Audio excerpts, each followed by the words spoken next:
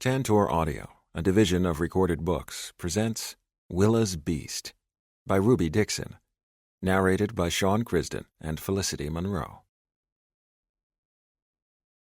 1. Grin. When I wake up from a deep, heavy sleep to unfamiliar people staring down at me, I know what has happened. I have been sold to new masters. It is always the same story. New faces, new lies, new cages, same ending. I know that whatever they promise, food, companionship, freedom, will be taken away. There will be injections and medical tests, whips and shock collars, and days where I am not fed so I can be in peak fighting form. They will jab me with shockers through the bars of my cage until I'm snarling with rage, and then dump me into the arena so I can take my anger out on my opponent. Then I will be forcibly hauled back into my cage once more, all for this to start over again. So when one of the unfamiliar people smiles down at me and utters a greeting, I snarl and lash out with my claws. They do not hit. The speaker is female, and even though I have been called beast and monster all my life, I will not harm a female. It is only intended to scare, and it works. The female shouts something, and suddenly 3 males pile on to me. I wait to feel the familiar pain of a shock collar around my throat, but my new owners only grab me and try to hold me down to the ground. I fight. I always fight. It never works, but someday it might.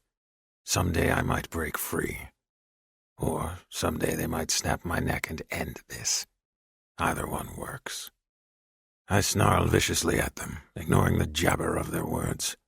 It is another language I do not know, even though I recognize that some of the faces that swim before my wild eyes are blue, with horns. Misaka. Another body presses onto the pile and I jerk my shoulders, trying to lift from the floor. My snarl fills the cargo bay, drowning out their words, and my slaver drips onto the hand of one who gets far too close to me. Someone barks an order. Ropes are brought out. I fight harder because I know what ropes mean. They will hold me down and do things to me. I wear old scarred brands of former masters on my flanks, underneath my shaggy fur. I have scars from old fights, and other times I was not an obedient slave. I hiss and rage at them, and even as I do, even through the stink of their pressed bodies, a newer smell wafts through the ship's hold. Fresh air. Cold, fresh air. I am so close to outside. To freedom. It makes me fight all the harder. I renew my struggles, ignoring the protests of my muscles, the screaming pain in my bones as I am held down by strong hands of people who have been fed regular meals and have never been starved to ensure a certain weight class. It is cruel of these new masters to bring me this close to freedom. I will die to try to get to it, and I raise my claws, trying to reach for the throat of the nearest blue face. The male gives me a thin-lipped look of disapproval, barks a word, and then something hard and heavy is slammed into my head. I do not fall unconscious. My head is harder than that. But I'm dazed, and I stop fighting. I hear the others arguing amongst each other. A lighter voice, female, perhaps, my new owner, exclaims in irritation at one of the others, who answers with a sharp tone.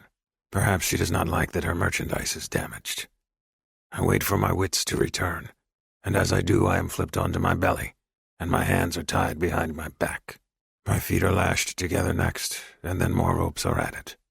I am trussed like the beast I am. I open one eye, slowly, and glare at the yellow-haired female that leans over me, frowning. She says something to me, her hands on her knees. She expects an answer. I will give her one then. Snarling, I snap my teeth and lunge for her again, only to be pushed aside by a big, ugly Masaka male with warped horns and a scarred visage.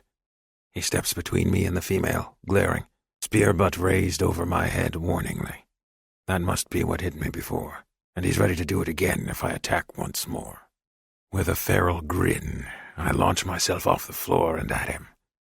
Gren has never turned down a dare. 2. Willa.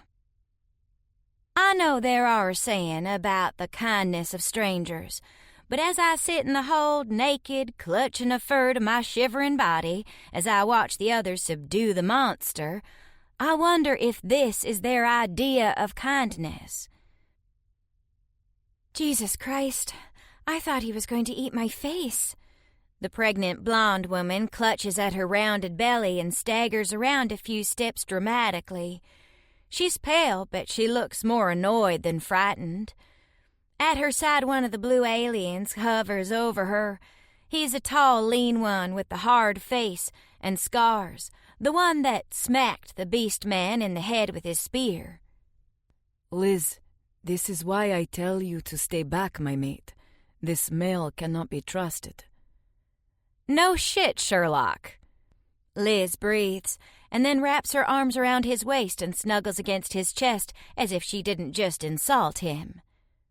Sorry, babe. The big blue guy just holds her close, but the expression on his face wouldn't butter a damn biscuit. What's going on?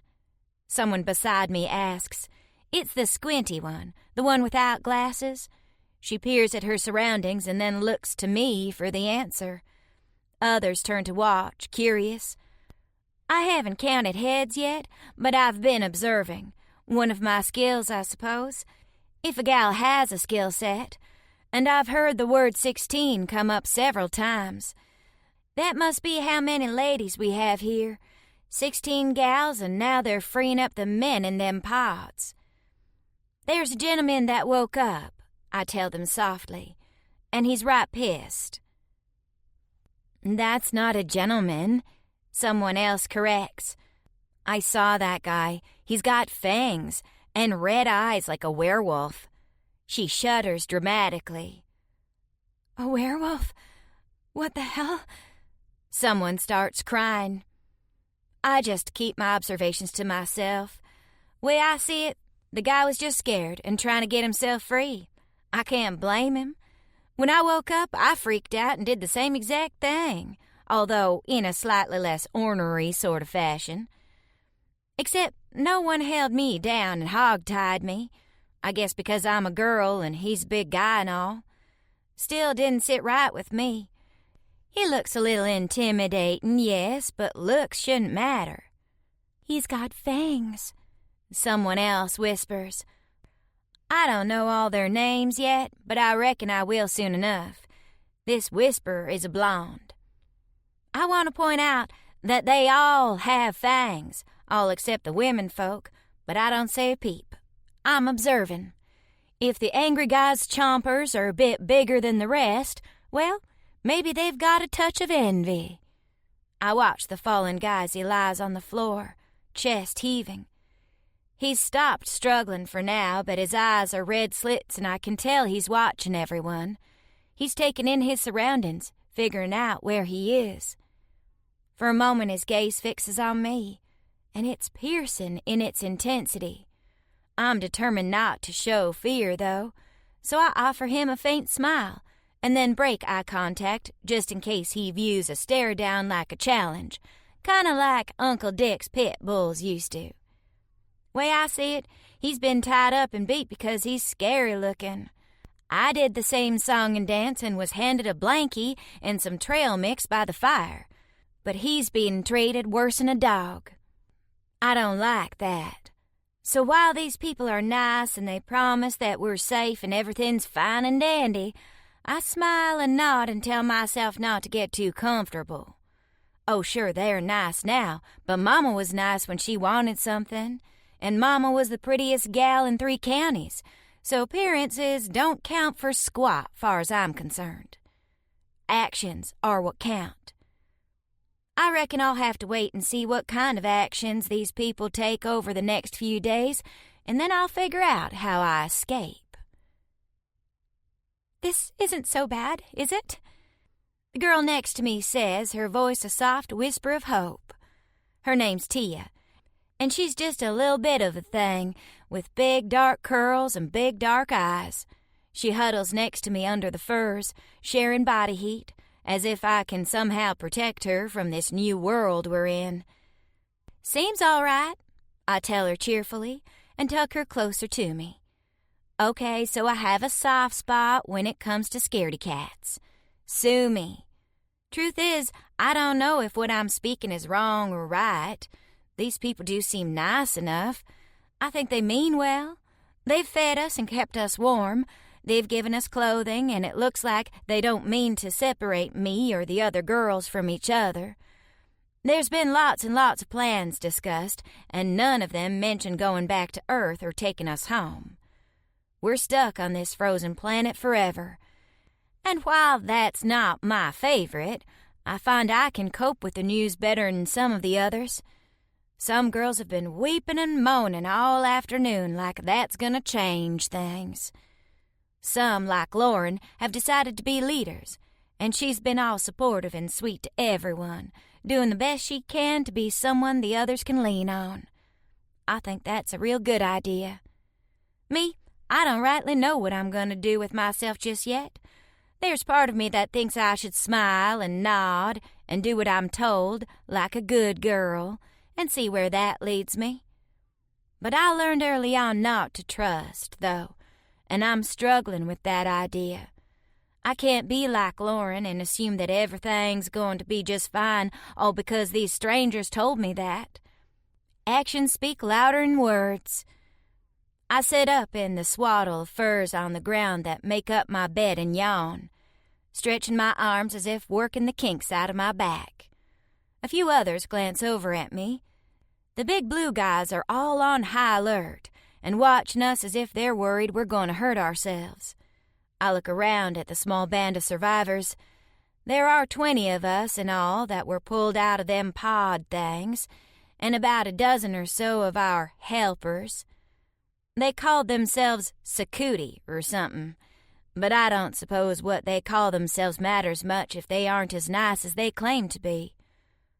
I lift one arm over my head and then bend it, pretending to stretch my triceps, and as I do, I look around at my fellow survivors.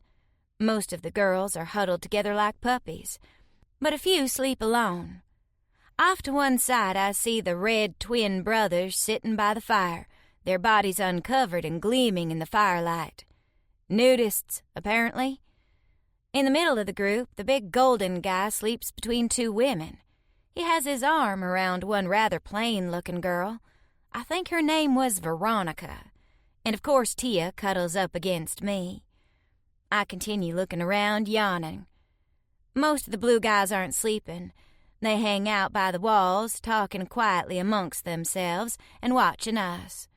The two women, the pregnant ladies that woke us up, are sleeping, though, and I'm guessing that the big guys sleeping next to them are their respective spouses.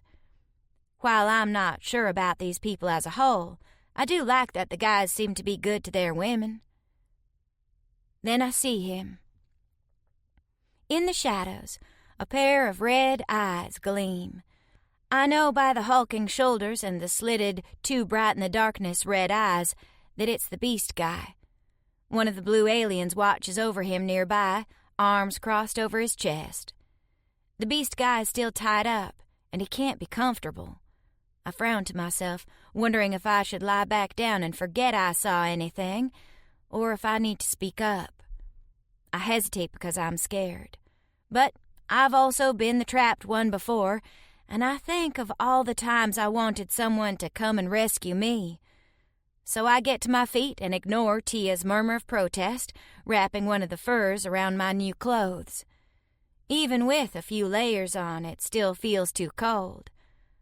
I tiptoe over the sleeping bodies, heading toward the captive and his guard. "Hi there," I say with a winning smile on my face as I approach. I glance down at the growling, tied-up, red-eyed man. Can he be called a man? And then focus on the guard. "I'm Willa. What's your name?" The guard gives me a polite nod. "Hassan, you should go sleep, Willa." "I will." I smile brightly at him. "I just wanted to make sure our friend is warm enough. He doesn't have a blanket." And I gesture at the bound man at his feet. The floor is cold. Hassan just gives me a puzzled look. He is covered in fur. Why would he need a blanket? Bless your heart, I murmur sweetly, because it's cold and he might not be used to such weather. He scratches his chest, thinking. Perhaps it is best to leave him alone, Willa. I look over at the beast guy and he gives a low hiss, but it seems to have less oomph in it than before. He's either tired or he doesn't mean it. So I just keep smiling and ignore it and decide I need to catch me some flies with honey. So, you've lived here all your life, Hassan? When he nods, I can't help but ask, you have a human mate? I heard the others talking about that, how all the men here were brought because they were already mated and wouldn't be a problem for us. Is she not here? He puffs up proudly, and a big grin creases his face, making him almost handsome in the darkness. I do. My Mahdi. We have a son, Masan. They are back home. I hug a blanket to my shoulders and smile at him. How did you and Mahdi meet? I stole her sister.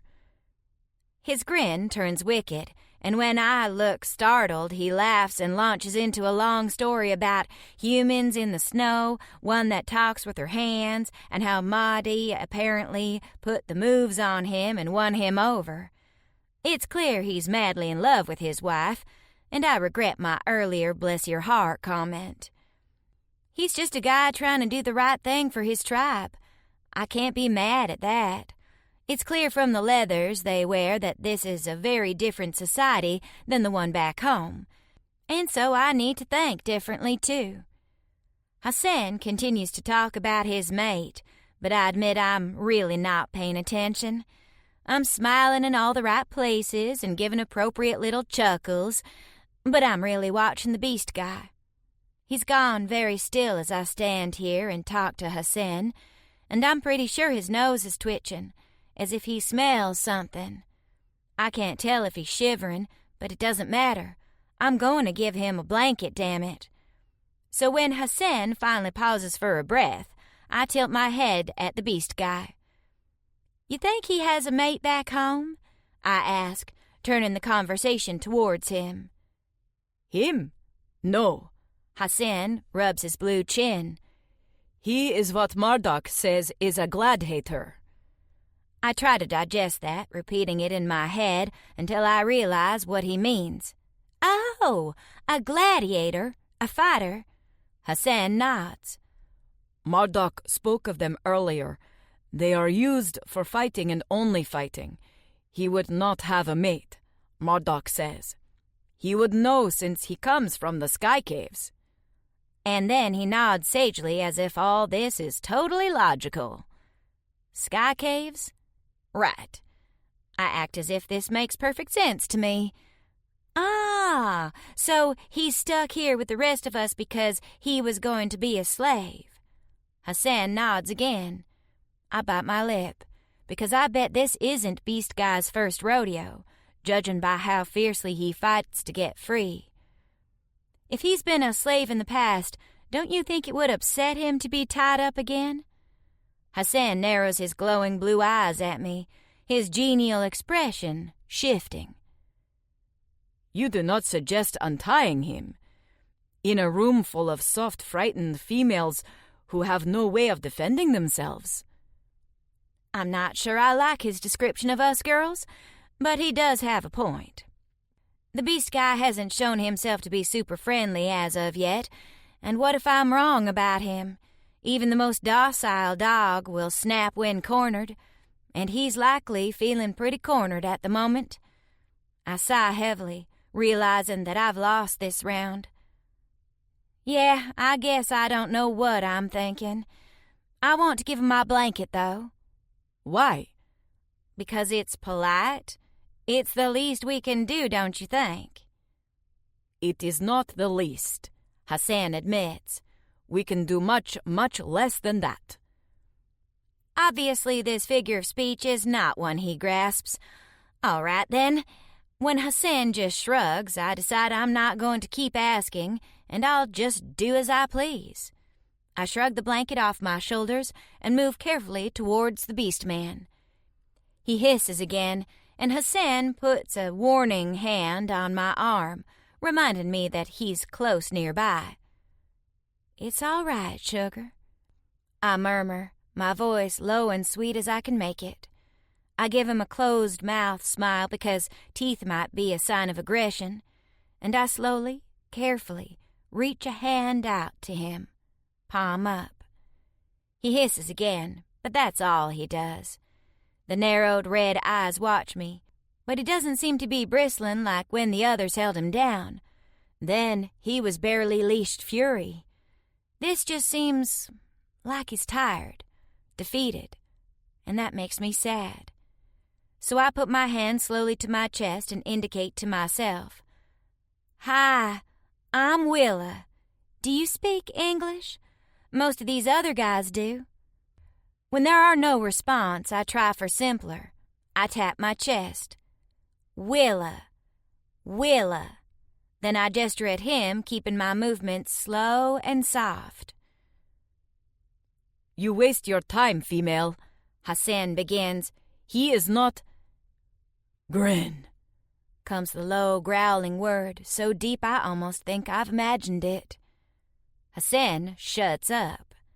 I smile. "Hi, Grin. I'm going to be your friend, okay? I think we could both use one."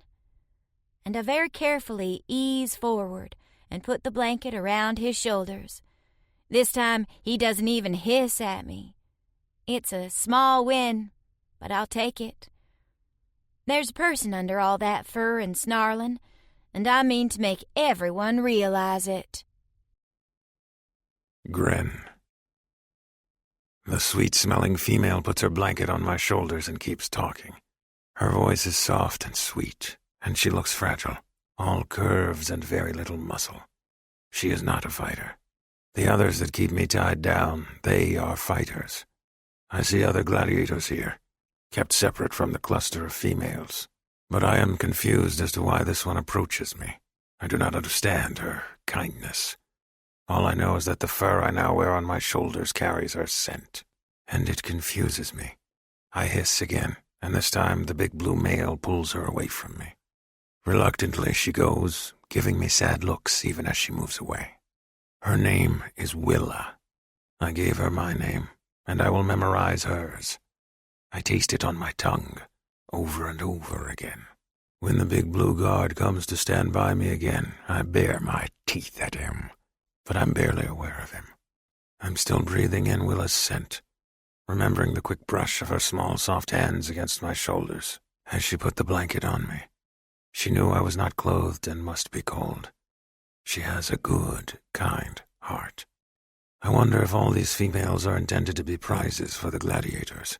If so, I will fight harder than I ever have before, so I can take my prize. I want Willa. I have never wanted a female in the past. My cock rises the same as any other's, but I knew such things would never be offered to me. The only females I have ever encountered came with shock sticks and cruel smiles, and I would never touch my cock to one of their faces. But Willa, she is different. Even now, I search through the shadowed forms huddled on the floor. I see her settling in next to another female, moving close to share warmth. She has fewer blankets than the others, because she shared with me. I breathe deep of her scent, imprinting it into my memory. If they want me to fight, I now have something to fight for. 3. Grin. My extremities tingle with pain in the morning, and I silently twist my hands in the ropes, trying to loosen my bonds without anyone noticing. Most of the others have abandoned this area, heading deeper into the ship, likely to eat and drink and relieve themselves. I need to do all of these things, but somehow I suspect I will not be released for this. I have to make do. I eye my current guard, a different one than last night, and wonder how he will react if I piss on his boots. Will he break out the shock sticks? A collar, something stronger. It might be worth it for that moment. I forget all about pissing on anyone's boots when the door opens and Willa returns to the cargo bay. She has a big bowl in one hand and a water skin in the other, watching her feet as she moves down the 3 narrow steps and then lands on the floor. She calls a bright greeting to the male next to me, her gaze flicking to my face. She is a clever one, this female. She knows she must charm my captors if she is to say anything to me. I am impressed by her quick mind. As she chats with him, it gives me time to study her. I have never been around humans. They are a fragile breed and not normally chosen for the arena. I have seen them as pets at the feet of my masters on the rare occasions that I was called before one. Most of the time I was ignored or despised. Now I wish I had studied those females more closely when I did see them, so I could determine if this one is like the others, or if she is as different as I imagine her. Her skin is pale compared to mine, with pinkish undertones to the white.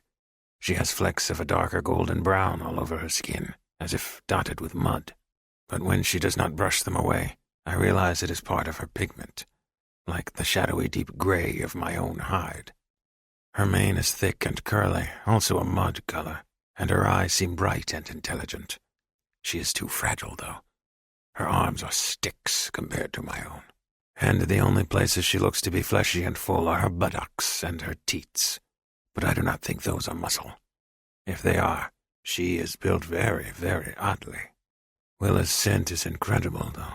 I breathe it deep, inhaling the purity of her body's musk. All of the humans have a particular scent to them, but there is something about hers that I find greatly appealing. Even if our new masters separate us all into cages in the next few hours, I will remember her scent and her kindness. She says something to the guard, her words gentle and sweet, and then she laughs. The sound is soft and throaty and appealing, and I growl to myself, because I do not want her to laugh with him.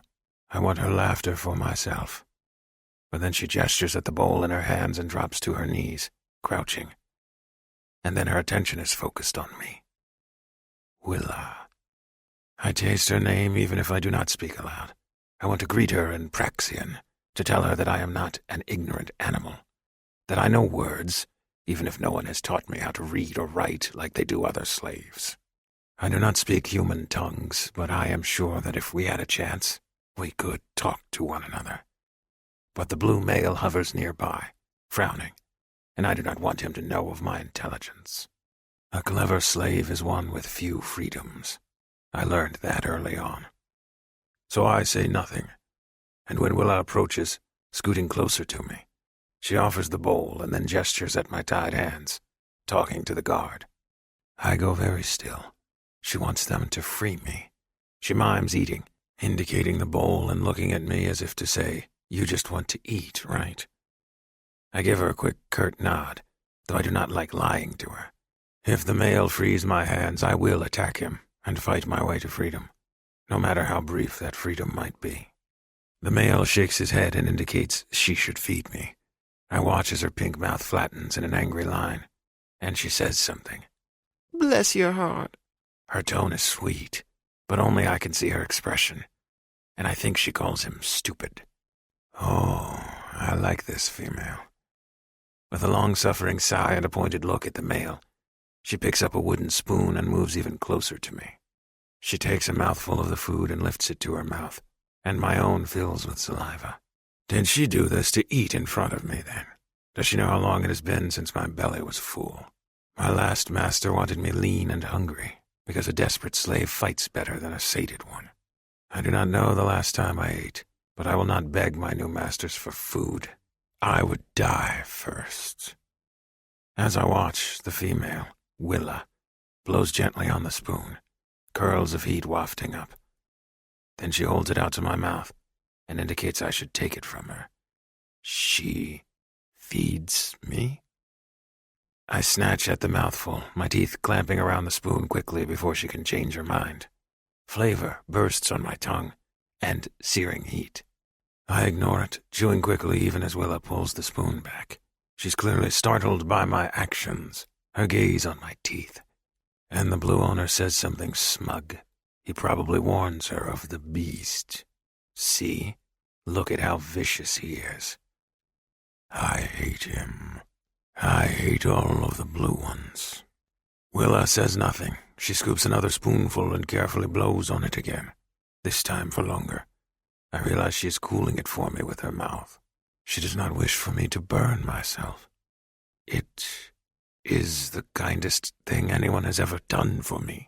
How many times have I been offered little more than a trough of scraps as if I were a herd beast of some kind? Yet she takes careful spoons and cools them with her breath so I can enjoy the meal. This time, when she holds the spoon out to me, I notice the tremble of her hand, and I carefully take it from her, trying not to snap my jaws. I do not want her to think of me as a beast. I want her to think of me as Gren. Willa. I don't know what to do. I sit by the fire with the others, absently rubbing my chest and wondering if I'll ever feel the cootie that's now lodged inside it. The locals call it a cooey, and I know it's a parasite that will keep me alive. Feels kind of weird to have a worm inside me, but I suppose if it's all quiet, I reckon I can live with it. Veronica's is noisier than a cat on a tin roof. She resonated to the big golden guy, and now both of them buzz and hum like a pair of kazoos.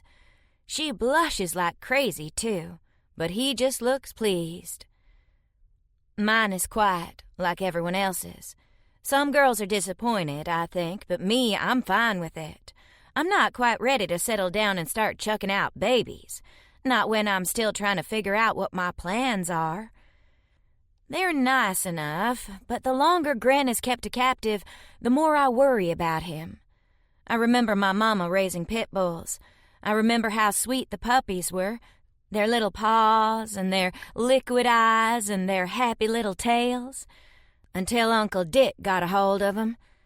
Within weeks, he'd end up making 'em meaner than badgers, and they were no longer nice dogs. They were awful, feral creatures who snapped and snarled and fought for scraps, who lunged at every hand thinking they were going to be struck. That was how Uncle Dick wanted them.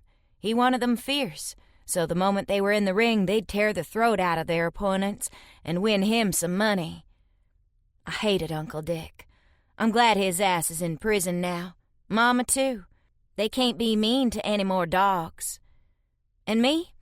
I can't stop thinking about those poor dogs, because I wonder who's been mean to Gran in the past. Who's taught him to snarl over scraps? Even today, they had to hold him down while he howled and fought against them. All they wanted was to give him a cootie, and yet you'd have thought they were killing him. He doesn't trust them. Never will as long as the ropes are on him. I can't blame him for that. But he can't exactly stay here, either.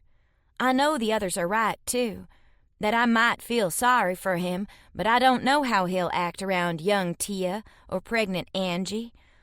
I don't know that he won't attack Marisol when she quivers in fear. So I don't know what to do. You feel okay?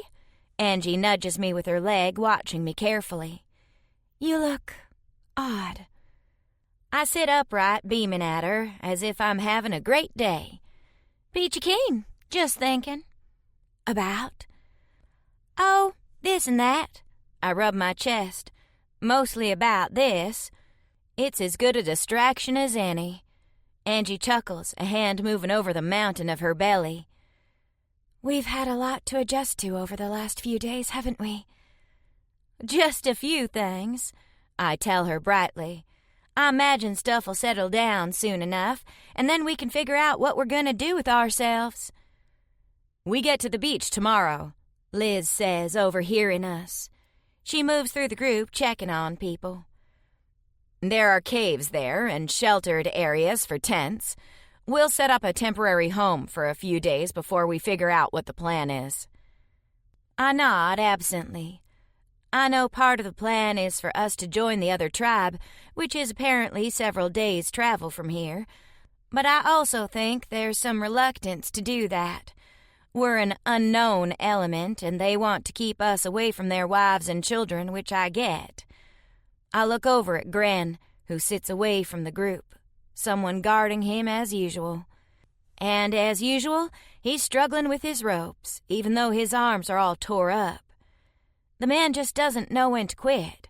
I can see why Vector, the chief of the Blue Guys, is reluctant to bring us all home to Mama. That suits me just fine for now. I haven't figured out what I'm going to do. Angie offers me a pat on the shoulder and then a cup of tea. The stuff on the ship itself is all space age and crazy, much like the mug she just handed me with its enormous handle and weirdly curved bottom. It feels weird to drink from it sitting in front of a fire in the snow, and knowing that the weird little leaves floating in my tea are because someone just picked them. It's a mix of old and new, but I've been told to get used to the old because the ship's going away after we hit the shore. I'm worried, Angie admits softly to me as I take a sip of my tea. About what?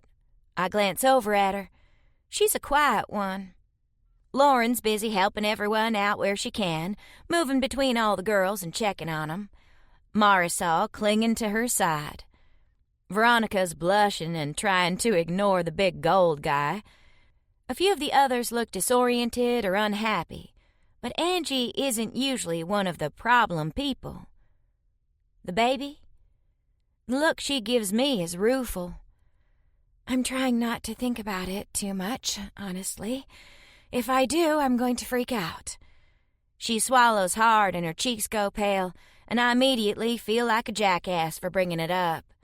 It's obvious that Angie wasn't pregnant when she was taken, so this is a real shock to her. I try to picture myself in her place, and I can't even imagine. Was she raped? Is she missing a huge part of her memory that she should have? Is the baby human? Alien? What? The ship, she murmurs. I wish we didn't have to get rid of it. Why? They say we can't fly back to Earth anyhow. It's one of the things that was drilled into our brains the moment we woke up. This is our home now. No more Earth. I'm okay with it, really. I might miss hot springs in the fall when all the leaves are turning real pretty like, but I won't miss the uglier sides of things like my mama calling from prison because she needs money in her commissary, or hearing new stories of another one of Uncle Dick's old dogs that attacked a child, or working long hours at the diner only to have my entire check gobbled up by the credit cards my mama opened in my name. The only thing I really miss is being able to visit Isaiah's grave. Tears prick my eyes, as they do every time I think of my brother, even though he's been gone for 15 years now. He'd want me to have a fresh start, wouldn't he? He'd want me to pick myself up off the snow and smile at this new world, to welcome it with open arms. You have a life without Mama and her problems, he'd tell me. It's all you've ever wanted. Maybe it's Isaiah that draws me to Gren. I glance back at him where he's desperately shifting in the snow, still trying to get out of his ropes. Isaiah knows what it's like to be trapped. I do too, even though I try not to think about it. He would want Gren to be free. I think about Gren a lot. He can't stay here with the rest of us, but he can't go off alone either. Everyone needs someone to trust. I think he needs someone more than anyone I've ever met. Oh, just because. She sighs, and for a moment she seems very, very distant. Because of the baby? Because the ship has a medical bay? No, maybe I should be thinking of the baby, but it's actually for me. For the last few days it's been one thing after another, and I keep telling myself that we're still on hold while the ship's here. That someone will wake me up, and this will all be a bad dream. If it's gone, then I have to start living my new reality, you know? She cups her mug in her hands and shakes her head. Right now, I'd rather be stuck in between worlds. In between worlds? I watch her perplexed. That's a real odd thing to say. Angie gazes out at the snow, past the girls huddled near fires, past the blue guys that are our protectors, and I wonder if she's looking at the distant mountains, which are kind of pretty, or if she's just staring out into space. None of this feels real. I keep waiting for someone to wake me up, that this isn't my body, this isn't my fate. I just wait. She shrugs and focuses on her mug. I keep waiting to wake up. She has me worried. This isn't like Lauren's practical approach to things, or even the tearful approach of some of the others. I can understand why Marisol wants to hide. I don't understand this. Angie's so blank, so out of it. I can't blame her because I can't imagine how she feels. She went to bed one night and woke up on an alien planet pregnant with an alien baby. That's a lot to take in. But she's not hysterical at all. I don't even know if she's there. She goes through the motions, but it's like something isn't clicking inside. Maybe I should say something to someone. I look around the groups of people worriedly. Who do I trust out of all of them? Lauren, sure, but right now she's busy comforting a shivering Marisol, and a few of the others are looking to her as if she has all the answers. I don't need to burden her with anything else. Devi's looking our way with sympathy from another fire, but Devi talks, and talks, and talks. I don't know if a delicate matter is something she can keep under wraps. I look out and see the two bright red men gazing in our direction, their eyes intent on Angie as they slurp down food without looking at it. You didn't resonate, did you? I ask, leaning closer to her. How can I? There's a stab of resentment in Angie's tone. My parking space is already occupied. Oh, she's got a good point. Still, it's the first non-vague answer Angie's given me, so I run with it, pretending to study my tea. One of the blue aliens is gazing at us, a curious look on his face. Well, I'm not saying that this place needs condiments, I begin.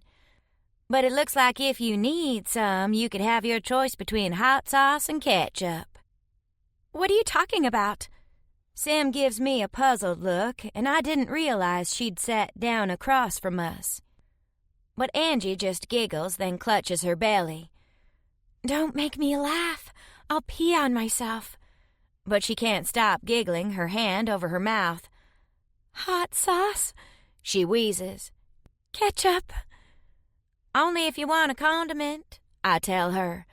I'm sure if you'd prefer some blueberry filling, you could find some of that, too. Sam's eyes widen as she realizes what we're talking about. Wow, this took quite a turn. She snickers into her tea mug. Angie just wipes her tears from her eyes, still laughing. No, blueberry. I think it's all spoken for, she manages. Mustard? Sam suggests, and we all chortle. No, not mustard, she continues. Veronica's hogging the bottle of that. Then we're all laugh-crying, especially when one of the blue guys, Icehome, I think, comes over and asks us if we're hungry. He leaves when all we do is howl, his expression mystified. It feels good to laugh, even as Tia sits down and demands to know what we're talking about, and Sam leans over to whisper to her. I think you're into pepper, Angie whispers shyly to me when she catches her breath. Huh?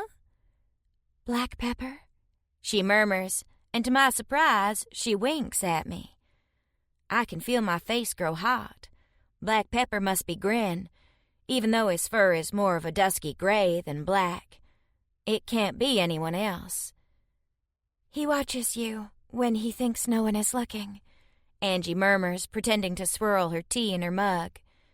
And I know you've been trying to take care of him. Maybe Angie isn't as out of it as I thought. He needs a friend. Maybe if he can trust someone, he'll calm down. Do you think so? She glances at me worried. I would imagine any trust he might have had is long gone. I can't help but wonder if she's right. I scoot closer to her, leaning in. I want to help him. Then help him. Her gaze is direct. I would offer to join you, but I have to think for two now. And her smile is so sad and melancholy that it hurts me. I bite my lip and nod. I might be leaving with him. These people are nice, and I think they mean well, but he can't stay here. And you don't want him to leave alone, she murmurs, full of understanding. You've got a good heart, Willa. I shake my head. I just want to do the right thing. How many times had I wished for someone to do the same for me, and it never came. But I squeeze Angie's hand to reassure her. Not today, though. Angie sighs. No, today I need you to help me find a fresh pair of pants. I giggled myself into a puddle. And then we're both giggling all over again, because it feels good to laugh. 4. Willa. When we get to the beach, I realize it's time to go. It's not that the beach is awful.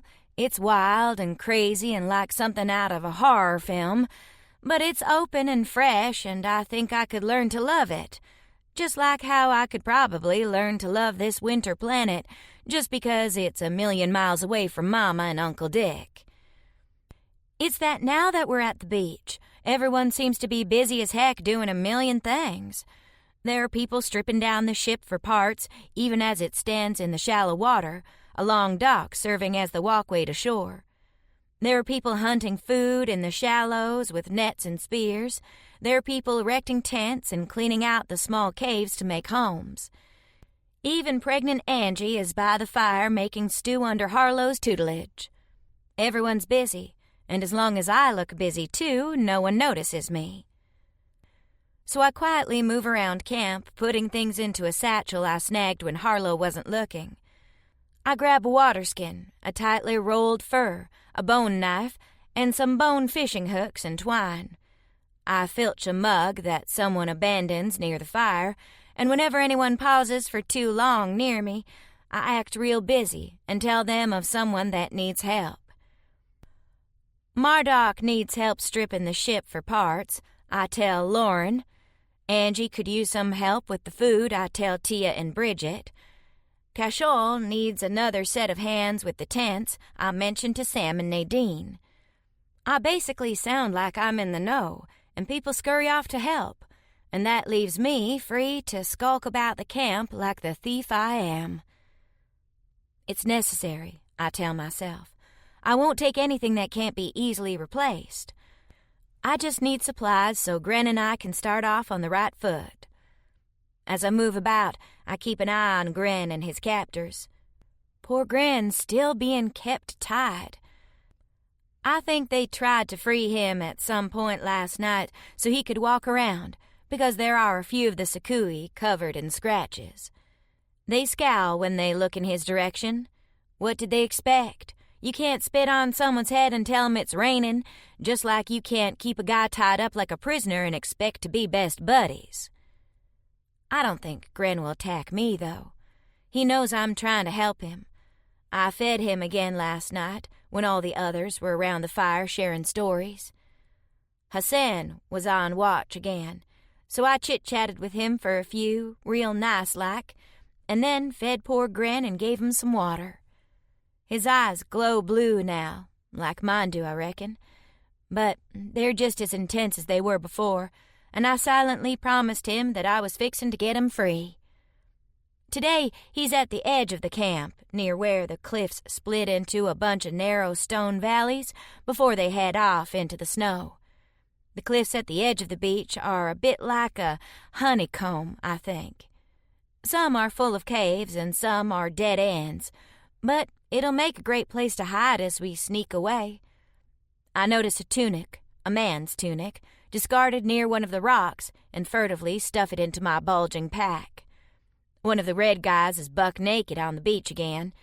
I guess they don't much like pants where he's from, and that works for me. Gren might need his tunic. "Willa," Angie calls out just as I finish stuffing it into my bag, and I go still. Am I caught? I straighten and pretend I'm gathering a few sticks for firewood, and then shove them into my pack, as if it's used for just that purpose. "What's up, Angie?" She waves me over to the fire, and I notice Tia has her head close to Harlow's as she points out the proper way to cut a bit of meat from a particularly gnarly bit of bone. Angie's smile is calm and easy, though, and as I jog over, not an easy task in the pebbly sand of the beach and with my feet in fur boots, her smile grows even broader. "Can you take this over to Pashov for his lunch?" she asks, and presses a bulging sack into my hand. It's food. A lot of food. In fact, it's the trail rations that have been a staple of the diet since we got here, a meaty sort of granola that takes some getting used to, and it's far more than any one person would eat in one meal. "I'd appreciate it if you could take that over to him," she stresses, and gives me a meaningful look. I rack my brain to think of who Pashov is, and then I remember. He's the one with only one horn. He's the one currently guarding Gren. She's given us supplies. I clasp her hand, utterly grateful. "Thank you, Angie." "I don't know what you're talking about," she says, turning to stir the pot. "And if anyone asks, I haven't seen you." She makes a small gesture with her hand indicating I should go. I glance over at the others by the fire, but they're not paying a bit of attention. I want to hug Angie for understanding why I have to do this, but there's no time. I need to get away and get Gren free. Isaiah would approve. I shove the pouch into my bag and move away. Hurrying down the beach, I move toward the cliffs, the bag slung over my shoulder. I do my best to look like I'm busy, and after a moment's hesitation, I grab a few pieces of wood and pretend to be picking up debris off the beach for the fire. For some reason, there's a ton of wood on the beach, even though the others say it's scarce in other parts of the world. But I can't think too hard about that right now. I've got things to do. I feel incredibly tense as I move down the beach toward where Pashov guards Gren. I'm 100 feet or so from them. Pashov glances in my direction once, and I smile and wave, and then pick up another piece of wood. He waves back, then turns and faces out to the ocean, his back to me. I'm clearly not a threat or a problem, so I'm ignored. I'm terrified, of course. What if I can't pull this off? What if something happens and then I'm the one bound in ropes next to Gren until they figure out what to do with me? The thought makes me break out into a cold sweat, but it's too late to change my plans. Gren lifts his head, and I see his eyes flicker with recognition. He watches me in silence as I pick my way across the beach. Instead of picking up more wood, though, I'm carefully discarding my armful bit by bit. It's when I'm getting within 20 feet of Pashov and Gren that I realize I don't have a plan. Not really. Distract him and set Gren free. Sure. But how do I distract someone that's been set to guard a man they've designated as dangerous? Someone screams down the beach and there's a shout. As I watch, Pashov's shoulders tense and he clutches his spear tight, but he doesn't leave his post. Gren just watches me. A moment later, there's laughter, and in the distance I can see Hannah storming away as someone chases her with a dead crab thing. The scream was nothing, but it tells me plenty. Pashov's not going to leave his post no matter the distraction. This is a problem. I hunch behind a rocky outcropping a short distance away, watching them. Gren keeps his eyes lowered, but I know he can see me. He's stopped struggling against his bonds for once, and he remains utterly still. I put a finger to my lips indicating silence while I try to figure out the Pashov problem. How in tarnation do they handle this in the movies? Seduction and then a knee to the groin? I inwardly shudder. Yuck. No. He's a married guy and he seems nice to boot. They all do, as long as you're not Gren, that is. Not seduction, I tell myself. Keep thinking. I hesitate, then throw a rock a short distance away. I intend for it to sail across the beach and distract him, but it smacks into a nearby cliff that's all too close to my hiding spot and pretty much paints bullseye on my back. Damn it! Damn it! Damn it! Pshav turns around for that. He frowns, hesitates, and then starts to move toward my hiding spot. In the space of a breath, he's going to find me, and he'll want to know why I'm hiding near Gren with a full bag of supplies.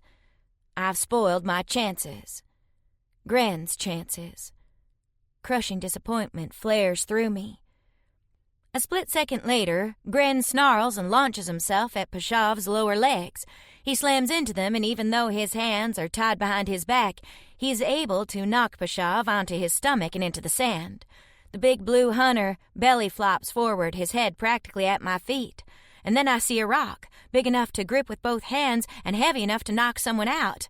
I snag it, and before I can think, I bring it down on the back of Pshav's head. The hunter goes still, lying in the sand. Blood pours through his dark hair, and he's so still I know I've killed him. A horrified sob threatens to escape my throat, but I bite down on my hand, determined to be silent. I won't think about his wife and his baby at home, or how kind he's been to all of us. I can't. I look up at Gren, and he's on his side twisting violently in his ropes, trying to get free. His teeth are bared, his enormous saber-tooth-like fangs exposed as if he wants to gnaw through his ropes and take the freedom that lies so close. Right, I have to focus. I move toward him and pull out the tiny shell knife in my bag. He stiffens, and his gaze flicks to my face as he waits, narrow-eyed. Gren, I say softly, then touch my chest. I'm your friend, all right? And with slow, careful motions, I reach for him. I touch one hand to his furry arm, and I'm surprised to feel how soft he is. I thought his fur would be coarse, but it's like the softest down. He goes utterly still at my touch. Friend, I whisper again, moving my hand down his arm toward the ropes. Friend, Willa, friend, Gren, friend. Friend, He growls low after a moment. Willa, friend. I hope he realizes what that means.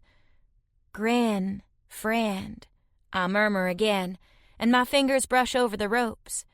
He's twisted at them so hard that they're sticky with blood, and I inwardly wince, imagining how raw his wrists must be.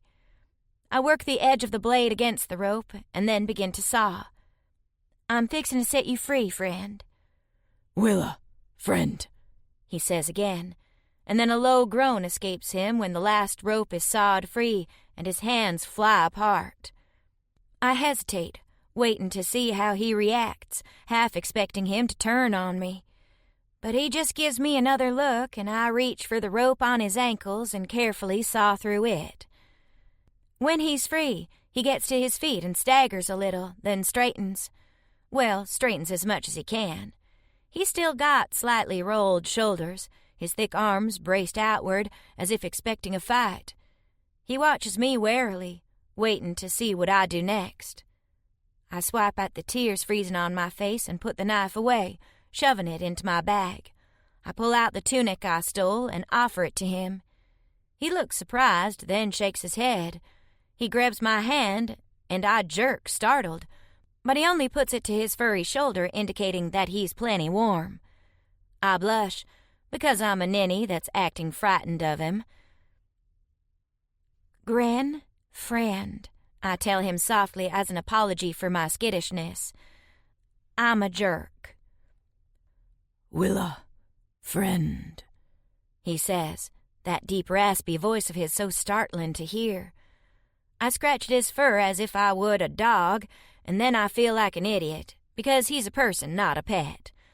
I give him an awkward pat instead, slinging my bag over my shoulder. Let's get out of here first, and then we'll get you something to eat and drink, and we'll figure out what we do next, okay? He regards me with that ever-watchful, narrow-eyed expression, waiting. He still doesn't know what I'm up to. I glance over at Pashav's fallen body and my heart hurts, even as I kneel next to him and take the spear from his hand. "I'm so sorry," I whisper to him. The blue alien groans heavily but doesn't get up. I suck in a breath and jerk to my feet, clutching the spear. He's alive. I'm thrilled and terrified. If he wakes up, it's all over. Gren begins to growl low in his throat, immediately stepping in front of me. He extends his claws, his shoulders hunching, and he looks as if he's ready to attack the unconscious man at our feet. "No," I say, and reach for his arm to stop him. Then I draw back hesitant. I'm not sure how much touching Gren will allow. But he doesn't hiss at me, and he doesn't strike at me. He falls back, then watches me, waiting. I take his hand in mine and point at the distant hills. "We're leaving." Gren. I feel as if I shall wake up, and this will all be a dream. The human female touches me of her own volition. She is nervous, true, but there is no fear sent in her. And as we head into the snowy hills, away from the others, the nervousness fades. She holds my hand for a time and then leans on the spear to walk. She makes no sign of turning around, scanning the distant hills and then pointing at one before glancing back with worry. It takes me some time to realize that she is escaping with me. It is too incredible to realize. No one has ever touched me with kindness before her. They have treated her well, these people.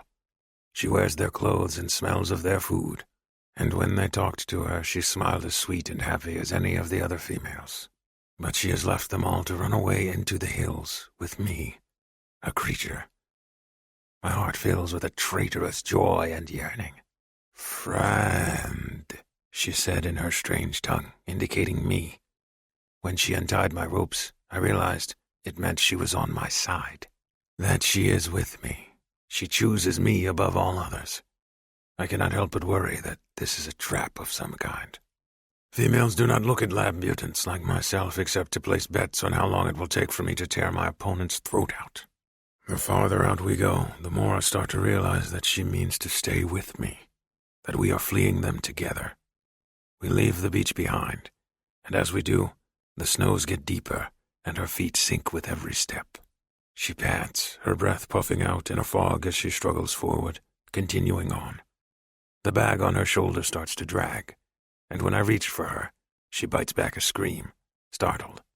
Then her face turns reddish, and she gives me an apologetic look. "Gren, friend." I know what she is trying to tell me. She is ashamed I scared her. I understand this, though. I take the pack from her small shoulder and sling it over my own, and she gives me a grateful look, touching my arm fur again. Just that small touch is enough to make my loins tighten. This is what it means to want a female, then. I know that in the past I have been pumped full of every drug known to science. Adrenaline boosters, steroids to increase my muscle mass, endurance extenders, and a variety of injectable cocktails that would amplify all the traits they wanted to increase in their beast fighter. I know that included in those cocktails were drugs to inhibit arousal. My cock works as well as any other, I imagine, but it has never responded. It responds now. I can feel it jutting from my fur, the head seeping with need at that small touch.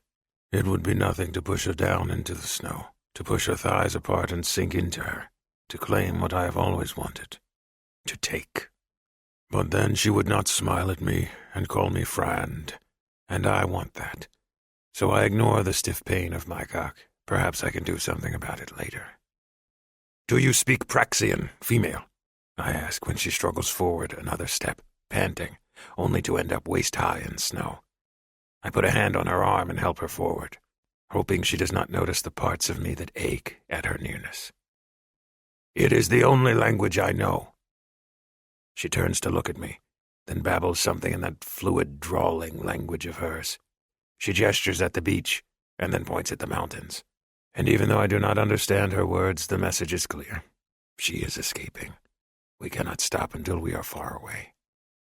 And it is clear she does not speak Praxian, or she would have answered me thus.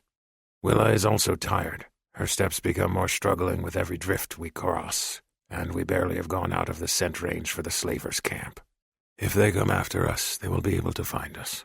I do not know that she has much more in her, though. She is human and fragile. We need shelter, far enough away that they will not find us, or a place we can easily defend. That seems more likely. The next time her steps sink deep and she staggers, I haul an arm around her waist. She yelps, but then clings to me when it is obvious that I am trying to help her, and her arms go around my neck, her breath whispering against the ruff of fur at my throat.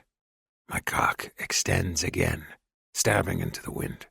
She murmurs something even as she clings to me, and I haul her with her weight hefted against my side as I wade forward.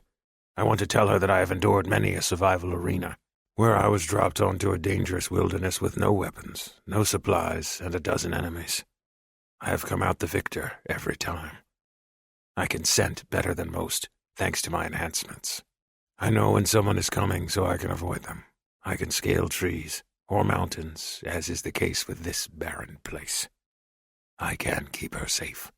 But I cannot tell her any of these things, because she will not understand me.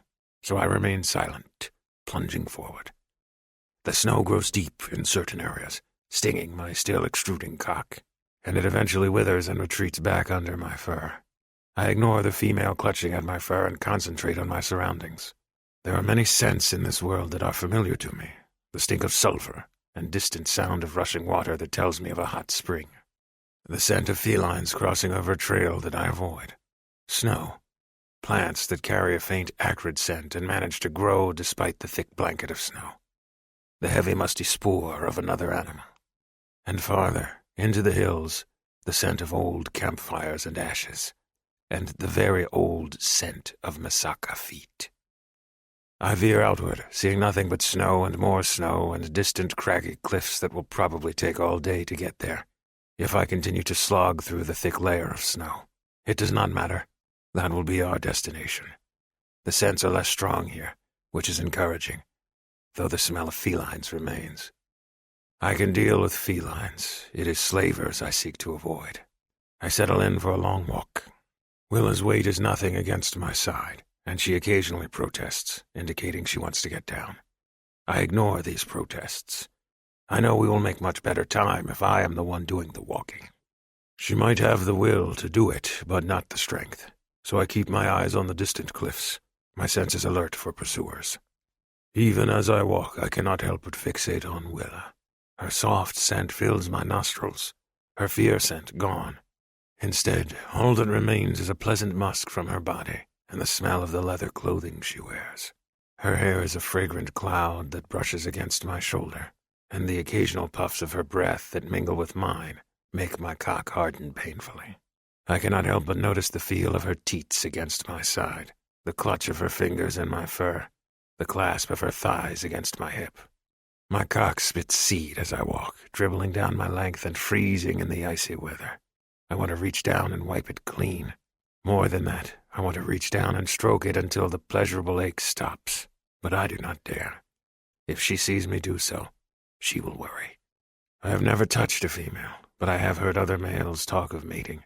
I have seen quick, fierce matings in the arena, when a gladiator is given a female prize, but those are few and far between. I try to imagine myself mounting Willa, sinking my cock deep between her thighs. But when I do, I picture her cringing away. I do not look like a human, or a Praxian, or Ani, or Masaka. I am all of them and none. A beast. And Willa is beyond appealing. I think of her gentle eyes and her smile, and I think of her legs clasping against my hip. I am naked. I could push her into the snow and rip the leather leggings off of her body. I could fall upon her like I have seen gladiators fall upon their prizes, and rut until my hunger is slaked. A hot tremor flares in my groin, and my sack tightens. I bend over suddenly, panting as need rushes through me, and my cock spurts with release. Gran? Willa's hand pats at my mane. Friend? I hunch over, dropping her to the ground and hiding my shame. Is this what I have to look forward to? Spilling seed constantly in her presence now that the chemical inhibitors are out of my system? It will be torture. More than that, I will frighten her. After all she has done for me, that thought wounds me more than anything. I would die for Willa. She has risked everything for me. So I crouch, panting until the need shivering through my body dissipates. I glance down, and my lower fur, shaggy on my thighs and groin, is coated with crystalline ice where snow has melted and refrozen against me. My cock is hidden beneath my pelt once more, and there is no sign of my shame other than a great deal of ice around my groin. Gran? A gentle hand brushes a thick lock of my mane away from my face, and then Willa crouches next to me. Her expression is troubled and confused. She is not afraid or ashamed. She does not know what I have done, then. I straighten as much as I can and pick her up once more, heading for the cliffs. 5. Willa. I worry about Gran. Well, there are a lot of things to worry about, like how far we're possibly going to get before the others come after us. I worry about poor Pashav, who we've left with a massive egg on his noggin. I worry that we're wandering into dangerous lands that we both know nothing about. But mostly I worry about why Gran keeps hunching over and stopping. It happens far too often this day.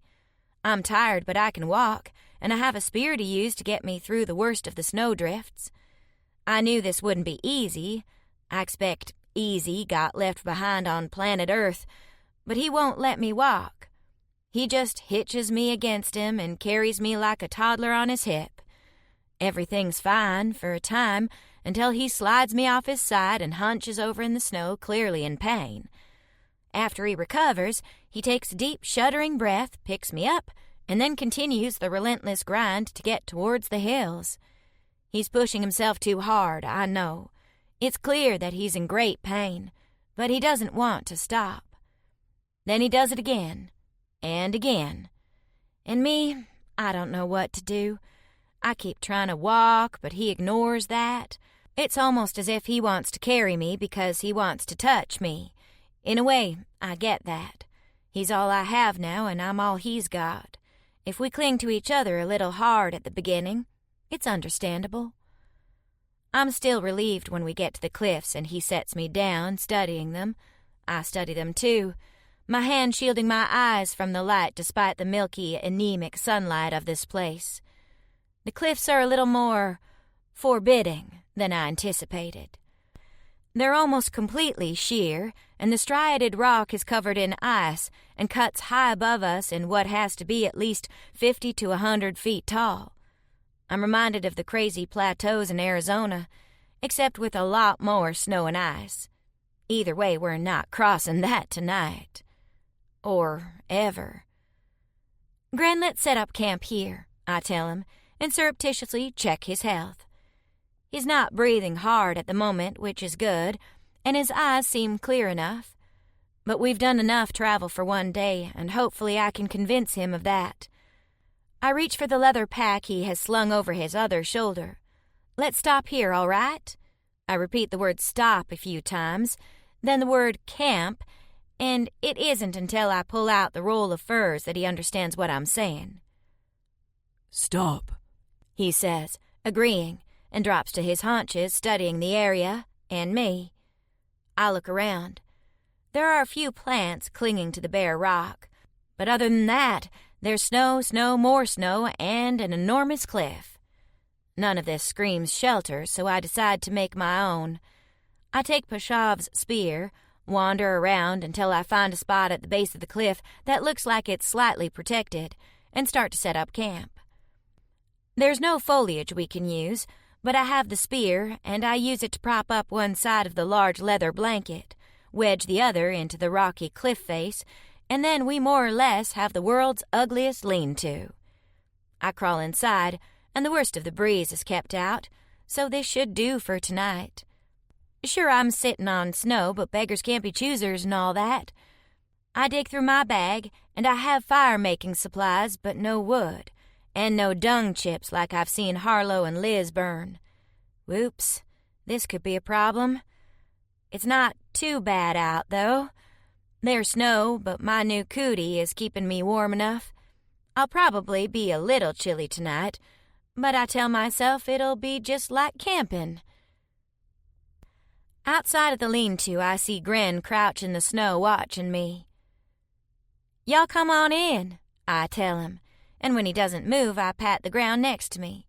I could swear a flicker of surprise crosses his face before he tentatively moves a bit closer. It's like he's not entirely sure he heard me correctly, so I repeat the motion until he joins me under the tent. "You're breaking my heart," I tell him, as he tensely sits next to me, ready to bolt. "I'm your friend, Gran." "Friend," he agrees, studying my face. "We're going to rough it tonight," I tell him brightly, "and we'll figure more stuff out tomorrow. I figure we can take this one day at a time, you know?" And I pull out the water skin and offer him a sip. We've shared it throughout the day, and if I notice him licking the spot where I had my mouth before he did, I don't say anything. Maybe it's a custom of his people. Who am I to judge, right? You have southern folk and country folk, and my mama was the worst of country folk. She put the red in redneck. I shake my head sadly, thinking of how much I'd love to go back in time and punch a few people in the face, starting with Uncle Dick and Mama. "You can have bad manners around me," I tell Gren. "Ain't nobody to care but us." He sips the water and then hands the skin back to me. As he does, I snag his hand because I notice, again, the dried blood crusting his fur. "Wait," I tell him softly.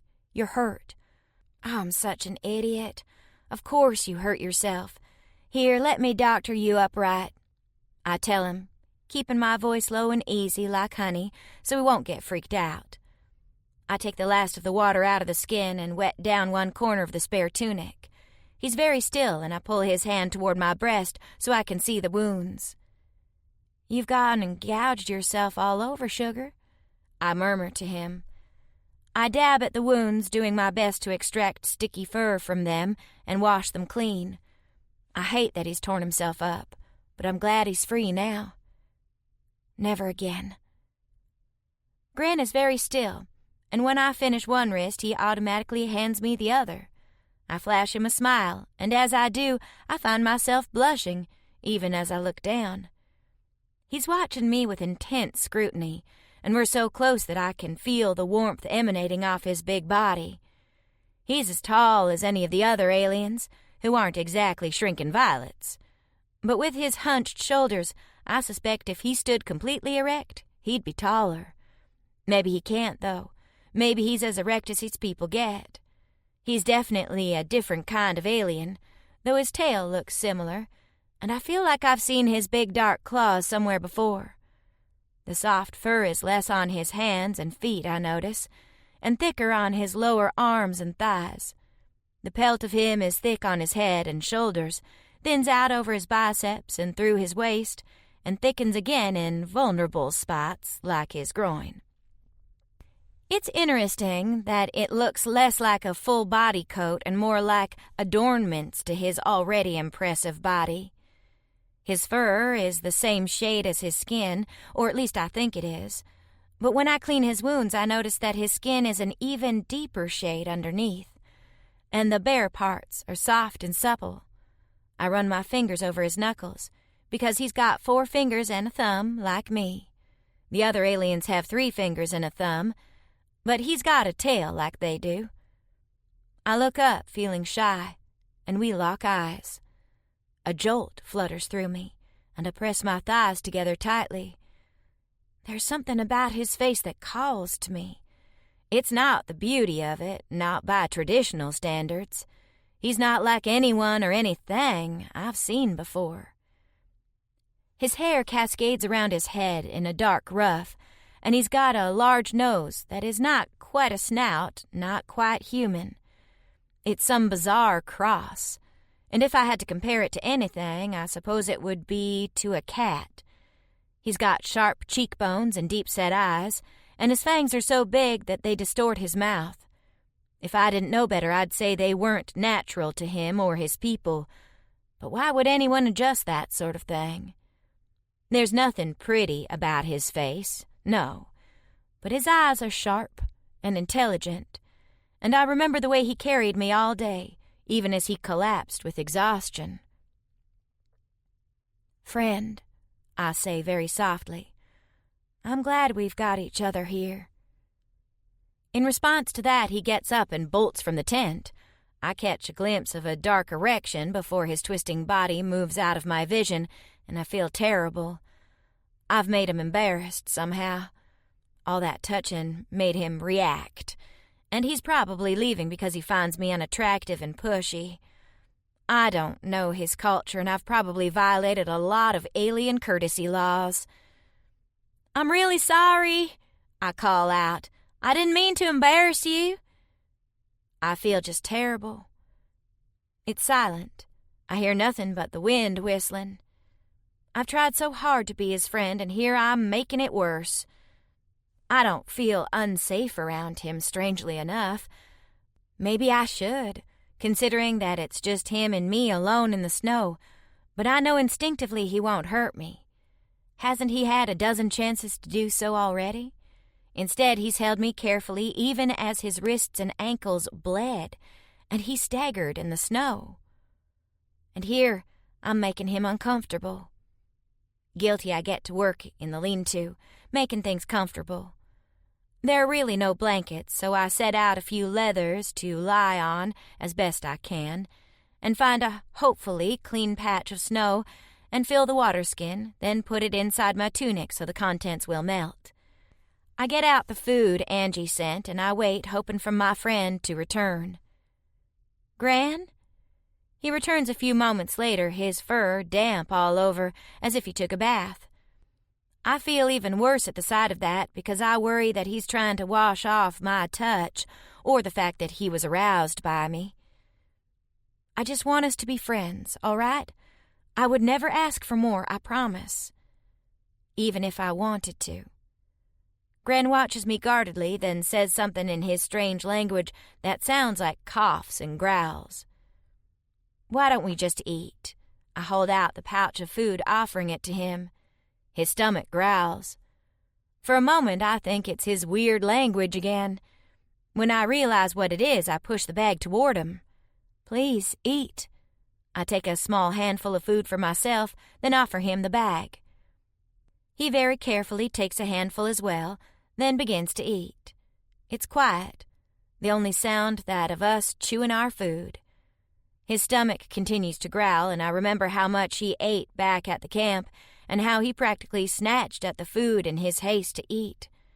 Trying to be discreet, I study his stomach. His abs are washboard underneath the slim line of fur, like an overenthusiastic happy trail that goes down his belly. But I wonder if he's too thin, muscles too defined. We finish our food and I offer him the bag again. Gren doesn't take it. Frustrated, I pour another serving into my hand and then offer it to him. "Seriously, I want you to eat." He hesitates, watching me, and then leans in and carefully lowers his mouth to my hand. I freeze, startled. Did he think I was trying to feed him like I did back at camp? I'm embarrassed, because all I wanted to do was make sure that he had enough to eat. We need to figure out how to communicate with each other if we're going to be each other's only company. For now, though, I remain where I am, letting him eat because it seems impolite to snatch my hand away. Then, his tongue grazes over my palm, and I feel that hot shiver move through my thighs again. My pulse heats up and I can feel my nipples prick in response as he carefully tongues every crumb off my skin. I wasn't expecting that. I swallow hard, slowly pulling my hand back when Gren is finished. I imagine he's still hungry. It's not enough to feed a full-sized person, much less one of his stature. I should offer him the bag, let him eat to his fill. That's what a normal person would do, right? But instead, I find myself reaching into the bag and getting out another handful, then offering it to him. I watch his tongue flick out as he dines, eating them with enthusiasm. His tongue flicks and rasps against my skin, and I'm fascinated by it. I don't even realize I'm trembling until he captures my wrist and holds my hand steady so he can finish lapping up every crumb. I'm an awful person, I whisper to him, because right now I'm imagining pouring handfuls of trail mix all over my body to see if he'll tongue me everywhere. Good Lord, what is wrong with me? I barely know the man, and here I am wanting to do all sorts of naughty things with him, when it's clear he's not interested in me. It's not like me. I've never been particularly interested in sex, not after I watched Mama taking all kinds of men in her room so she could get her crack fix. That was so repulsive that I never even dated, not once. I didn't want to turn into her. I figured my hand and my imagination would work just fine if I was getting lonely. Now, of course, I'm acting like some sort of wintry Jezebel the moment a guy's tongue touches my skin. I put a hand between my breasts. Is it my cootie? I remember Veronica and Ashtar and the sound that they made. It was impossible to ignore, like the drone of 1,000 angry bees, but my chest is silent, even as my pussy throbs with heat. This is all very strange. Grin studies me, and I offer him the bag, blushing. Sorry, I'm a poor sort of host, aren't I? Friend, he says gruffly. Absolutely, friend. And that's all that we are, even if I'm reacting strangely. I try not to notice that Grin continues to eat until nearly the entire bag is gone. He's starving, so we'll need to figure out how to hunt for some fresh food. The blue aliens, the Sakui, made it look pretty easy, so I'm sure we can manage something. That's for tomorrow, though. Yawning, I curl up on the spread-out leathers and tell Grin, sleep now. Tomorrow's gonna be a new adventure. He lies down across from me, his body stiff and clearly uneasy. He watches me. I touch one of the leathers I'm lying on. You want some of these? I didn't even think about making you a bed. I'm a terrible hostess. Grin shakes his head and closes his eyes, pretending to sleep. All right, then. I close my eyes as well, hoping I'm tired enough to drift off. I do sleep, but it's fitful. Every few minutes I wake up shivering. It's cold now that we're not moving around, and the temperature has dropped in the night. Every bit of exposed skin feels chilled, and I keep adjusting the leathers, trying to cover myself, but it's no good. I should have brought more blankets, but the one I did bring is currently serving as our tent. I'm already failing at this survival thing. Willa. Grin reaches out and touches me when I wake for the 10th time. Sorry, I whisper to him between chattering teeth. Guess I didn't plan this through very well. He growls low, and then when he makes the same dissonant growl, I realize he's trying to tell me something. I struggle to sit up groggy, and to my surprise he pulls me across the snowy floor of the lean-to and against his body. I go stiff, but he only tucks my head against his chest, wraps an arm around me, holding me close. I can't help the little moan that escapes my throat, because he's so warm. I burrow against him, lacing my fingers in the thick pelt that covers his upper chest, and tuck myself against his side. Thank you. Friend, he says again, and pats my head like a child. I fall asleep easily that time, and I don't even mind that his fur's in my face. There's a faint scent of sweat to him and fur, but I find it comforting, and it fills my mind. I sleep so good. In fact, I sleep so good that my head fills with all kinds of naughty dreams of Grin kissing me carefully despite those big teeth, pulling my leggings off and then pushing my knees apart as he comes over me. I jolt awake, feeling hollow and needy and frustrated. My hand is between my thighs, and I can feel the slick heat pouring off of me from there. Grin sleeps, his breathing even, and for a moment I want to reach over and caress him between his legs, so he can take care of this intense need. I want it so badly that I practically shake with it.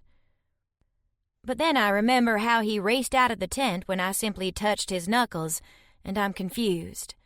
I pull my hand from my leggings and roll away, then do my best to go back to sleep and ignore Gren's presence. That's best for both of us, I think. I don't know why I'm acting like this. I put my hand to my chest, but it's still silent. Maybe all this time I've just secretly been a big old horn dog and never knew until now. 6. Gren. Willa's scent changes throughout the night. I sleep lightly, attuned to the faintest of noises, and then, after a time, I do not sleep at all. I can survive off an hour or two of rest, and the rest of the evening I spend holding her close and breathing in her scent, learning her body. I am entranced by her breathing, the sounds she makes while she sleeps, the feel of her against my side. I've never been able to sleep next to another, but I recognized her shivering and fitful rest and wanted to share my warmth. More than anything, I wanted to touch her. Perhaps she is foolish for eagerly moving into my arms and curling trustingly against my side. I am a mutant beast, a fierce gladiator that has won dozens upon dozens of bloody victories in many arenas. But she holds on to me and gives sweet little sighs as she sleeps. And I know I would fight every Uli, Masaka, Ani, Draconi, and Sezet if they tried to separate us. Willa does not know of my fierce thoughts, though. She slips her fingers through my fur, and I find myself craving her touch, hoping that she will wake up and put her hands everywhere on me, that she will caress the stiff pole of my cock and make my seed come forth. But she only sleeps, and eventually my erection dies a slow death, because I will not touch it. To do so is a betrayal of her trust, as she sleeps at my side. So I lie quietly, and tell myself this is enough. But then her scent starts to change. I'm not sure how or why, but it does. It becomes sweeter, more enticing. Did I think my cock ached before? It is nothing compared to how it feels now. It extrudes again, thrusting into the frigid morning air, and she lets out a little moan in her sleep, her hand between her thighs. I am panting, I realize, and I grab a fistful of snow and rub it against my aching length, determined to make it recede once more. Eventually it does, but only when I breathe through my mouth. Something about her scent is making me react this way. I wish I knew more of females, so I could know what would cause this. She stirs, and I go very still, making my breathing even as I close my eyes. She wakes, turns over, and then pulls away from me. And I feel an intense sense of loss as I gaze at her back. I wanted her to turn to me, to see that she slept next to me and smile, to feel her hands on my body. Instead, she is pushed away as if I disgust her.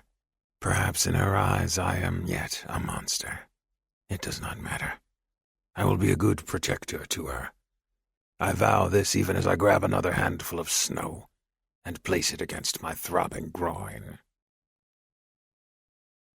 Later that morning, Willa indicates to me that we need to hunt.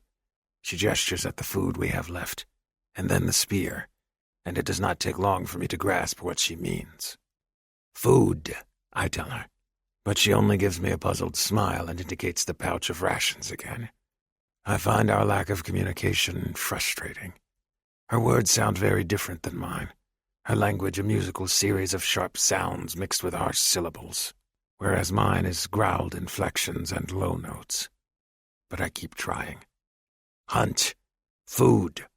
I gesture at the spear, then at the rations, then at the distant hills. I mime using the spear to stab at something, and then eating. Her speckled cheeks grow red. She tries to growl the word for food in Praxian, but it comes out garbled and nonsensical. But she understands now that I am speaking to her. We share words, and I teach her Praxian for spear, for food, and for home, since that is our crude shelter. Shh, spear, she says slowly, indicating the weapon. My teeth get in the way, but I repeat her as best I can. And she looks thrilled at my mangled attempt. She does not care that I am not perfect. It makes it easier to share words. And as we try to communicate, we use gestures and sounds, and it almost becomes a game. But we need food, and I cannot spend all day here learning her words, not when she needs to be fed and kept safe. We take the spear down from our lean-to, and I put it in her hands, indicating she should follow me. Then I begin to hunt. I circle outward from our small camp, searching for scent trails. I crouch low from time to time, my face near the snow, and the human keeps behind me a few steps, her hand on the spear, struggling to keep up with my speed. I slow down my pace because I cannot leave her behind, nor can I carry her. We must figure out a way to work together, and this is foreign to me. I have always fought alone, and thinking of another pricks my frustration even as it fills me with pleasure. If only she were faster or stronger, or her feet did not sink into the snow. Then she would not be Willa, though, and I would not change her for anything. So I force myself to be patient. I force myself to creep slowly when I scent a trail, instead of leaping after it. I keep the distance we travel in mind, because we cannot get too far from our camp and our supplies. I smell felines again, and even though I want to steer her in another direction, I head after them. Felines are dangerous, and I do not know how big they come on this world. They can range greatly in size, and it would be smarter to hunt down a plant-eater. But for what I have in mind, I need a carnivore. I sift through scents for what feels like hours, and I know Willa must be getting impatient, but she waits behind me in silence, studying the landscape, and watching me with trust in her gaze. I cannot let down that trust. When I find a fresh scent in our vicinity, I pick up the pace, tracking it. And when I locate the source, a den, I pause long enough to indicate to Willa that she must stay safely up on the ridge. She nods understanding, and then I disappear into the rocky crevices, hunting down the creature. It is a feline, with snowy white fur, and scarcely large enough to go to Willa's hip. If this is the feline wildlife here, we are safe.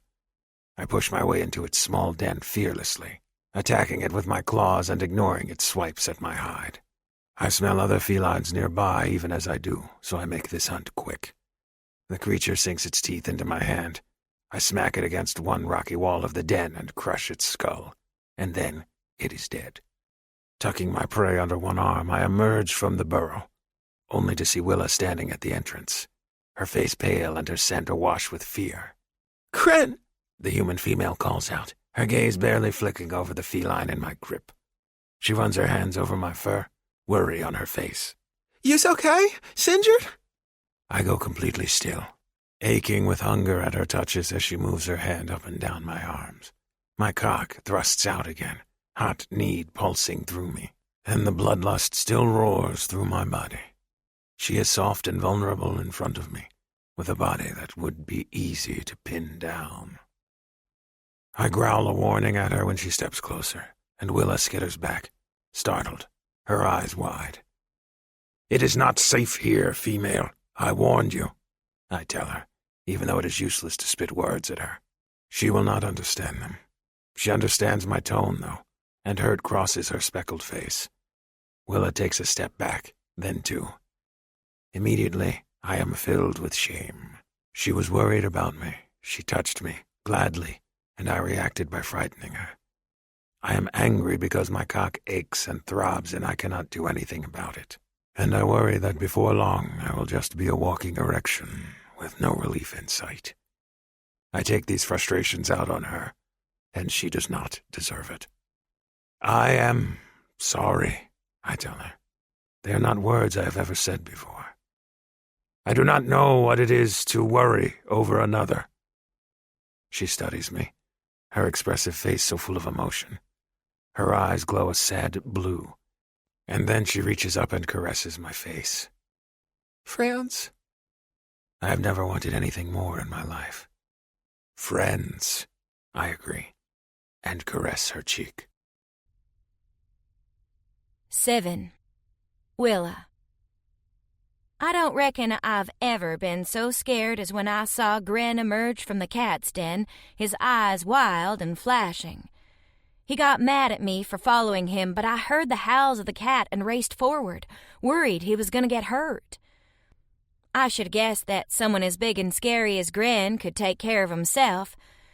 He emerged with the dead cat, about the size of a mountain lion, slung under one arm, and a fierce scowl for me.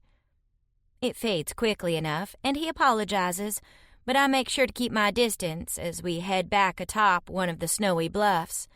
There, Gren crouches over the kill and slits open the belly, letting the organ spill out before grabbing one and offering it to me. I swallow hard. I know this is food. I really do. I know we're in a survival situation, and he's trying to feed me. But when I look at the dead cat with the innards hanging out, bad memories flash through my mind. I close my eyes, and I can see Uncle Dick's pit bulls fighting to the death.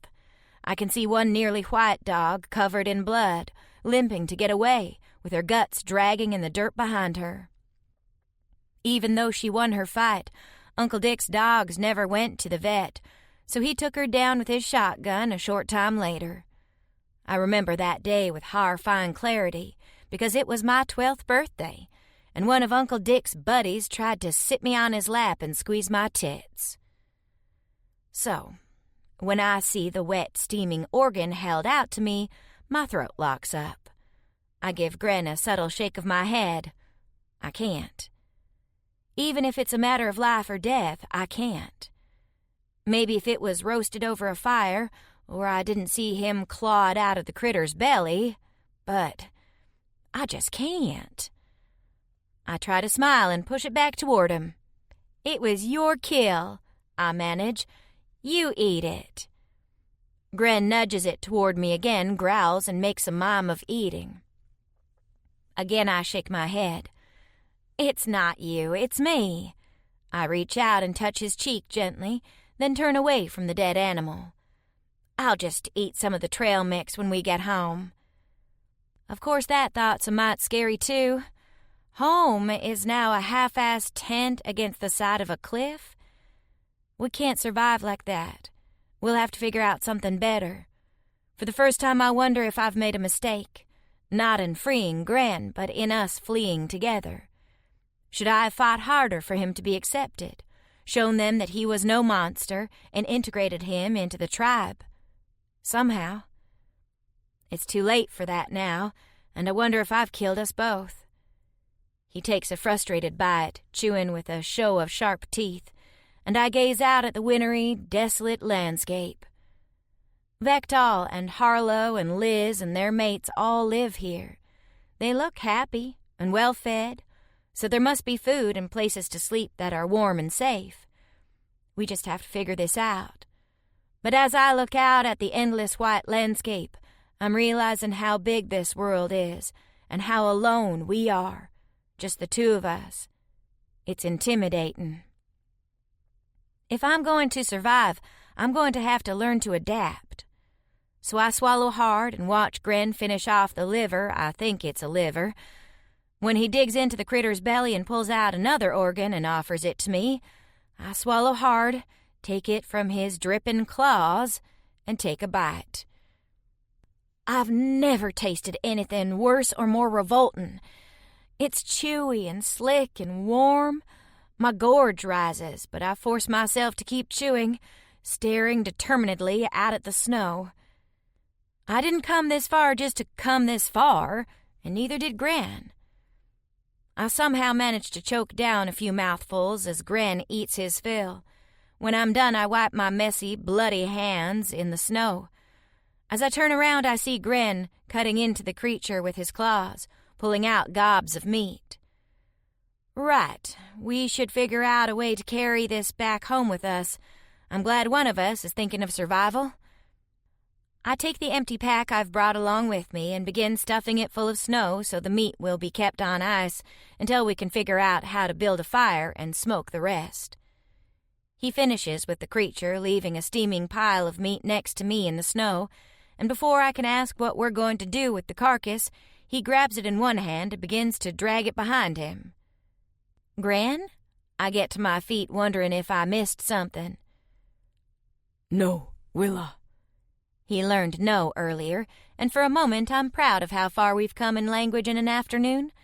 But then he continues gesticulating, and I try to follow his trail of thoughts. He indicates he's going to pull the carcass behind him and then touches his snout-like nose. It takes me a few moments to grasp it. Scent. He's leaving a scent trail. But why? When he puts a finger up to his brow and curls it, I realize what it means. He's putting down a scent trail to mask us from the others, the horned aliens, the Sakui. My eyes widen. "You're so smart." I nod eagerly at him and indicate he should go. When he gestures that I should stay, I nod and go back to packing up the meat. Maybe we're not so doomed after all. Gran's clever, and I didn't think once of disguising any sort of trail we left. I don't know who's helping who at this point. I might have assisted him in escaping camp, but he's going to keep me alive with that sharp mind of his. And then I feel terribly guilty because why shouldn't he be smart? Just because the others tied him up like an animal doesn't make him one.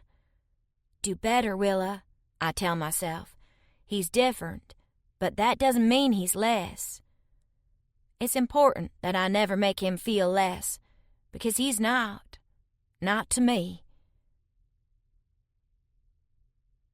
Once Gran finishes sweeping our trail with his carcass, he abandons it somewhere in the hills and returns to my side.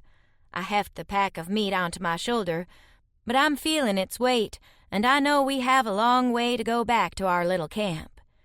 Gran tries to take the bag from me, and I protest. "You're the one doing all the work," I tell him, but he only touches my cheek, calls me his friend, and slings it over his big brawny shoulder. In the next moment he hauls me up and pulls me against his side, carrying me once more, and my protests are ignored. With a few subtle gestures and flexes, he tries to tell me that he's strong, that he's not tired. Me? I'm exhausted. So I put my arms around his neck and kiss his lightly furred cheek in a thank you, and then rest my head on his shoulder. "Tomorrow," I tell him as he carries me through the snow back to our tent. "We need to see about a better shelter and materials for a fire. We're going to need a fire if we're going to survive. But that can wait an evening. We ate cat sushi earlier, and I guess we can have cat sushi for dinner again tonight. Yum, yum." I'm not looking forward to my icy dinner, but beggars can't be choosers and all that. "Friend," is all he tells me. Right, because we have a bit of a language problem. "Friend," I agree cheerily, and "Willa!" a male voice calls out in the distance, the sound bouncing off the jagged cliffs. Gran snarls and immediately puts both arms around me, clutching me against his chest as he turns and runs in the opposite direction of our camp. In a daze, I cling to his neck, trying to grasp what just happened, when my name is called out again. "Willa!"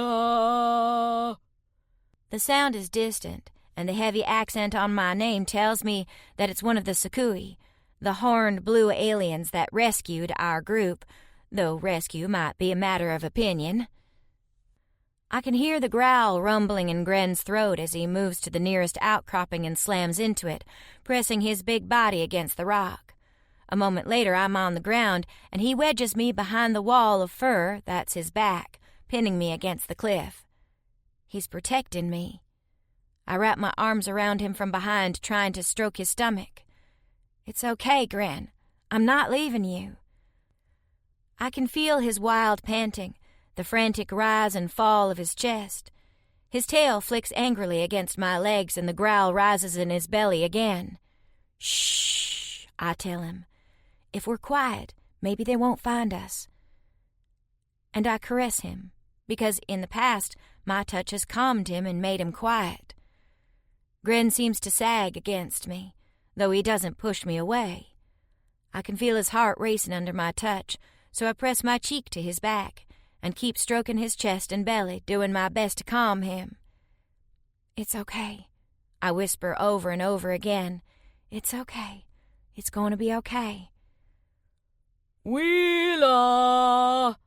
Are you out there, female? I don't recognize the shouter, but I'm angry that they're only calling for me and not Gran. Stay strong, female. If you're out there, we will find you. The voice calls again, but it sounds distant, as if wandering away. Stay strong. I snort with irritation at that. I'm already strong. I don't need to be found or rescued. I'm not in danger. I'm with Gren, and he's going to keep me safe. We remain pressed against the rock, and I continue to stroke a hand up and down Gren's chest, my face pressed to his back. I'm warm like this, and a sleepy contentment rolls through me. The voice disappears, and after a few more calls, we can't hear it anymore. Still, Gren doesn't leave. Part of me wonders if he wants to stay here all night protecting me. I chuckle to myself because it's definitely warm, but I doubt it's comfortable for Gren. Minutes pass and I keep soothing him. I murmur soft words, though I know he doesn't understand them. It doesn't matter. I need him to calm down. But as the minutes tick past, his pulse is still rabbiting under my hands as if he's in a race. "Gran," I stroke up his chest and accidentally graze one rock-hard nipple. The big alien groans, sagging against me ever so slightly. I bite back my gasp, my languidness replaced by heat that pulses deep in my belly. I should stop touching him, I tell myself. I'm working him up and he doesn't want me. He's just responding to my touch. I still my hands. "I'm sorry." Gren covers one of mine with his and moves it ever so slightly, indicating that he wants me to continue. The breath catches in my throat, and I can feel my pussy get slick with heat. Why is this such a turn-on? I caress his chest again, this time roving a bit more. I'm not just touching to comfort. I'm touching to explore because I like the way he feels, and I like the way he reacts to my touch. I didn't think I was this person to be so bold with a stranger, but maybe the old rules on Earth don't matter. Who's going to care if I touch someone as lonely as I am and give him pleasure? Has anyone ever touched him because they wanted to? I want to give him that. "Tell me if you want me to stop," I murmur, even as I slide my fingers through the thick wealth of hair over his pectorals. It thins out down his belly, and I follow it to his navel, and am surprised to find he doesn't have one. That's odd. When I stop, though, he touches my hand again. "Willa." There is so much need in his voice that it fires up my blood, and I forget all about navels and anyone else that's on this planet. There's only Gren, and I want to touch him. I press a kiss to the fur on his shoulder and then continue downward, heading deliberately for his groin. "I want to touch you," I tell him. "I've wanted to since we left. Is that wrong? I keep fighting it because I'm not this person, but I'm tired of fighting it. I just want to touch you and give you pleasure." And I slide my hand lower, seeking his cock. It's not hard to find. He's as hard as iron, and the size of him is shocking. I've known that he likes to go around naked, all of the male gladiator aliens seem to, and so I've made it a point to never look down when I'm with him, because it'd be impolite. I have no idea how I missed such a beast, though. His cock's enormous, the skin smooth and heated here, and practically pulsing with life. I can hear him choke my name out, even as I press my cheek to his shoulder and continue my exploration of him with touch, learning his shape. I've never touched a man like this, and I wonder if they all feel this wonderful. He's impossibly hard and scorching hot, but when I brush my fingertips over his skin, he feels like the softest velvet. I can feel a thick vein along his shaft, and follow it from the base of his cock up to the head, and gasp to find that not only is the head of him completely wet with seed, but it's enormous. This isn't the normal cockhead I've expected, that all the anatomy books show back home. The man has a bulb at the end of his shaft, and it feels hard and rounded and slightly elongated. And I wonder how in the heck any of this can possibly fit inside a girl. But it must work just fine, because people reproduce all the time. That's just the virginity in me talking. The woman in me is squeezing her thighs together tightly, because I can't imagine how this would feel inside, but I'm so curious. If a big cock feels better than an average one, Gren's going to put them all to shame. I slide my fingertips around the head of his cock, learning it by touch, and I'm surprised when his hips jerk and he thrusts against my fingers, a groan of need rising from him. Enough play? I ask, fascinated. You need more. And I squeeze the head lightly, because I'm not entirely sure how to give more, but I want to. Maybe I should move to the front, take him into my mouth. He pumps against my grip again, and I try to make a fist, to give him something to use. But he groans again, and then my hand is covered in thick, sticky fluid. He came already. Oh, dear. I don't suppose I'd have much stamina either, I tell him. If this is all new for you, I suspect that it is. He always acts surprised when I touch him, which makes me want to do it more. Now I have a handful of rapidly cooling semen, though, and I'm not entirely sure what to do with it. Do I lick my hand? Do I wipe it off in the snow? Is he going to get offended if I do? I have no idea how one figures out the etiquette for an alien handjob's aftermath. I gently pull away from him and discreetly bend down to wipe my hand clean in the snow. Gren just stands completely still in front of me. He won't look in my direction, won't move, and for a long, dreadful moment I worry that I've done something wrong, that he's upset, or I've missed some sort of signal entirely and now I've made him feel awful, that he didn't want my touch at all, and I just violated him. Gren? I whisper, worried. A full-body tremble racks him, and then he grabs his cock in his hand, squeezes hard, and groans heavily. I can't see what he's doing. I'm still pinned behind him, but it sounds like he's coming again. Oh. I slide my hands up and down his tense back. It's okay, I tell him. I'm right here. He collapses forward on his hands and knees, panting hard, and I worry if something's wrong. I kneel next to him, intending to put a hand on his shoulder, but to my surprise he grabs me and pulls me against him, burying his face against my chest and taking long, shuddering breaths. Oh. I stroke a hand through his tangled, dark mane. I'm here, I tell him. You're all right. 8. Gren.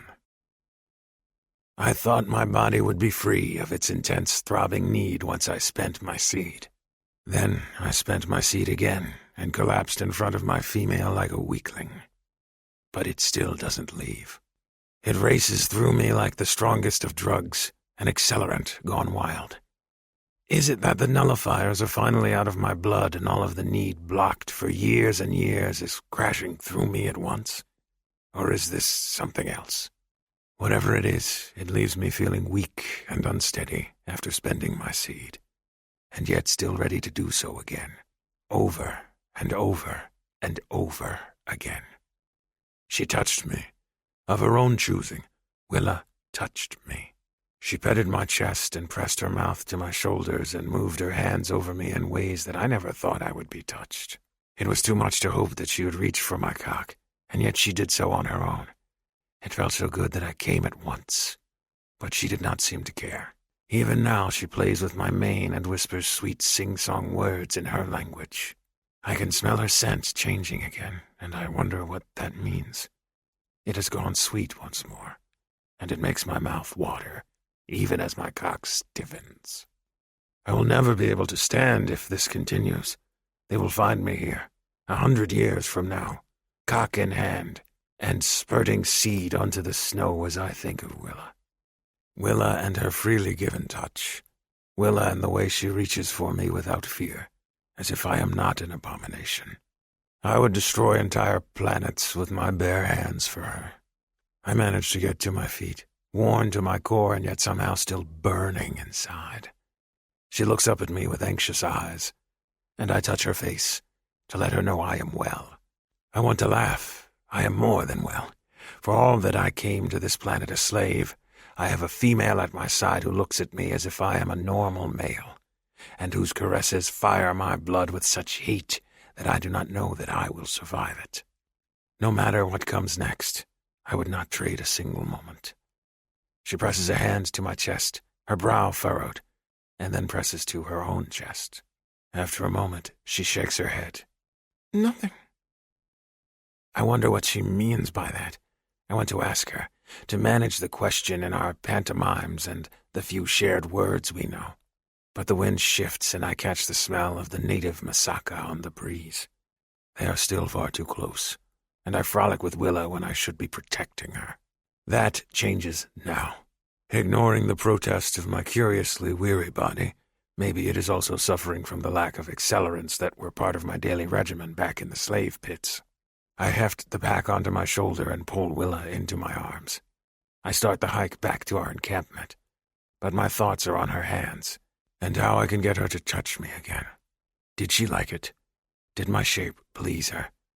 Though I share many genetic markers of other slave races, I know my form is based off of that of a Praxian male, and my cock is as theirs. An arena slave has seen many bodies because it is smarter to fight naked and give your opponent nothing to hold on to. I have had masters that shaved my entire body for such a purpose, no matter that it is an insult to a Praxian to be furless. I am not Praxian, not truly, so I did not care. But I have noticed how others are formed, wondering if they are my ancestors, if we are related, and they come from the same genetic stock I do. None of that matters now, but I do try to think of the humans I have seen in the past. The few I have glimpsed were usually playthings for their masters, and fully clothed. I have never fought a human male in the arena. Do they have cocks? Was Willa shocked to feel mine, or did she expect it? I am suddenly curious what she looks like without her clothing. Females are built differently, but I have never seen one naked up close. I find myself suddenly burning with the intense need to explore Willa's body. I know they have teats, and I know that males bury themselves between their thighs, but some males also bury themselves between the thighs of other males, so that does not tell me much. Whatever she looks like, I want to touch her and give her pleasure like she touched me. I enjoy that thought, as much as I enjoy that her arms go easily around my neck when I pick her up this time. I am far, far stronger than her and built for endurance, no matter my body's reaction at the moment, and I can carry her as effortlessly as breathing. With her in my arms, I can take the long way back to our encampment to ensure that she stays out of scent range of any Masaka male who might be hunting her. They have keen senses, but not as keen as my own enhanced ones. As I carry Willa, I notice that her sweetened scent continues and grows stronger when her thighs are parted. Does her scent change have something to do with her cunt? I have never seen one up close, only females being mated from afar. But the mouth-watering scent seems to grow stronger as she holds on to me. My cock is stiff again, my sack throbbing with need, but I do my best to ignore it. Willa's safety first.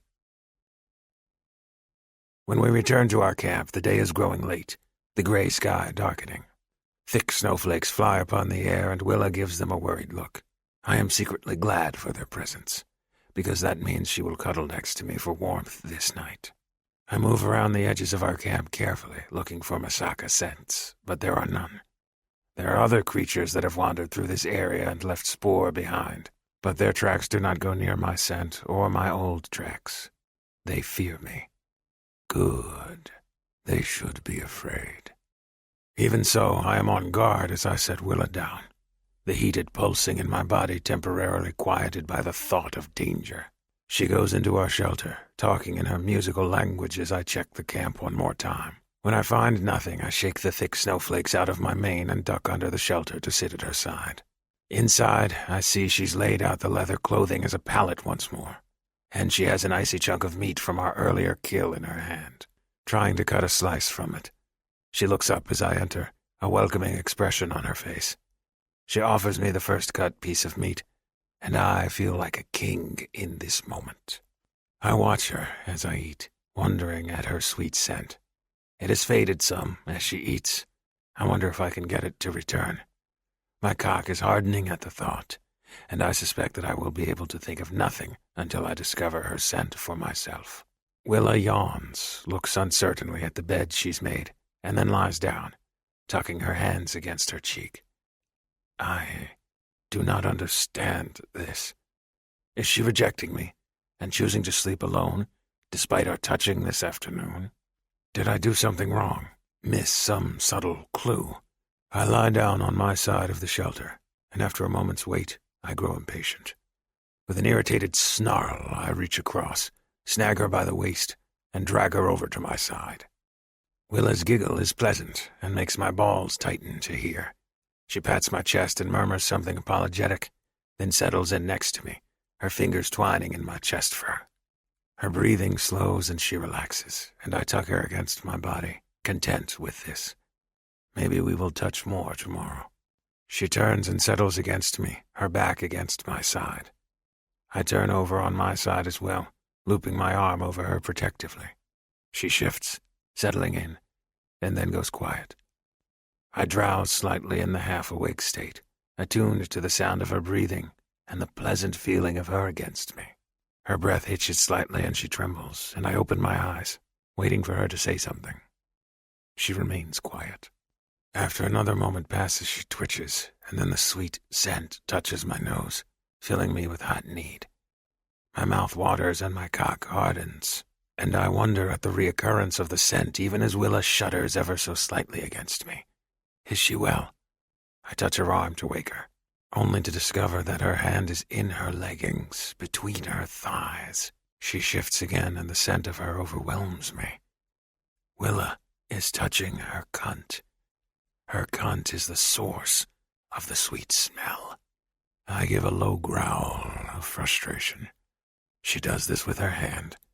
I want to be the one to touch her. I want to be the one that causes her sweet smell to emerge. I want to be the one who gives her pleasure. Willa. Gran? Her voice is low and breathless. Her hand slides out of her leggings, her scent blooming even as she gives a little shudder. Go back to sleep. You know I do not understand your words, female. Do you hide this from me? I put my hand over hers, and I can feel the wetness on her fingers, the scent of it incredible. I lift her hand to my nose and inhale deeply and then groan. Nothing has ever smelled so perfect, nor made me hunger so much. You say we are friend. Is this not true? Oh, Willa says softly. France, yes. Then let me, as your friend, touch you. I put my hand on her belly, and when she does not protest, I move it lower, like she did to me. Let me pleasure you like you pleasured me. She moans and then slides onto her back. In the darkness, I can see the soft glow of her eyes, and the way her legs part ever so slightly in welcome. It is enough permission for me. I nuzzle at her neck, burying my face against her hair and breathing in her scent like she did to me. Should I lay her atop me and touch her from behind as she did to me? I do not know how this is done, but she seems to permit my touch well enough this way, so I continue. I push past the waist of her leggings and touch between her thighs, mindful of my big claws and her delicate skin. She is hot here, hot and sultry, and she has soft, petable fur over her cunt. I groan low, surprised at this revelation. You have been hiding this from me. I feel how wet with need you are, Willa. Let me learn you as you learned me. Nothing would give me more joy.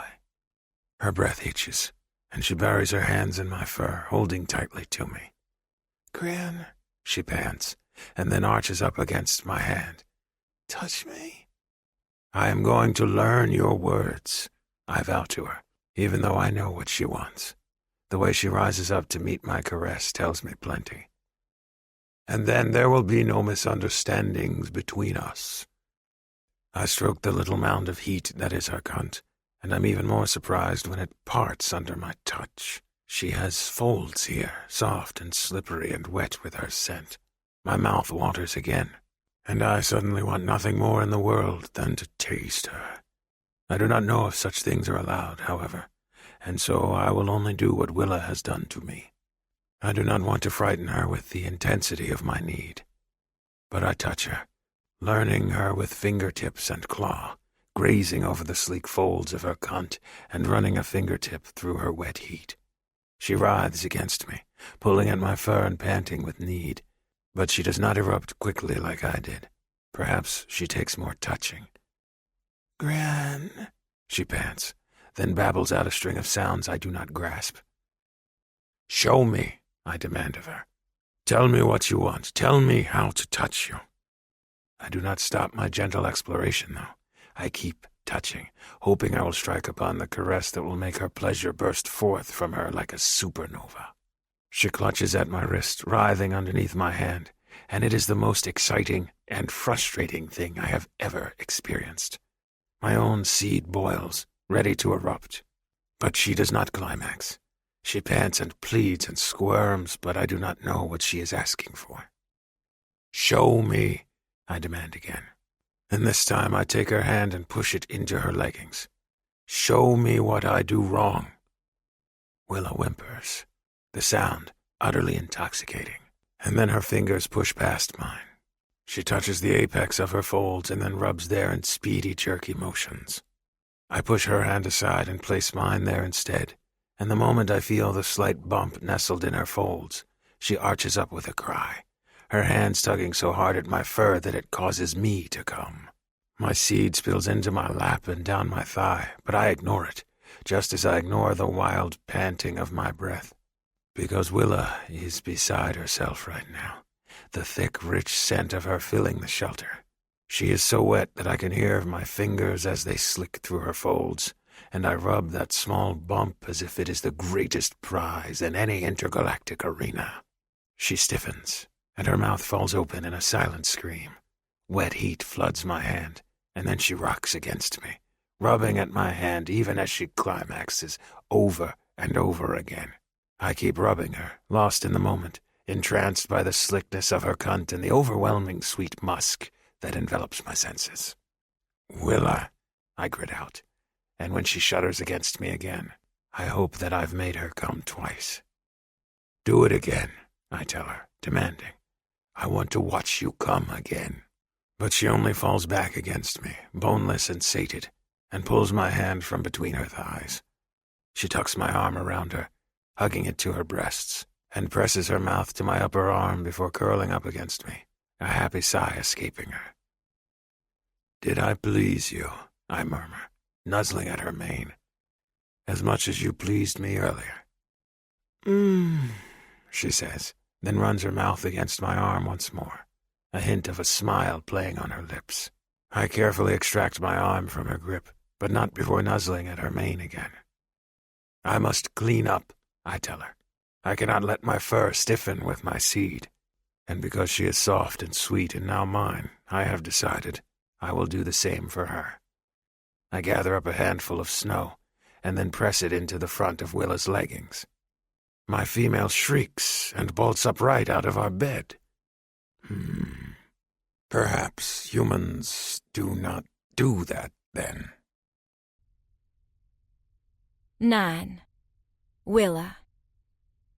Still no cootie noise. I check myself in the morning just in case, and then I listen to Gren's heartbeat for a bit as he lies in the lean-to next to me. Even after that nasty snow trick last night, I still cuddle against him for warmth. A girl's a little more forgiving when she's been touched until everything inside her squeezed. But nope, still no cootie noises. Maybe there's something in the water in this place that makes a girl crazy with lust. That could be it. I mean, sex-crazed Willa is not who I am. I've never thought of myself as particularly sexual. It could be because of how I grew up, what with Isaiah dying when we were young, and then Mama and Uncle Dick turning into two-bit country kingpins, I was more worried about ending up in the news than whether or not I'd get laid. I'm sure there were boys that were interested, but I never had the time.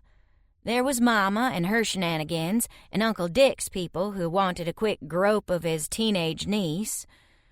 I learned that the men that showed up were disgusting, and that put me off sex.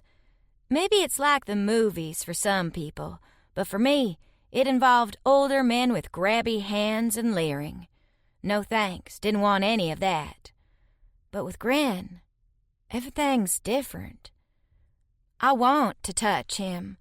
I wake up and I breathe in his slightly sweaty scent and think it's just about the best thing since biscuits and gravy. I want to bury my face in his strange fur and kiss those gigantic saber-toothed canines of his and soothe all the worries on his face. I want to explore his body, from the front this time, and see how he reacts if I put my mouth on him. I don't find him ugly or strange looking anymore. He's different, but I don't mind that. There's fierce protectiveness in his gaze and kindness in his eyes, and dear Lord, he's got great hands. And that makes up for any sort of snout, or if he's a little furrier than some guys. He's wonderful to me. Those big hands and hulking body are incredibly sexy. There are a million things I want to do with him, and it feels like since we're alone, we have all the time in the world to do so. It's exciting, and when I wake up, my pussy feels achy and ready for another round of heavy petting. Man, screw heavy petting. I want to grab him and ride him like a pony. So yeah, it's not really me that does that sort of thing. I keep thinking it might be the cootie, and maybe mine's just real quiet. But Gran's is silent too, so maybe not. It's a mystery. Maybe there's something in the water, or maybe it's just that for the first time in my life, I'm totally free to do whatever I want. There's no Mama, no Uncle Dick, no credit card collectors, no diner wanting me to work an extra shift. I don't have to worry about anyone judging me or thinking I'm trash. There's just me and snow and fresh air and Gran. Seems kind of perfect to me. I touch my mouth thoughtfully. We should probably kiss at some point, though I wonder how that's going to work with his big teeth. I don't want him to feel awkward or uncomfortable or like he's lacking. He might not have the world's prettiest mouth, but the man has magic hands and an enormous dick. I'm pretty sure any guy with a pretty mouth would be jealous of him for those things alone. And he's mine, all mine. I squeeze my thighs together happily at the thought. After all, I can't resonate to someone else when I'm alone with him, and given that there's only 2 other single men on the planet other than Gran, and my cootie seems to be silent, resonance isn't in my future. I'm okay with that, as long as Gran is. If things are kind of awesome on that front, though, breakfast is a bit lacking. We have cold cat sushi, which makes me want to puke at the thought, but I force myself to eat a few bites anyhow, because if I don't eat it, Gren won't either. He watches me to make sure I'm eating before he takes a bite, and I know he needs to eat. So I grab my hunk of kitty cat breakfast, crawl into his lap, and snuggle up against him while we have breakfast, just because I want to be near him. He doesn't quite know what to do with this, but he doesn't push me away either. He nuzzles my hair and holds me close, but there's no frisky petting. Darn it. I look at the skies, but they're cloudy and gloomy and the temperature is colder than yesterday. Even as we eat breakfast, snow starts to drift inside our lean-to. It's going to be a stay-inside sort of day, I think. I'm both happy and sad about that. I love the thought of staying in with Gran all day, but I know for survival we need a better shelter, and we need to get away from anywhere that the others might be looking for us. Still, today might not be that day, and it means that we can stay in and get to know each other better. Strange how that small thought fills me with such utter joy. Hanging out in a shitty tent and eat frozen raw cat? Why does that sound like such an amazing day? It's all because my company and I beam at Gran. Willa, He says. friend. Then he waits, looking at me. We need to learn more words, I tell him. Reaching for his hand, I give it a squeeze and want to sidle closer, but I wonder if he would deem that too pushy. It's hard to think that, after what we've been doing together for the last day or so, but I don't want him to think I'm grabby. I fight back the urge to plaster myself all over him and gesture at the fat falling flakes. Today we should skip hunting. Hunt, He asks, picking up that particular word. No hunt, I correct, then put my hand out to the front of the lean-to and catch a few drifting flakes. Snow. Gran mimics me, though the sound is more purr than anything else. He struggles with the sharper consonants, I think, because of his teeth, but I don't care. We're talking, and that's all that matters. He reaches one hand out and captures a bit of snow on his fingers. Urs. I think that's snow in his language, but it's more growls and throat-deep sounds, and I struggle to repeat them. I tried twice, and then he rumbles with laughter. I can't help but chuckle, too. You're doing better with my language than I am with yours, I tell him cheerfully. He bares his teeth, then reaches out and caresses my face, his fingers tracing over my lips. Do you want to know the word for smile, happy, lips, teeth, talk? I feel a little intimidated by how much there is to teach one another. How are we possibly going to communicate when there's a handful of words for every possible gesture? I was never good at languages in school. Actually, I was never good at school, period. But he just touches my lips, tracing them with the pads of his fingers, and sending little skitters of pleasure all through my body. Right. It doesn't matter how many words we learn, as long as we're in this together. So I take his hand and guide his fingertips over my closed lips, puckering them. Lips. I give him a wide smile to show the difference. Smile. Then I put my hand on his mouth to do the same. He draws back slightly, startled, and looks uncertain. It's as if he doesn't know how to react to me touching his mouth. I wonder at that. Is there something different about his mouth that troubles him? I know he doesn't look like me, but I don't care. Appearances don't count for shit as far as I'm concerned. Mama was a beautiful, beautiful woman, and she had a purely rotten heart. I'd much rather an ugly, honest friend. I don't think Gren is ugly, though. Different, yes, but not in a bad way. So I ignore his hesitation and reach for his mouth again. Lips, I tell him softly, moving my fingers over the seam of his mouth. Then, smile. And I poke one finger into the corner of his mouth and drag it upward, making the expression for him. He snorts with laughter and carefully sets one claw at the edge of my mouth to do the same to me. Smile. After that, the task of learning each other's words is no longer so stressful. We touch each other and share words, sticking to the simple stuff first. His language is just as tricky for me to speak as mine is for him. The word for hair and skin in his language sounds surprisingly the same, for example, but there might be inflections that I'm missing entirely that differentiate the two. When I ask about his fangs and his tail, though, he shakes his head, indicating that he has no words for them. How odd. I move on to other things, pointing out the shelter, the spear, the food, the leathers I'm destroying by using them as bedding in the cold snow. We need blankets, I tell him, and then mime covering myself with the leathers.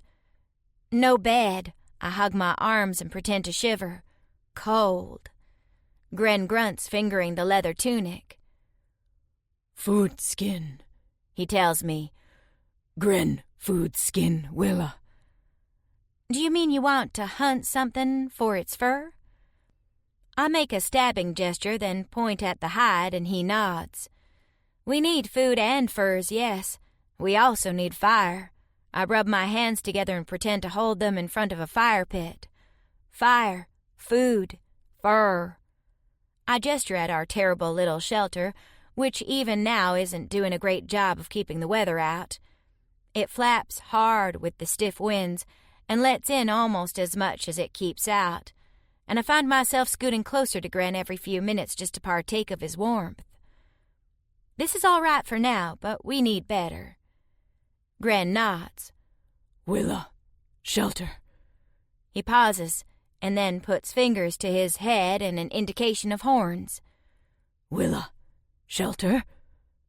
I shake my head, not clear what he means. He gestures at our tent. Shelter, no. Willa. He pauses and then puts the horns on his head again. Shelter, food, fire. Gren, no. No food, no shelter, no fire. He makes the horns again. Yes, food. Yes, shelter. Yes, fire. He makes the horns gesture again, and it dawns on me what he means. We don't have food here, or shelter, or fire. The others do. He wants to know if I want to go back. Do you want to go back, Gran? I make the horns sign. My big guy is silent for a long moment. Then he reaches out and takes my hand. Gren, Willa, friend. Gren, Willa. He gestures at himself, making it clear that whatever I decide, he's going to follow. I'm shocked. I won't go back to people that tie you down and don't treat you as human. I shake my head vehemently and squeeze his big hand in mine. Willa is Gren's friend, not the horned ones. If we need food, we will get our own food. Willa, shelter, Gran. Willa, food, Gran. Willa, fire, Gran. I know it's baby talk in the scheme of things, but it makes him smile, his lips drawn back over his big fangs with obvious pleasure. Willa. Friend, I tell him, and press my mouth to his knuckles in a silent promise. I'm not going to do anything to jeopardize his safety. I chose him, and I don't plan on changing my mind just because things got hard. When things get hard, that's when you show the world who you really are, I tell him, petting his hand in mine. After Isaiah died and Daddy left, Mama took the easy way out and sold drugs and let Uncle Dick run the show. It was too hard for her to get a real job because they wouldn't pay her enough. It didn't occur to her to get a second job or to do work on the side. She wanted someone else to just take care of things, and it didn't matter how wrong they were. I shake my head. That's not who I'm ever going to be. Even if it's hard, we do the right thing, and we do it together. Gren just watches me with intense eyes and then touches my cheek. The morning passes pleasantly, and I'm surprised at how quickly the hours fly past. Gren is great company, amusing and clever, and I think he's learning more of my language than I am of his. But he doesn't make me feel guilty about it. Every word we learn is another step closer to being able to have a real conversation, and I do my best to remember every growl and hissed syllable. After a while, the skies clear up and the sun comes out, twin dots in the bleary gray sky, and we emerge from our cocoon for a bit to stretch our legs. There's a fresh layer of powdery snow on the ground that's blanketed the world in even more dazzling white, and our footprints from earlier are long gone. In the distance, though, I see a few dark specks in the snow, and when I gesture to Gren that we should check it out, he moves to my side and puts a protective hand on my shoulder, determined to take the lead. The specks turn out to be shit. Literally. They're big cakes of shit. I'm disappointed at first because who wants to find frozen crap all over their pristine snowy valley? But then I remember that Harlow was burning them, and I lean in to peer at the crap. Sure enough, it looks like it's full of regurgitated straw or plants or something along those lines. Huh. I gesture at it to Gren, who looks at me like I'm crazy. "For fire," I tell him, giggling at his disgusted expression. "Willa food?" he asks, and when I shriek in disgust, that clever smile curves his mouth, and I realize he was teasing me. I grab a handful of snow and launch it at him, and his eyes gleam with challenge. Oh dear. I turn and slog away doing my best to run, but I'm not fast enough, especially not in thigh-deep snow. And a moment later, there's a handful of snow down the back of my tunic. I shriek again, and Gren puts a hand over my mouth, chuckling.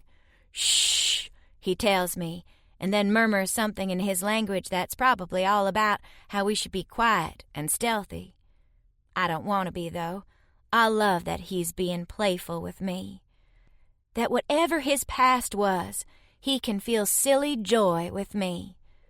So I lick his palm, determined to gross him out and continue our teasing game.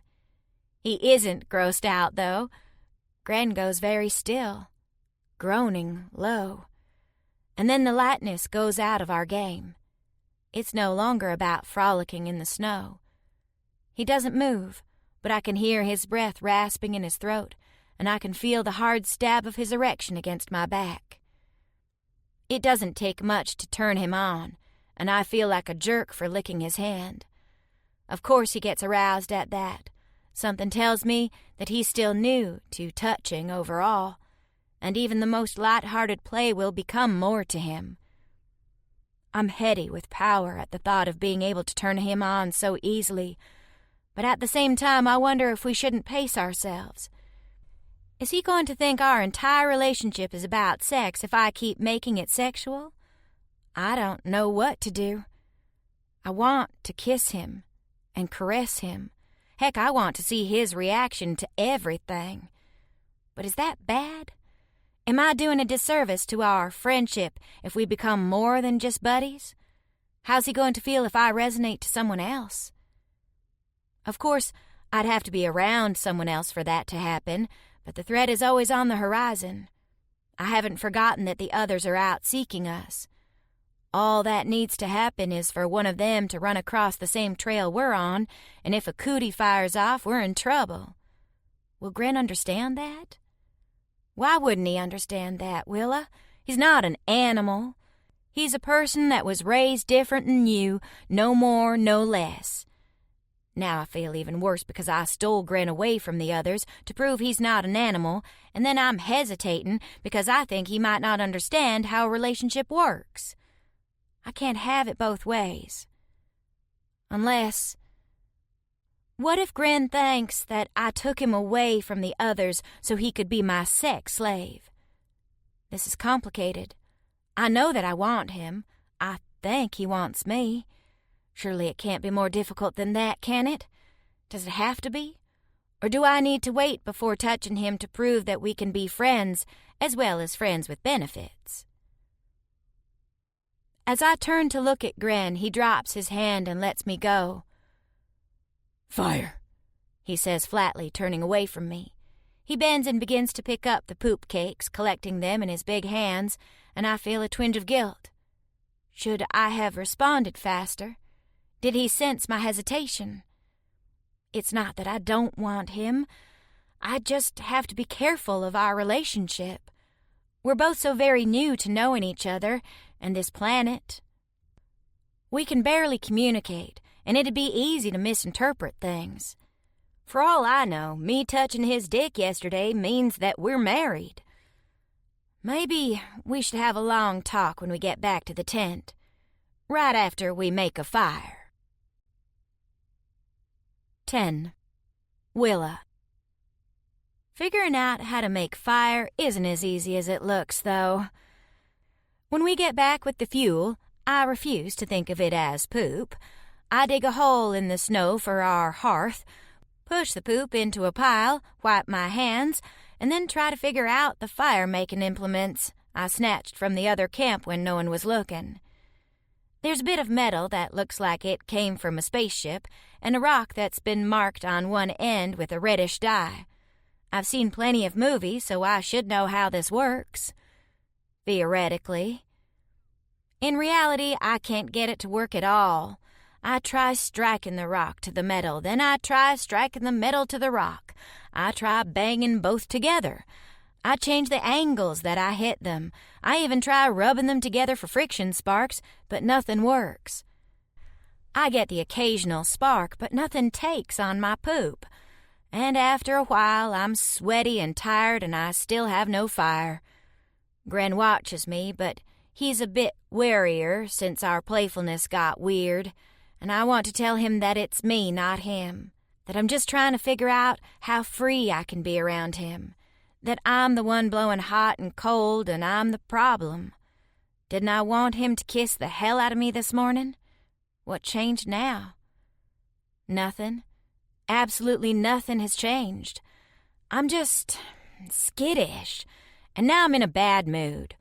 My dreams of a hot bath or at least a hot towel off and a cooked dinner are fading quickly. This survival shit is hard.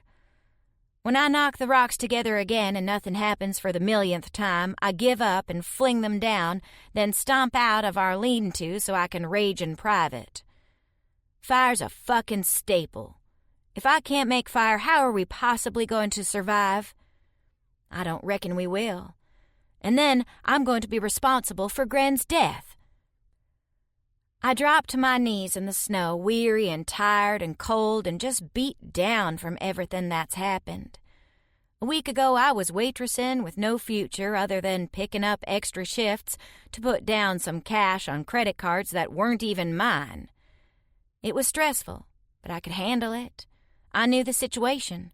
It wasn't life or death. But here, I'm over my head.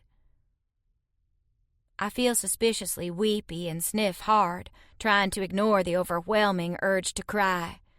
If I do, the tears will just freeze on my face. The wind is picking up again, and the small window of nice weather is gone, the clouds and snowflakes returning. For a self-pitying moment, I wonder if I'll ever be warm again. Willa. Big hands close over my shoulders, warm and comforting. Friend. I close my eyes, ashamed. Here I am being a crybaby about my fate. Yes, it might be hitting me that I'm forced to survive on a wintry planet with no one to help out. But the entire time, I've been treated better than how Gren was treated. I have no right to complain. I put my hand on his and squeeze. I'm sorry. I'm having a weak moment. I promise I'll suck it up and do better. I turn around and look at him, a bright smile on my face. There's a wariness in his expression, and then it hits me. I know why I'm freaking out at the thought of using Gren, of worrying over how sexual our relationship is so quickly. That was how Mama controlled her men. If she wanted drugs, she'd show up at her dealer's house in sexy clothes with her lipstick perfect and her hair curled, her high heels on. I'd sit in the car with the radio playing, and she'd come out a little while later, hair mussed and lipstick smeared, her eyes glittering with her new high. If there were bills that had to be paid, Mama would just turn on the charm. She used sex to get what she wanted. It was nothing to her to use her body, to tease with a quick touch and a promising look. I've never, ever wanted to turn into her. I'm terrified that's what I'm doing to Gren, even subconsciously, that I'm using him to comfort myself because I'm stressed about being stranded here on this planet. That the choices I'm making aren't because I think he wants me or I want him, but because I need to somehow control something in my environment. And he's it. Willa. I look up at him. I can't explain everything that's going through my head. I don't have the words yet, but I know he's going to think he's at fault somehow, and that just makes me more upset. I wish you got stuck here with a better person, I whisper to him, and then bury my face against his chest, twining my fingers in his soft fur, and wishing I knew my own head better. I wish Mama hadn't fucked me up so bad. Gren. I have done something wrong. Willa has changed toward me. Did I miss a signal? An indication that she wanted to mate with hands again, and now she is offended. She seems lost in her own thoughts this day. We play word games to learn more of each other's language as we try to build a fire, but the fire proves impossible, and Willa's frustration grows. By the time it is dark, she puts away the 2 fire-making stones and huddles in one corner of our shelter, her expression sad and thoughtful. I want her to reach for me, to curl up against me so she can share in my warmth, but she does not seem to want to do the same. How do I lure her back, I wonder? I think of how she touched me when we hit against the wall of the canyon. I try to recall if she gave me a signal of some kind. All she did was stroke my stomach and murmur words to me, and then the next thing I knew, she was caressing my cock. There was no signal. That is the most frustrating thing of all. Give me a sign, female, I tell her in Praxian, because my body aches with want for her, but I will not force her. The last thing I want is fear on her face. She is the only one that has ever looked at me with understanding, and I would not have that change for anything. So I try to think of ways I can touch her. I pretend to lose the words she has shown me earlier this day, so we can go over body parts again. Willa repeats the words for me, but her expression is distant, and I do not know how to show her that I want her, other than to push her into the snow and rub my cock against her body until she makes the pleasing noises. I try to think if I have ever seen another gladiator woo his female, but those matings I saw were never truly consensual, and the females cried pitifully the entire time. That is not what I want. She picks up the fire sticks again and then puts them down, gazing at her hands in frustration. They are reddened and blistered from her attempts, and I take one in my grip, displeased. I am warm enough, female. Why do you hurt yourself? But she tilts her head and tries to interpret my words. Food? Boot? I bite back a sigh of frustration. All of the slurred growls and nuances of Praxian are lost to her. I give up, taking our water skin and pouring a bit of water onto a bit of soft hide, and then washing her hand for her. Willa's eyes go soft and she watches me with a worried expression, even as my cock grows and aches at her nearness. I want her to touch me. I want her to reach for it again. I want to touch her too, even more than I want her hands on me. Tell me what I did wrong, I ask again. Show me the signal once more so I can tell you yes. Yes? Willa asks, her brow furrowing. Yes what? I growl again, this time in frustration, and it makes her cock her head once more. Boot? Obviously, I must learn more of her words. I finish washing her hands, and she makes no effort to touch me. If anything, she looks away, and that causes me physical pain. Is she realizing how ugly I am now? Friends? I ask, as she pulls her hands from my grip. Her eyes glisten with wetness, and for a moment she looks so sad. Friends? She agrees, her voice tender. She runs a light knuckle down my cheek, but when I try to lean into her caress, she pulls back. I am more confused than ever now. We sit in silence in the small tent, and I watch as her breath begins to puff in the air as it grows darker outside. Even my body heat is not going to keep this tent warm enough for her, and I am secretly pleased. Now she will be forced to come to my side and burrow against me for heat. She is reluctant to do so, though, putting on every piece of clothing she brought instead of lying upon it. She sips water nervously, and then when the wind picks up even more outside, she grimaces and gets to her feet. I get to my feet, too. Do we leave? Hunt? No, Willa says, putting a hand out to stop me. party. Ah, this word I know. It means she wishes to go outside and empty her bladder. I know from experience that she also likes privacy when she does this, though it displeases me. I look at the entrance of the lean-to and the snow that grows higher, the wind whistling. She reaches out and pats my shoulder. No far, party. I interpret she means she will stay close. Still, it is dangerous in the snow for one as fragile as her. Do her feet not sink with every step? Gren, come. Her cheeks flush brightly. No, stay. She gestures that I should remain sitting, and then slips out of the tent, pulling her hood over her head. Irritated, I swipe at the now hard-packed snow that is our floor, and I grow even more annoyed when it crunches underneath my claws and sprays ice everywhere. I do not like this distance she puts between us. I do not like how all she does is pat me on the shoulder. For a moment, I wonder what she would do if I'd lie down in the tent and touched myself like she did to me. Would she see me fondling something that she thought of as hers and decide to take control from me? Would she push my hands aside with a teasing little grin and a breathless call of my name? I like that thought very much. Perhaps she does not realize how much I want her. It is possible I have not made it clear enough. She knew my desire when she touched me, but much of the time I ignore my erection. Maybe this confuses her, so I lie back in the snow, my body tense, waiting for her to return. I wait for her to come back, to see my cock hard and ready for her, and I anticipate her springing upon me with delight. A scream pierces the night air. I bolt upright and out of the lean-to, any thought of mating or touching out of my head. That was my Willa, and it was not a cry of surprise. It was one of terror. Suddenly there is no thought in my mind, no instinct save one: protect my female. I storm out of the tent. It is dark outside, the wind howling and the snow thick in the breeze, but my vision has been enhanced, and I can see almost as well in the dark as in the daylight.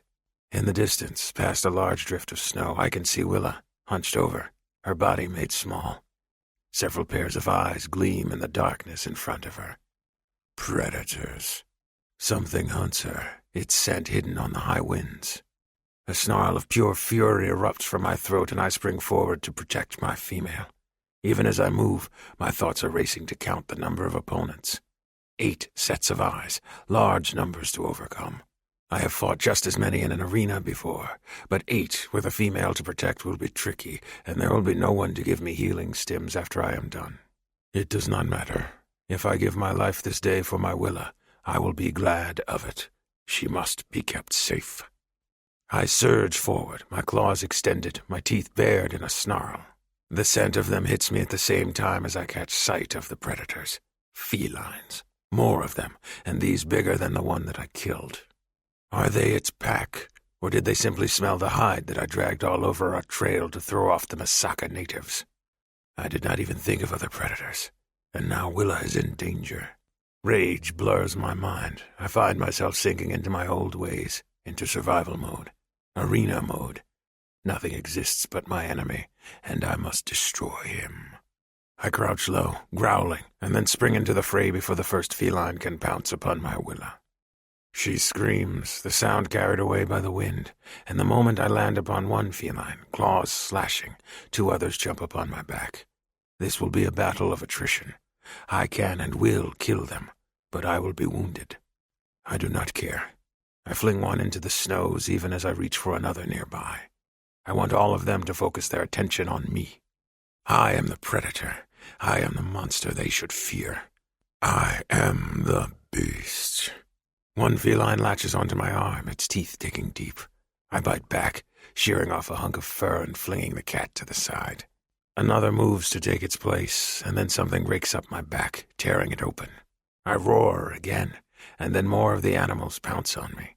I snap necks and break bones, even as my skin is torn to shreds under their claws. They hiss and retreat, only to pounce again. I do not stop either. I will never stop, not while my Willa screams and screams nearby. I send another feline flying, then attack the next. They seem endless, and as they continue to attack, I grow more savage. I rip at flesh and snap bones with my teeth. I tear and rend and destroy in a haze of fur and blood and snow. I sink my teeth into my newest kill and taste hot flesh, even as I shred it and cast the creature aside. Something howls in the distance, and I glance up. Blood runs into my eyes, and as I squint, I see Willa standing over one feline, the spear lodged into it. The lean-to is still attached to her spear. She grabbed the entire thing and came to my aid. I am stunned at her bravery. My brave female. Blood runs down her arm, her sleeve destroyed, and she looks up at me, panting. A sob catches on her breath, and I wonder at how loud it is. Then I realize that the animals are dead. I look down at the snow at my feet. It is nothing but blood and guts. There are bits of a feline here, and parts over there. I hold my hands out and see they are covered in spatters of matter and tufts of white fur. One of my claws was ripped from its bed, and there is a deep gouge on one hand, so deep I can see a hint of white bone underneath. The wound throbs, but all of my body throbs. I feel achy all over, but it does not matter. I stagger towards my female. Willa. Gran. She drops the spear and moves toward me, her face shiny in the dark. Her eyes are leaking water onto her face, and as she sobs, she touches my arm and then withdraws again as I hiss at the sharp stab of pain. You hurt? Are you well? I run my good hand over her body, checking her for injuries. You should have stayed back and let me fight. She tries to move my hands away, and then cries something angry. You're bleeding everywhere, Gran. Come, I tell her.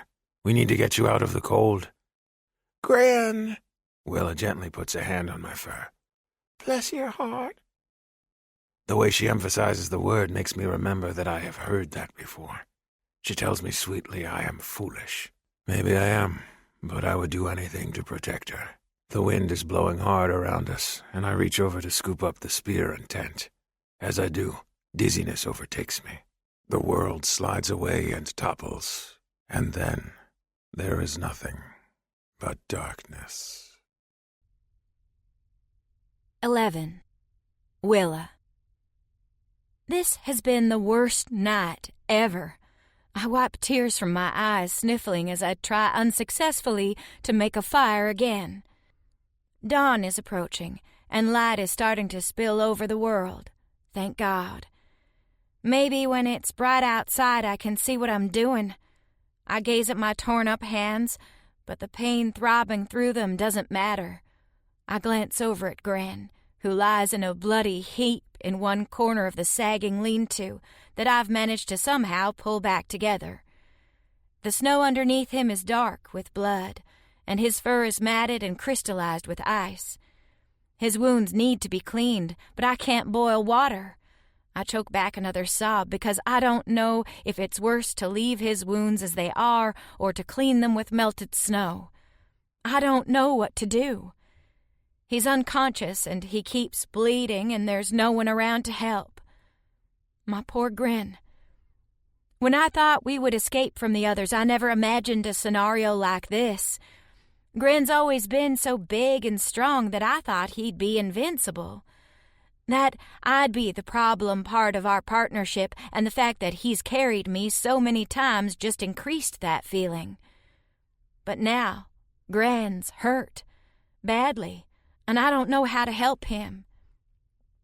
I'm going to fucking try, though. I won't give up on him. There's so many things that need to be done that I'm feeling slightly overwhelmed with all of it, though. My arm hurts and throbs where one of the snowcats attacked me.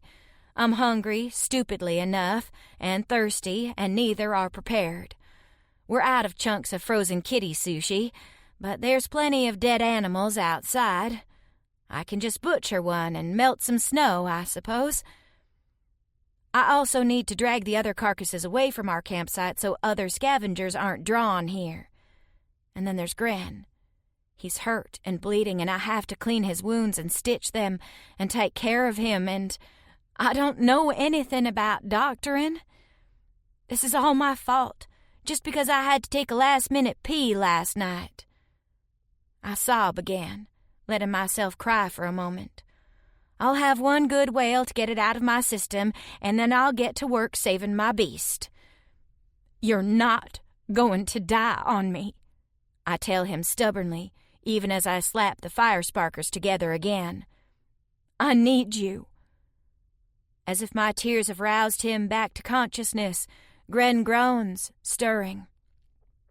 I forget all about fire-making and move to his side, crawling over the snow in the small frigid lean-to. Gran, are you all right? Tenderly I brush a dark lock of hair back from his face.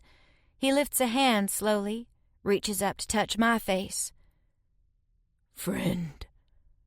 Your friend, I agree, new tears leaking from my eyes as I press my lips to his palm. "I'm going to take care of you. Just lie down and rest." Instead of listening to me, though, he struggles to sit up.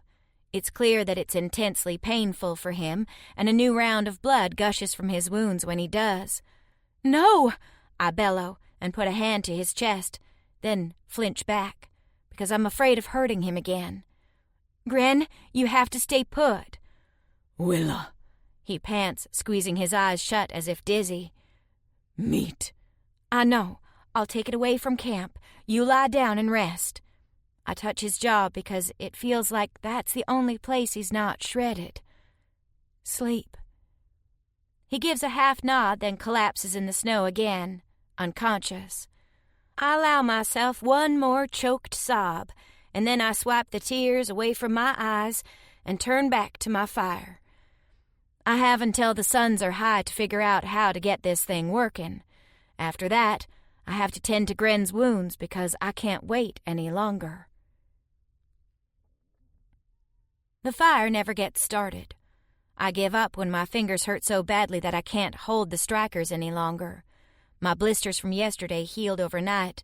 That must be the super healing cootie at work. But I put so many fresh ones on them that my hands are worse than before. I give up and spend the next few hours pressing sips of water into Gren's slack mouth, and then dragging the dead cats away from our camp. One of them is gone, dragged away in the snow, and I see a lot of tracks that almost look human.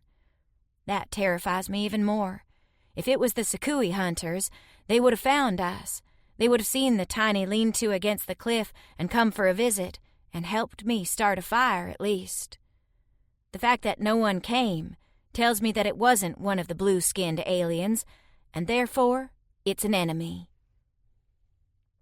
I keep the smallest of cats and butcher it a safe distance from camp, then bury it in the snow and hope that does enough to disguise the smell.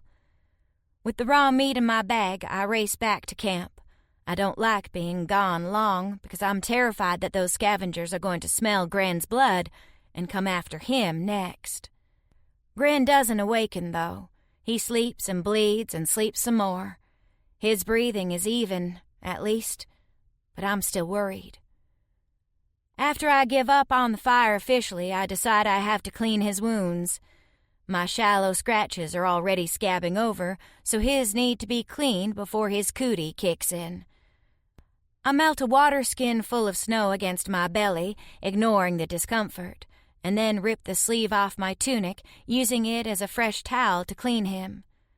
I don't have soap either, and I'm full of despair at how primitive we're living. What I wouldn't do for a good aloe vera plant, I tell him, thinking of Mama's favorite cure-all. Well, that and a bottle of whiskey. I'd take that, too. A shot for me to brace my shredded nerves, and then the rest to disinfect Gren's wounds. His injuries look bad, so bad that I feel completely incompetent and helpless as I reveal them.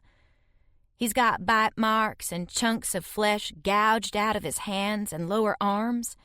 Deep, horrible slashes cover almost all his skin, so I press cool snow to them and hope that it helps ease some of the pain. I've never seen anyone so cut up, and as I touch the gouges on his mouth, I try to remember how many of the cats I dragged away. 7, 8, does it even matter? He was outnumbered, but he just waded in to save me. For a moment I hate everyone back at the old camp who thought he was a monster. That's not even remotely the Gren I know. The one I know is wary to trust, yes, but so loyal and protective it takes my breath away. This is my fault. I know. He went out to save me, and now he's suffering. I keep hoping as I swipe away blood and clean his fur that some of the gore covering him belongs to the cats he killed, but most of it is his. I don't know how one person can bleed so much and survive, but he continues to hang in there, even if his breathing is weak and rapid. I'm taking that as a good sign. Gren's a big, strong guy. He'll have a lot of blood. He'll be fine, I tell myself. Just fine. He's just resting. The wounds look worse the more I clean him, some so deep that I wonder if I should just try stitching him up. The problem with that is that I don't have string. I have leather, and I don't know what that'll do for infections. I'm hoping his cootie will kick in and fix things faster than me mucking around will. Get to work, cootie, I whisper to it. I need him back. Not because of sex, not because I need him to take care of me. I just want my friend. I keep bathing him over and over until my hands are numb with pressing snow to his wounds and my stomach hurts from melting the contents of my water skin. At some point I pass out and wake up with my cheek in the snow, my body sprawled next to his. He sleeps on. The suns have gone down and now it's completely dark. I shiver, worried, and creep a little closer to him. I hope no more of the cats come here, because I can't defend him the way he did me. One, maybe. More than one? We're both fucked. Y'all can just stay home, I tell any critters outside. Leave us alone. Willa. Gren groans, voice faint. I'm here, I tell him softly, leaning closer. Do you hurt? Stay, he whispers, and reaches out for my hand in the dark. friend. Does he think I would leave him? I'm horrified at the thought. I'm not going anywhere, I promise, and gingerly hold his hand. You and I are together until the bitter end.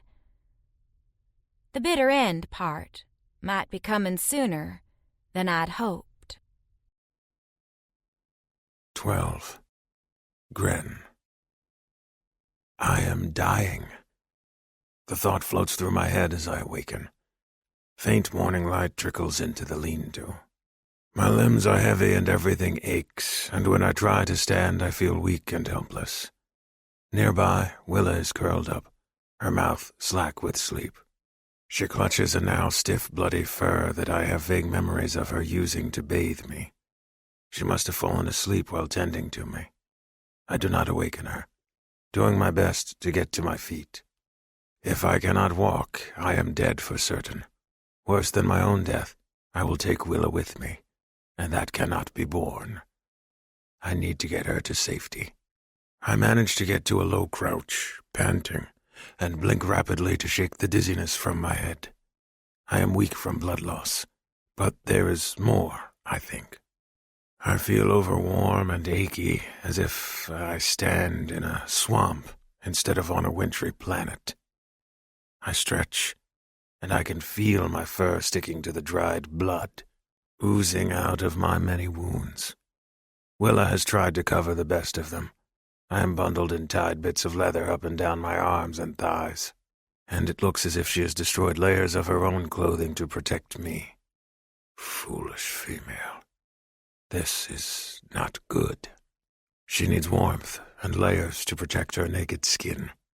She does not have fur to protect her. I touch one wrapping that aches like a sore tooth, and pain shoots up my arm. Infected. I will be dead in days, then. At least I have had Willa's kindness and friendship. I touch her cheek gently, thinking of how freely she has given me her touches. No male was ever so lucky. With my dying strength, I must get her to safety, so she does not die with me. Willa, I murmur. She jerks awake, her eyes flying open. There are dark hollows under them, and her lips are pale. Oh, Gren, you're awake. Come, I tell her, wishing I had the words to say that we must journey on. That I must take her back to the beach, to the others that can tend to her. They did not treat her as a slave, after all. She will be safe there. Lie down. Willa tells me, her hands fluttering over me. You're hurt. I point. My arm is so heavy that the movement feels incredibly slow. Out at the snow. Come. What? Her jaw drops and she scrambles to her feet, sputtering a wealth of words I cannot follow. I know she is upset. She thinks I will kill myself if I walk outside. Perhaps I will. Walking anywhere feels like the greatest task I have ever undertaken. But Willa must be brought back to the others if I am to die. This world has no medbay, no surgical machines to fix wounds, no stims to charge failing organs into new life. I am tired and I am weak, but I will do this for her. She gave up the others for me. I would give up my life for her. There is no question, so I begin to dismantle the lean-to even as she trails after me, uttering protests in her odd language. Gran, She finally calls. please. I can hear the upset in her voice. I turn, even turning feels like a challenge, and look at her sad eyes, full of water. She does not understand. I reach up and cup her cheek, though it takes an absurd amount of strength. Willa. Friend. Friend. She agrees, her expression troubled. Come, I tell her, and lean heavily on her spear as I drag the leather lean-to down to the ground. We will take apart our camp, and then I will find a scent trail from the others and lead her back to them. Willa. I can't get Gren to rest. He refuses every time I ask, even though every step seems to be hard-won. Gone is the boundless strength of the man that carried me and all of our goods through hip-high snow without a problem. I carry our pack now, and Gren leans heavily on the spear. Every so often he sways, and then I support him for the next few steps until he gets his balance again. He's silent, putting one foot in front of the other and constantly sniffing the air as if looking for a particular scent. He wants to go somewhere, and because I can't stop him, I go along with him. I'm tired, hungry, I haven't eaten since he got hurt, and more than anything, I want Gren to put his big, strong arms around me and hold me close. I really, really want a hug. But none of that is possible right now, so I stay at his side doing my best to be strong and capable as he plods forward, endlessly. We leave the cliffs behind, heading into what feels like a valley, and then back up an even steeper slope. The walking becomes difficult, the paths rocky, and the climb so slanted that even my uninjured legs struggle with every step. Gren continues relentlessly forward, though. Every once in a while, he'll pause to catch his breath, then he'll say, "Come," and keep going. So I go with him. I won't leave his side, even though I worry he's killing himself. Then again, this might be a custom for his people when they're dying, though the thought chokes me with grief, and I want to scream at the unfairness of it. In the next moment, I tell myself that he's not dying. He's not. He's just leading us both safely out of the way of more of the snowcats, and that's what he keeps sniffing for. "Please don't die," I whisper to him, and I want to reach out and touch his fur, but his wounds still seep, and I'm afraid to hurt him. So I keep my hands to myself and my fears to myself, and if I want to scream and scream, well, I keep that in too. Gren needs me as his friend right now, and by golly, I'm gonna do it. The sun starts to go down, and I feel a hint of panic as the temperature drops and the world begins to turn a grayish purple with twilight. We're high up, the paths winding along the side of an even steeper cliff than before.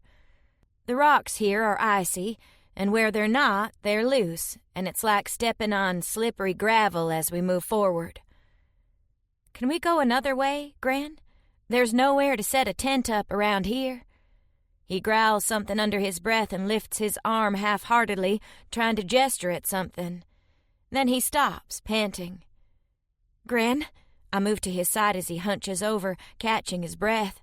I touch him on the one spot on his shoulder that doesn't seem to be torn up, and I'm shocked at how hot he feels. Not his normal toasty warm, but feverishly warm. He's sick. His cootie isn't taking care of any bacteria that might have gotten into his cuts. "You're not well, Gren," I tell him, trying not to choke on the grief rising in my throat. This is how it started with my brother, Isaiah. just a fever, and then days later he was in the hospital, then dead from meningitis. There's no hospital here. We're all alone. And things were never the same after Isaiah died. They went to hell and never came back. Mama got hooked on drugs, Daddy left, Uncle Dick moved in. Please, I whisper to anyone that's listening, I'd deal with 100 Uncle Dicks if it would save Gran. He pants for breath, and I see the hair on his head is clinging to his dark, thick brow with sweat. He tries to gesture up the slope once more, then his arm flops back down to his side, his strength nearly gone. It's all right, I tell him. If you want to go up there, we'll go up there. I point where he pointed and nod. Come. Come, he agrees and struggles to his feet, the effort so difficult that it brings tears to my eyes. I fight them back and slip myself under one arm. Normally I'd be too short to support him, but he's so hunched with pain that I fit perfectly under his shoulder and let him lean on my strength. Willa, no, he manages. His words are slurring. Willa, yes, I tell him. Come. And I take a slow step forward. I'm not leaving you, friend. He groans, leaning heavily on the spear. Bless your heart, he mumbles. What? I'm shocked to hear it, and then a hysterical laugh bubbles up in my throat. He must have heard me say it a few times and is parroting it back to me. I guess the context is pretty clear, but it's so insane and yet perfect that I can't stop laughing. I love you, Gran, you know that? And then I sober, because I realize it's true. I'm falling in love with the guy, and he's killing himself to go up this stupid cliff path. But then he leans heavily on me again, and I draw every bit of strength that I have to support him and move forward, picking my steps carefully as we continue up. A few minutes later, I see it. There's a reason why Gran has pushed so hard to come up here. There's a fucking cave. We're saved. Glory, hallelujah. 13. Willa. I managed to half drag, half support Gran up to the entrance and then inside. The entrance snakes around a big branch of rock, protecting the interior from the snow and wind that howls outside even now. It occurs to me as the cave opens up from the narrow passageway into a much larger chamber that we might have just walked into a bear's lair. Or whatever this planet has that passes as a bear. Too late now. It's all quiet inside, though, the only sound that of Gren's ragged breathing and my panting. It's not entirely dark, either. There's a hole in the ceiling somewhere up ahead, and snow and watery light drifts inside. I can see lumps vaguely in the darkness, and for a moment my body freezes in terror. I instinctively back away, and it takes a few moments for me to realize that nothing's moving. Of course nothing's moving. Gren wouldn't lead me into danger. This is where we were coming? How did you know? I ask him. He just sags against me, his strength gone. Mine is nearly gone too, and I help him to the ground, then tuck my pack under his head as a pillow. You rest, I tell him gently. I'll see what we have here that we can use. It only takes me a few minutes to find out that this cave is a dream come true. The lumps? They're supplies. I find baskets full of the weird trail mix, furry bundles of blankets, and stacks of the weird poop cakes that they use as fuel. Everything we need is here, and someone supplied this cave recently, which means they'll be back. I'll worry about that problem later. For now, though, it's ours, and Gren's safe. I make my alien as comfortable as I can, giving him a few sips of water and urging him to eat a handful of trail mix. He doesn't really seem interested in eating, so I scarf down what he leaves behind and continue to give him water. I unroll blankets and tuck them around his body to keep him warm. We've got supplies now, Gren. Everything's going to be all right. He reaches for my hand, and I clasp his in mine. It's going to be okay now. I repeat that over and over again to myself because I need to believe it.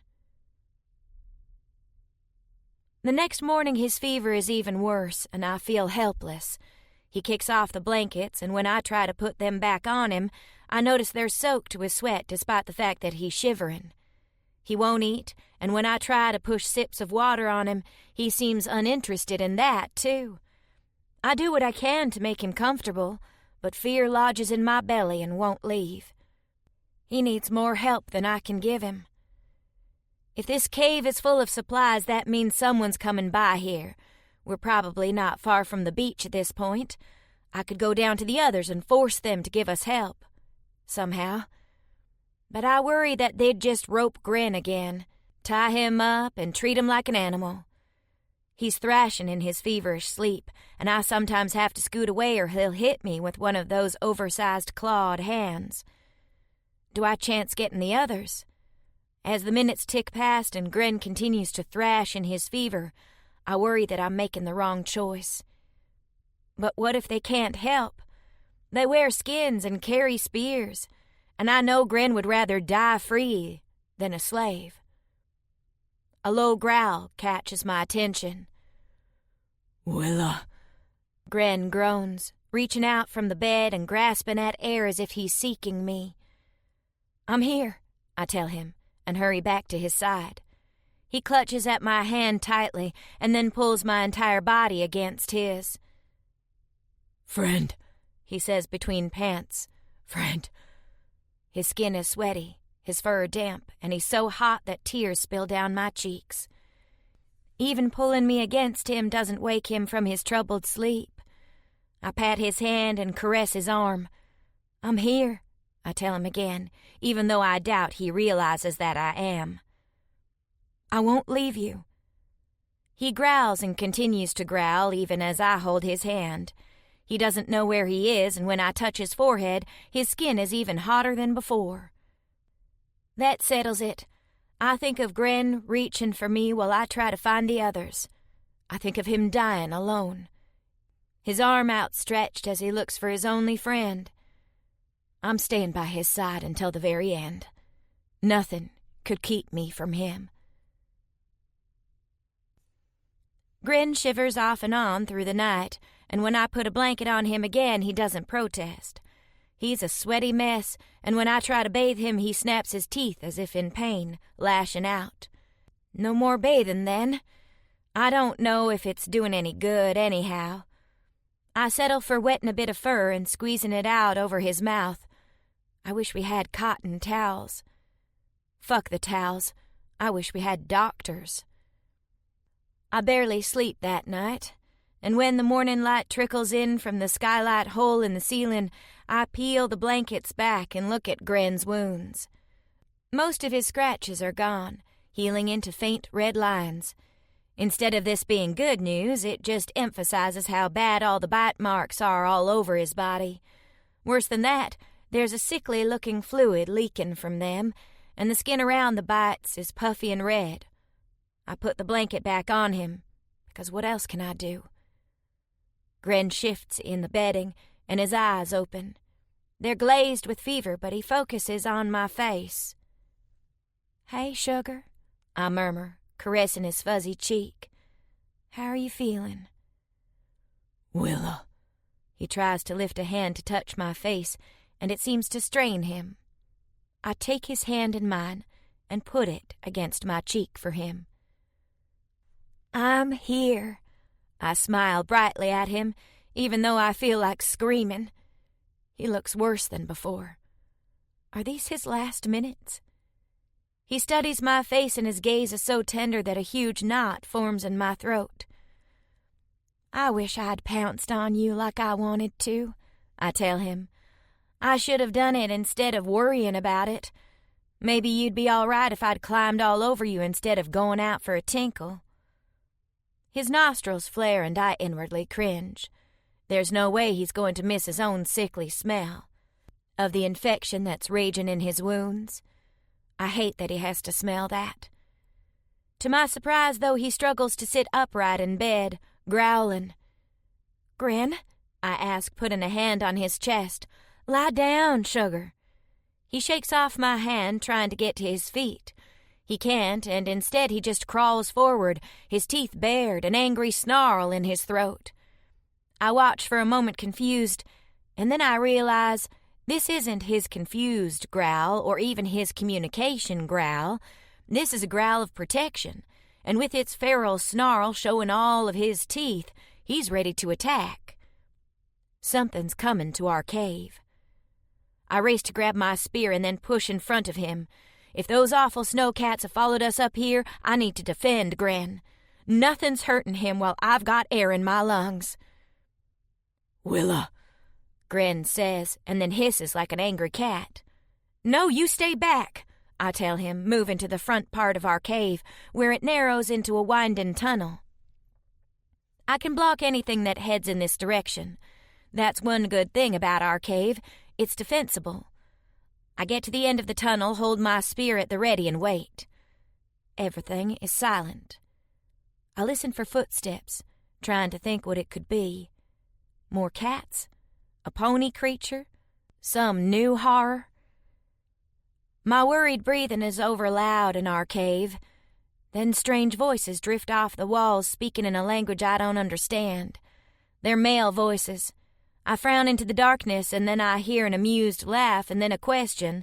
The word Mahdi is spoken, and I gasp with realization. Hunters. From the tribe. They found us. I clutch the spear tighter, my body trembling with fear. "Stay back, Gren. We don't know if these men are friend or foe." He only hisses at me, lost in the fever. I'm not afraid, though. He would never harm me. A male alien comes around the corner, laughing at the companion behind him, and then stops short at the sight of me with my spear out. His eyes widen, and I recognize the long, messy braid of hair. Zolea, Veronica's friend. Behind him, Hassan nearly runs into his back when he stops. We all look surprised to see each other. Gren hisses, breaking the silence, and then growls, shifting on his feet, as I watch the two aliens reach for their belts, and it's then that I see the ropes. They're not here on a friendly meeting. "Get the fuck out of here!" I scream at them, shaking my spear in their direction. Zolea murmurs something, putting out his hands to indicate that I shouldn't attack. I jab at him again to show that I'm serious. "You're not touching him. Go away. No one wants you here." "I just said we only want to talk." Zolea speaks in that soothing voice. Then he frowns. "Did you not get a translation chip from Marduk?" He repeats the words in the other language, the fluid one of their people, and takes a step forward. I stab at him with my spear, this time close enough to make the leather laces on his vest twitch, and Hassan hauls his friend backward. Both of them are scowling, but I don't care. They're not touching my Gren. Translation chip? I'm irritated that they bring up something like that as if it's a carrot to be dangled in front of my nose. And then I'm just full-blown angry. Gren hasn't been able to speak to anyone at all. No one tried to give him a fucking translation chip. "Leave us alone," I tell them, furious. "No one wants you here." Gren growls again and then ruins the effect by panting heavily. He collapses on the stones at my feet, hisses again, and then tries to crawl forward, as if determined to protect me with his dying breath. That breaks me. "Y'all get out of here," I say again, sweeping my spear at them. "Willa," Hassan says. "come back with us." "Never. Not when they brought ropes with them. They can turn right around and leave because we are never going with them, ever." "He is dying," Zolea states, his gaze flicking to Gren. "Then he's going to die here, free." I shove my spear at them again, getting hysterical. "But you two fuckers are getting the hell out of here." At the wild note in my voice and the crazy swing of my spear, they both step back. Zolea exchanges a look with Hassan, and then they both turn to go. "We will go," Zolea says. Good, I call after them as they disappear down the tunnel. I remain where I am, quivering, spear white-knuckled in my grip. I listen to their footsteps retreat, and then they speak again, their voices muffled as they head outside. I hear their boots crunch on the slippery gravel slope, and then they are gone. I sag to the ground, exhausted and trembling. We've been found. I shudder, thinking of the ropes they carried at their waists and how close Gren came to being tied up by them again. It would be pure torture for him. He's going to die free, damn it. A big hand curls around my wrist, and then Gren strokes his thumb over my skin. Willa, he pants. Friend. That's right, I tell him, weeping. I'm your friend. Let's get you back into your bed so you can rest comfortably. If nothing else, I can provide him that. It takes a long time to get Gren's hulking body back to his pile of furs, and by the time he's settled, we're both exhausted. I manage to get him to drink a few sips of water, but he refuses food and goes quiet, and I realize he's passed out. I watch him sleep for a minute, my heart aching as I gently brush the sweaty hair from his brow. Nestled in the wild length of his dark hair, he's got tiny horns just above his brow. Huh. I keep stroking his head, wishing I could do more for him than just touches. I won't leave you, I whisper to him, and then I get up. I'm wiped out, but I can't rest. I glance over at my spear now lying on the floor and grab it.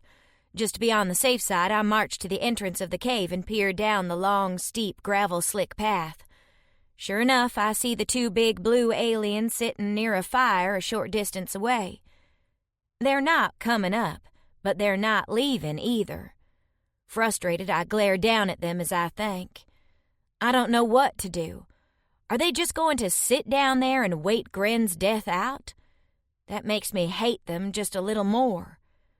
Eventually, I go back into the cave. There's nothing I can do about them except stay alert. If they decide to attack, they'll do it at night, so I have to stay on guard. I rub my tired eyes and return to Gren's side, because I want to be there if he wakes up. I take his hand in mine and keep my other hand on the spear turned toward the cave entrance. I'll keep watch over you, Gren, I whisper to him. I'm half drowsing when I hear the loud scratch of gravel outside on the path. I jerk awake, my heart hammering, and I race back to the entrance of the cave, down the winding tunnel, spear at the ready. I told you to leave us alone, I cry out. The male alien just raises a hand in the air. It's Hassan, his hair cropped short and loose at his shoulders compared to Zolea's long, sloppy braid.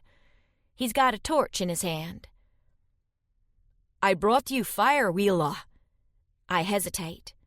Why? I ask warily, not moving toward him. Because you do not have any. Bless your heart, I tell him, but I don't move forward. I don't need anything from you. Just go and leave us alone. Zolea is gone, he says as if that answers everything. I have brought you fire. He gestures, indicating I should take the torch from him. And a word of advice. I said I don't want anything from you. There is a basket in the cave, he continues, talking louder so his voice carries over mine. It is full of short, green needles that smell foul when you crush them. Put a pouch of water over the fire, add a handful of needles, and let it cook until the smell turns sweet. Then have him drink it. I eye him warily. Why? It is for pain. It will not help his sickness, but it will help him sleep easily. And he holds the torch out to me again. He could be lying. He could be misleading me into drugging Gren so they can tie him up and drag him back to camp. But I'm so tired that I can't think straight, and I desperately want to help Gren any way I can. And then you'll leave? I will not leave. I will stay below and keep scavengers away from your cave. He hesitates, then adds, You left a large scent trail that will bring predators. They like the smell of the weak and will come hunting." I don't know what to say to that. I hesitate, then move forward and take the torch from him and retreat back into the cave. I don't thank him, though it goes against my southern upbringing not to. I still don't know if this is a trick. But I have fire, and Gren might have a pain reliever. It's more than we've had, so I'll take a chance. 14. Willa. Another day passes. Despite the tea, his wounds get worse until I feel the sickness of it is in my nostrils. I keep the fire going, though, and force tea on him every time he wakes up. Hassan doesn't return to bother us, at least, but Gren doesn't awaken much either. I feel like he's sinking, and it's just a matter of time. So I curl up next to him and hold his hand, tracing my fingers over the uninjured parts of his knuckles to let him know that I'm here, and I'm with him, and that I won't ever leave his side. I don't even realize I'm asleep until I hear Gren growl. I spring to my feet, disoriented and dizzy. I'm so tired that I'm drifting off to sleep even when I'm not supposed to. I don't remember the last time I ate more than a handful of trail mix, and I'm weak and tired. I scramble to pick up the spear even as I hear voices in the tunnel. Different voices. "Gren?" A woman calls out and my alien growls furiously. "My name's Veronica. I'm here with my mate, Ashtar. We're not coming to hurt you or to try and take Willa away from you. I know you're wounded and we just want to help you. Can we come in?" Veronica? The girl from the beach? The one that resonated to the golden guy. What would she be doing here? Confused, I clutch the spear and look at Gren still in the blankets. His eyes are glassy, and he's growling furiously, but he makes no attempt to get up. That's bad. "Gren," I whisper, "how are you feeling?" He gives an angry snarl, and then he's silent. My heart hammers painfully in my chest. He's worse than ever. These might be his last moments. I turn to the tunnel uncertain. Veronica says she wants to help. Do I trust her? I think of her face, unassuming and sweet, and decide to take a chance. "Wait here," I tell Gren. I slap the spear down on the ground and grab the bone torch from the edge of the fire. It's the same one that Hassan used, and I think it's a thigh bone of some sort of animal with sticky, resin-covered leather on the end that seems to burn for a long period of time. I saved it in case I needed it. Now I stick it into the fire, wait for it to catch, and then head for the tunnel. I go a few steps in holding the torch high, and then I see them. Veronica's there, her brown curls wind-tousled and her skin rosy. She has a fur muff over her hands, and her leathers look so much cleaner than mine. She smells fresh. I probably look like a crazy woman, and I touch my hand to my filthy hair absently. How long has it been since I bathed? It's not on the priority list. Ashtar's behind her, one hand on her shoulder and frowning at me. I ignore him and study Veronica. "You mean it?" She blinks. "Which part?" "The part where you're not going to take me from him." I hold the torch higher so I can see both of our faces. "We're here to see if we can help. That means healing, and it's all that it means, I promise." "Yeah, I'm not sure I believe that." "You're not here to rescue me?" "I guess that depends if you want to be rescued." Veronica's expression grows wry. "Ashtar took me away, and I guess that could be interpreted as stealing me, except I have no desire to be rescued. I'm not sure that the big blue guys agree, but I figure there's room enough on the planet for everyone to have differing opinions now and then." I hesitate. Do I trust them? It sounds good, but I don't know anymore. I'm so tired. I rub my face wishing I knew what to do. "Please, please don't betray my trust." "We won't." Veronica's voice is easy, confident, and she steps forward, palms spread to show she has no weapon. He's injured, isn't he? I fight to speak past the knot in my throat. He's dying. I don't want him to die thinking he's still someone's captive. Please. He won't. I'm a healer, Willa. I can heal him, or at least I can try. But I can't do it out here. A healer? I don't know what she means by that, but Gren is on his last legs. If he was a dog, Uncle Dick would have put him down days ago. I still hate Uncle Dick. Anger and frustration rush through me, followed by exhaustion. If I'm going to trust them, I need to move out of the tunnel. Please, I say, not entirely sure what I'm asking at this point, and then indicate they should follow me. I head back into the cave that's been our home for the last 2 days. Or has it been more? I don't even know any longer. I drop next to Gren's spot, and I can hear him growling low, even though his eyes are focused on nothing but the fire. He doesn't see me. I take his hand anyhow. Gren, friends are here. They're going to help you, all right? He growls, and I don't know if he's answering me or just reacting to different scents. Veronica is fearless, bless her heart. She moves to my side and smiles cheerfully. Hi, Gren. I'm Veronica. That guy over there is my mate. She points across the fire to the big golden guy who has his arms crossed and looks as if he's ready to snatch Veronica away if Gren makes one wrong move. Veronica doesn't seem to see it, though. She pats her chest. You can probably hear us resonating, right? That means there's no chance either of us is going to take Willa from you. Bless her heart 1,000 times. She actually thinks he can get up from his bed. I stroke his hand, and for a moment I think he can see me. I smile at him, trying to make it seem like all of this is totally okay. I hate that we're talking around him, though. He only knows a little of our language. No one gave him a translation chip. Will he attack if I touch him? I want to help, but I have to put my hands on him to heal him. Faith healing. Yeah, okay. I've seen this in a few churches back home.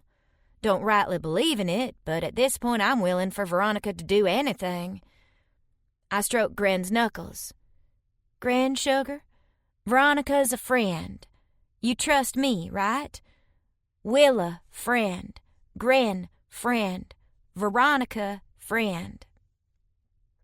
His eyes focus on me. Friend. His gaze flicks to Veronica, and then he snarls as if just now seeing her. I lick my lips and don't let go of his hand, because I need him to trust her. I crawl on my knees, moving to his other side so I can give her room to sit by him. Ignore the snarling, I say, my voice soothing as I caress his brow. I don't know if I'm speaking more for him or for her, or if I'm just tired and babbling. I had an old feral cat back home that would hiss at you even when she showed up for cuddles. I think he thinks it's normal, and no one's ever tried to show him otherwise. He really is a good guy, though. Very sweet, very caring. He's protected me and kept me safe. He doesn't deserve to die like this. The best guy. I love him. I watch as he closes his eyes, and I want to put his hand to my mouth and kiss his knuckles so he feels my touch, but I don't want to interfere either. He's not going to, Veronica tells me, all confidence. She reaches for the blankets and peels them back, and someone gags. What happened? I find myself lying to her. The truth, me taking a stupid pee, seems too ridiculous to share. That's private for me and Gren to know. Snowcats, I say, a lot of them. They were hungry and thought I was dinner. Gren saved me. I feel like crying all over again, and I kiss Gren's knuckles thinking of how brave he was. I was out hunting, I lie. Didn't even realize I'd wandered into a den of them. I'd be dead if it wasn't for him. That part's not a lie, and I give her a defiant look. The others can call him any kind of monster they want, but he's been wonderful to me. She doesn't look up, just continues to study Gran. Is that why he stole you? Because you two resonated? What? Stole me? Everyone thinks he stole me? He didn't? I'm shocked that they would think that. No wonder Hassan and Zolea came after us with ropes. They think I've been abducted. No! I freed him and we left. Why would I want to stay with people that treat him so badly? He was scared and they tied him up like he was an animal. I wanted to help him and he didn't want to be alone. No one stole me. I see. We can tell the others about that. Maybe it'll change their minds. Did you two... have you... She looks uncomfortable. Are you guys resonating? I wish. I think of how many times I've rubbed my chest, wishing it would make some sort of peep towards Gran's. No, we're just friends. I think he could use someone that has his back. Does it have to be sexual? I don't imagine it does, no. I was just curious. Seems like there have been a lot of misunderstandings. We'll do what we can to help, and then we'll talk to the others, won't we, Ashtar? She turns and smiles at the giant by the fire. He crosses his arms and looks sour. No one is taking us anywhere we don't want to go. I did not escape one master to have new ones. For some reason, that makes me feel better. I'd forgotten that Ashtar was a slave, too. He'd understand how Gren feels. Maybe Veronica can do something for him after all. I watch as she offers him her hand. Gren snarls at her, fever glazing his eyes. Gren, I squeeze his hand and then touch his chest, careful of his wounds. Veronica is a friend. Willa, friend. Veronica, friend. Gren, friend. His eyes focus on me, and I hope I'm right. If they betray us... But I give him an encouraging smile, hoping he can see the love in my eyes. He looks over at Veronica slowly, at her outstretched hand. Friend, he says eventually, and then puts his hand in hers. The moment they touch, Veronica goes utterly still. Her eyes snap shut, and then she stiffens. Gren does too. Worried I keep petting his hand. It's going to be all right, I whisper to him. But then his eyes close and he groans, slumping into unconsciousness. I panic, looking at Veronica, but she hasn't moved. She still sits, resting on her folded legs, her hand tightly clenching his, her back ramrod straight. Her eyes move under her eyelids like she's having a wild dream. Worried, I glance over at Ashtar. This is how she heals, he says, his voice terse. He hasn't moved, just watches Veronica from across the fire as if he's torn between kissing the heck out of her and snatching her away. This is normal. Is it? I glance down at Gren, who's passed out. He's unconscious, but his breathing does seem to be easier. She's really a healer, then? It is something with her kui, he explains, tapping on his chest. I have seen her do this to others. She healed my wing, too. I squint up at him. Wing? What on earth is he talking about? But he only watches Veronica, ignoring my question. I figure I heard him wrong and turn back to Gren. Will this work? If anyone can do it, she can. There's so much pride in his voice that it's reassuring. So I watch for a bit longer. Veronica doesn't reach for him or touch his wounds. She just holds his hand, and her cootie gives off this weird song that's different from before. At first, I think she's resonating to Gren, my Gren, but I realize Ashtar's not worried, so this just must be a thing that goes with healing. Thank you for coming, I tell him. I don't know how you knew. Zolea told us. He insisted. Zolea? I'm surprised. I thought he and Hassan were doing their best to get me away from Gren. Why heal him? I don't have answers, but if I see Zolea again, I'll tell him I'm grateful. Even if he hates Gren, he's saving him. I think of Gren and watch his beloved face. His snout twitches ever so slightly, but he doesn't rouse.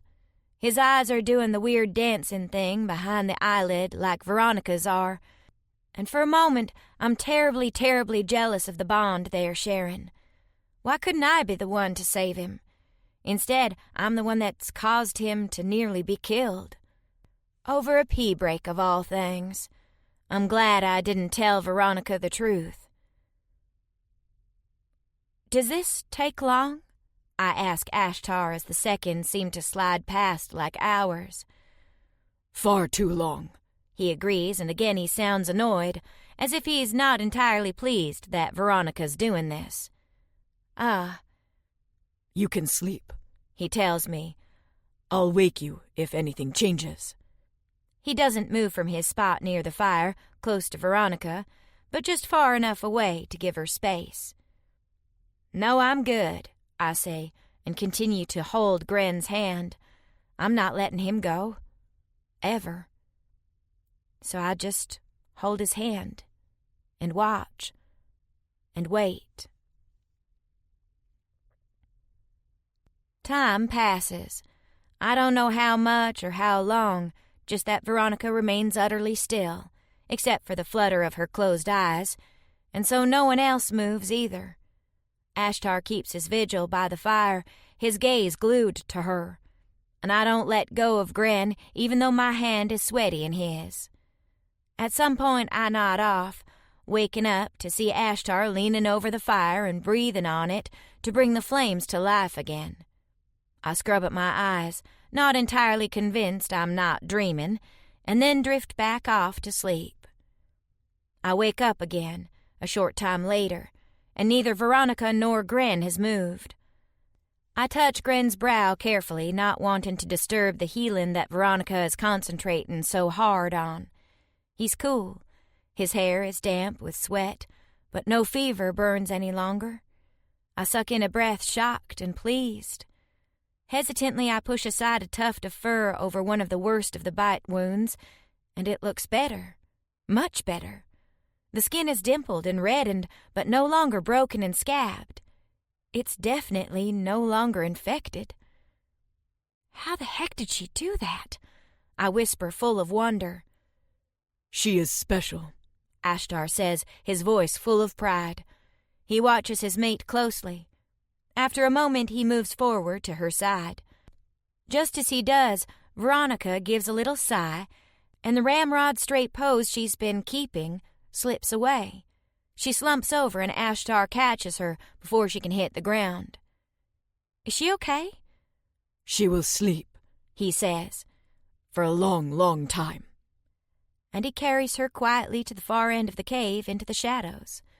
I hear him rustling about in the furs, no doubt setting up a bed for his mate. And then it gets quiet. It's just me and Gren by the crackling fire. I turn back to him, stroking his knuckles thoughtfully. Did she heal you? I whisper to my sleeping beast. Are you going to come back to me? To my delight, Gren's lips part. He opens his eyes and gazes at me sleepily, and then bares his teeth in that grimace of a smile that I've come to love. Bless her heart, he tells me, and pats my cheek sleepily. And I cry-laugh and kiss his knuckles with happiness. 15. Gren. I smell others in our cave, along with the old scents of Masaka natives who have been here in the past. There is the vague scent of more recent visitors, and the smell of a mated male and female. The male is not of a species I recognize by scent, but the female is human. I filter through my blurry memories of my sickness, and vaguely recall a golden male and a faceless female with soft, cool hands and a gentle voice. And then there is my Willa. Even now she leans over me, carefully bathing my skin with a wet bit of fur. I am exhausted, weak as a Praxian kitten newly from the womb, but my mind is clear and my body is whole. The bites no longer ache, and even though I am tired, I feel surprisingly well. As Willa tends to me, I realize that while I feel better by the moment, she looks terrible. The curls of her mane are matted and full of debris. Her face is dirty, and there are hollows under her lovely eyes. She is thin, too, and I wonder if the others have been feeding her. Are we all slaves once more?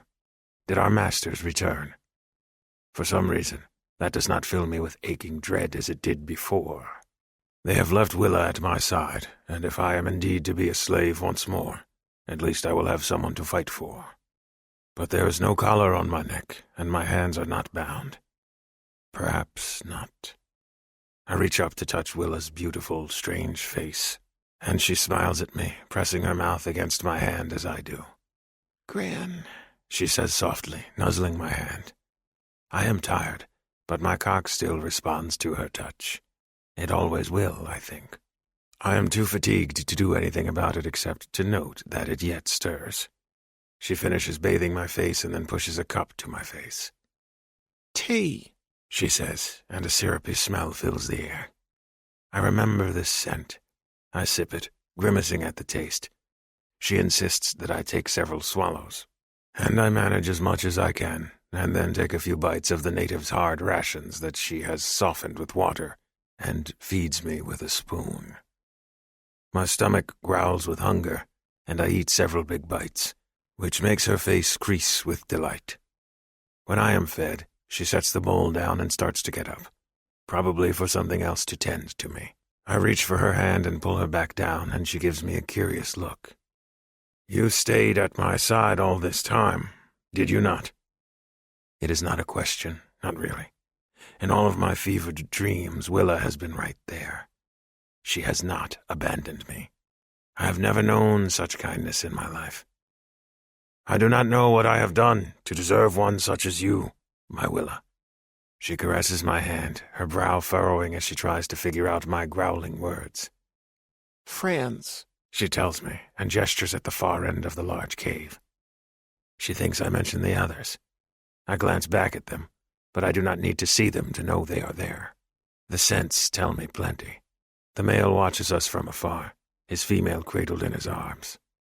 He gazes at Willa and myself for a moment, and then turns his back to us, his chest humming with an unfamiliar sound.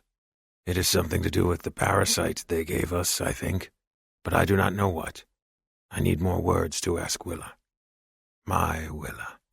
She watches me carefully, waiting to see my reaction. Does she think I will attack them for being in our cave? The female healed me. She brought me back to my Willa, and I will be forever grateful. So I clasp Willa's hand in mine. Friends, I agree. Willa just smiles and offers me more tea, and I grudgingly comply. I sleep. The tea is a sedative, I think. My dreams are full of the blue-skinned Masaka natives of this world, grabbing Willa and prying her from my side despite her screams of protest. I wake up hissing and angry, only to find that Willa is asleep next to me. She is still dirty and smells of sweat and smoke, but I do not care. I pull her against my body and tuck the furs around us. At some point I have been given fresh furs, and go back to sleep. I drowse through the day, and most of the time when I wake up, Willa is there to feed me and give me sips of water or tea. She helps me stagger to a basket in the corner of the cave that she has set aside for voiding her bladder, and then helps me back to bed. The others in the cave, the golden-skinned male and his mate, are very quiet in their corner, sleeping. Willa sleeps very little. She attends to me, and every time I stir, she leaps to her feet to see to my needs. When I am stronger, I will make sure she takes care of herself. I do not like the thought of her exhausting her fragile human body just to take care of me. She also seems uneasy that others are nearby. She watches the golden one and his sleeping mate with a slight frown on her face, as if she does not trust them. If she does not trust, I do not either. I hate that I am so helpless. Soon enough, though, I will be recovered, and then it will not matter. We will go far away from these others, find ourselves a cave to make our home, and then it will just be myself and Willa. I like that thought. By the time the next morning arrives, I am feeling much stronger. I sit up in bed, even though Willa makes protesting noises, and I feed myself when she tries to do it. I push away the tea she makes and drink plain water. I am tired of sleeping through the day. I flex one arm, and there is no response of pain. That is a welcome relief. Oddly enough, there are no muscle aches either. My joints do not throb, as they sometimes do after recovery from a difficult fight. And there are no random pains in my body that remind me that I am feeling the lack of stims from my old masters. I feel better than I have in a long, long time. Strange. Gran, you better, sugar? Willa crouches next to me and pushes a cup of water into my hands. Her worried gaze moves over my face, and she absently brushes a lock of mane off my forehead. Just that small touch makes my body stir, and I do my best not to notice how close she is, or how appealingly mouth-watering her female scent is. She is tired and has worn herself out caring for me. The last thing she needs is me pawing at her. I think about it, though. I watch as her teats jiggle when she gets up and moves to the fire, then touches a finger to the contents of the pouch warming there. Not tea this time, but a fresh, clean scent of something else. Time for bath, She tells me.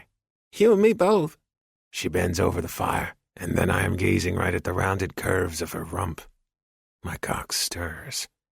Already my body is impatient for her touch. Irritated, I swipe at it and look around the cave. The male with the golden skin lurks in the far corner, attending to his sleeping mate. He glances in our direction once and then promptly ignores us once more. Lie back. Willa tells me, turning back to me. She has a wet towel in her hand. Let me take care of you. She puts her hand on my chest, her touch light and gentle. Again my cock stirs, and I watch Willa's face, wondering if she will notice, and what she will think. Lie back. She insists again, and I recline on my back once more. Willa moves over me, and then she begins to bathe me with gentle, sweeping motions. She lightly brushes the towel over my face, smiling down at me, and then moves lower, to my chest. The water is warm, and her touches are caressing, and I bite back a groan, reaching up to caress her face. Willa. I do not want a bath. I want to touch her. She chuckles and gives me a teasing look. You're still recovering. And then she deliberately goes lower, smoothing the wet towel down my chest and toward my groin. Just a bath, She tells me, her tone light and airy. Her touch is teasing, and she looks into my eyes as she dips the cloth and then bathes me lower, brushing over my cock. There is promise in her gaze, and this time I cannot bite back my groan. Soon. She tells me. Get better first. I know what she says, even if we do not share the words. Not yet. Not until my body is healed. It is a good response, even if I am impatient to touch her.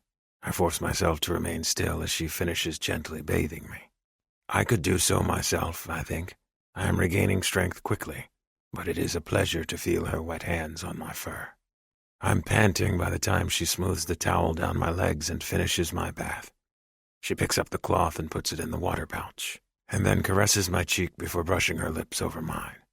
Soon, She says again. I relax on the blankets, reaching for her hand. She gives it to me, and I marvel at how free she is with her touches. No one has ever touched me so easily or so readily as her. In her eyes, I am not a slave, or a beast, or a gladiator. I am just Gren. And for once, that is a good thing to be. 16. Willa. Gren drifts off to sleep again, and I bathe quickly by the fire with the warmed water. Even though Ashtar does his best to give us privacy, I'm still acutely aware of his presence. Veronica hasn't woken up yet, and I hear the occasional delicate snore from that side of the cave that tells me she's still resting off whatever she did to heal Gran. Someday I'm going to repay her for her kindness, because I have no doubt in my mind that she's saved his life. The infection is gone, his bites are almost completely healed, and his eyes are bright with his quick intelligence once more. Even his cock responds. I didn't miss the hard-on he had when I washed him. I was glad to see it, because that meant he was back to his old self. And that also means we have time to finish what we started. Gren's sickness was a wake-up call, far as I'm concerned. Just a few days ago I dithered about taking things further with him because I didn't want to turn into Mama, using sex to get what I wanted. Almost losing him has changed everything, though. I don't plan on waiting any longer. I'm going to snatch at whatever happiness I can find with both hands and bury them in his soft, soft fur. I jumped to my feet, taking one of the small baskets of trail mix from the wall. I've set up Gren near the supplies, which means that Ashtar is on the far end of the cave, in a nook with Veronica. He's set up a nest of blankets, but there's no fire built back there and no supplies. I've noticed him come and go, but he hasn't said anything, and I feel a little guilty for being a bad hostess. I've just been preoccupied. He gets to his feet as I move over to his side of the cave, a frown on his face as he studies me. What is it? I can't help but notice that he stands between me and the sleeping Veronica, as if he's protecting her even from me. I wanted to bring over some dried food, just in case she woke up and was hungry. I offer the small basket to him. Ashtar takes it, the look on his face a far cry from the friendly, flirty man I remember from our landing on the beach. I think she will be asleep for a time yet. Gotcha. I hesitate. Are you okay? The look he levels at me is irritable. I will be, once my mate is awake. Until then, I would rather be left alone with her. Right. I sense a wee bit of resentment from him. She wore herself out, didn't she? She did. His voice is flat, his posture unwelcoming. I can't thank her enough, I say softly. I would have lost him. I choke on the statement, unable to say it aloud. His expression softens a bit. He reaches out and gives my shoulder an awkward pat. Just thinking about him makes a little shiver race through my body, and I can feel my pussy getting hot and slick. It's incredible that he's able to turn me on so quickly.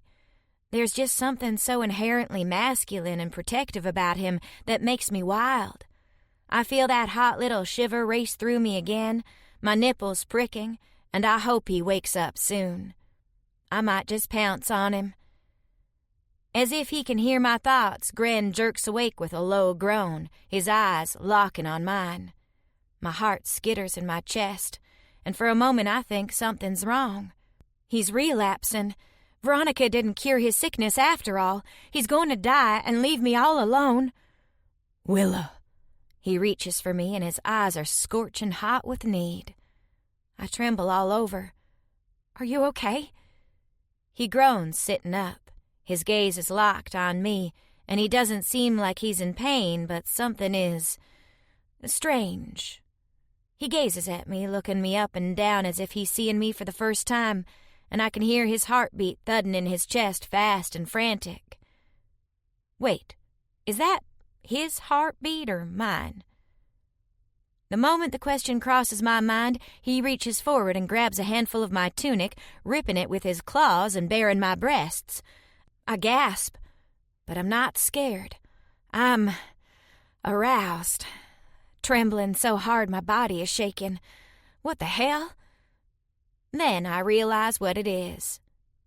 Gren, I say again, panting, and brush his hands off my clothes so I can press my palm to his breast.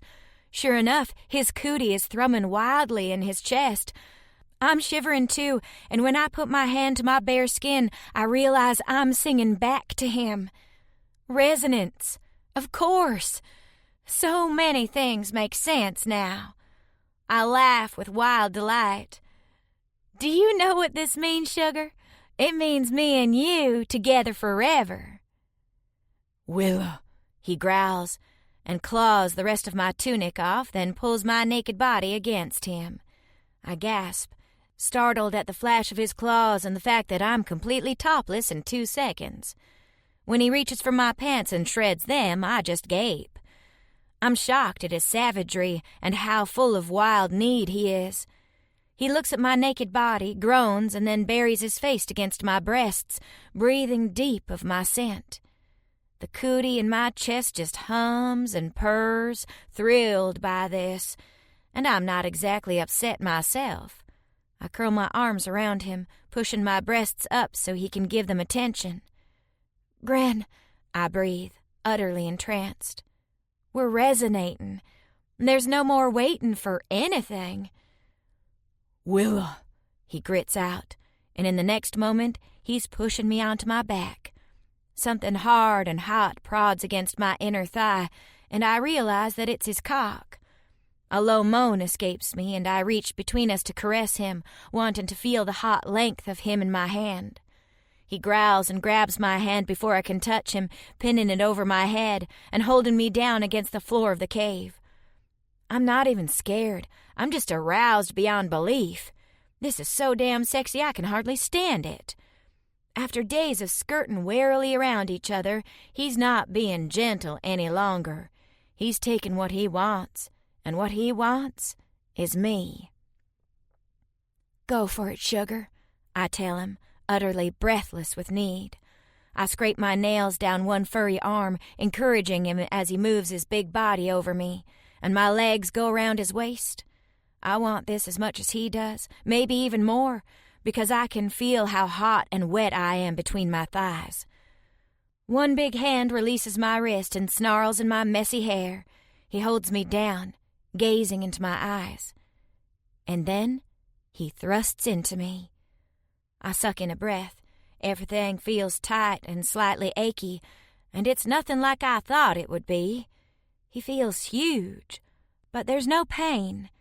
Only the clench of my pussy around him and the delicious ache that spreads quicker with every moment. I feel pinned against him, my body speared by his. But instead of freaking me out, it's the hottest thing I've ever experienced. Gren groans as if he's dying, his body shuddering as he pushes deeper and deeper, working his way into me. "I've got you," I tell him, wrapping my arms around his neck. Before I can encourage him more, my beast is moving over me, thrusting. His movements are quick, jerky, and as untamed as he is. It's like he can't stop his hips as he pistons into me, crashing towards a release. Each hard pump feels less tight and more like a promise. And his weight bearing me down into the furs feels so good and so right that it's given me almost as much pleasure as his body pumping into mine. There's a pleasurable coil in my belly that feels like it's growing with every moment, and I bite back a moan as he thrusts hard and my breasts seem to bounce into his face. Now he'll touch them. Now he'll touch me all over, and then we'll both come, exploding like fireworks. Well, one of us does. Gren hisses low in his throat and then jerks against me. A moment later, I feel his release. His thrusts become slicker and more erratic by the moment. Oh, well now, that's all right, too. I'm just so thrilled that I wrap my legs around him and hold him tight as he shudders and shudders, pouring into me. He pants, trying to catch his breath, and I run my fingers through his fur, just loving the touch and feel of him against me. My cootie seems to be purring louder than his, as if it's telling him that I haven't come yet. I don't want him to feel bad, though. Sex doesn't have to be perfect. It just has to be full of love. And right now, I'm so full of love and happiness, I could burst. Gren shudders over me again, his big body so fascinating to me, and then freezes. He jerks upright, detangling himself from my grip, and looks down at me with horrified eyes. "Willa, no."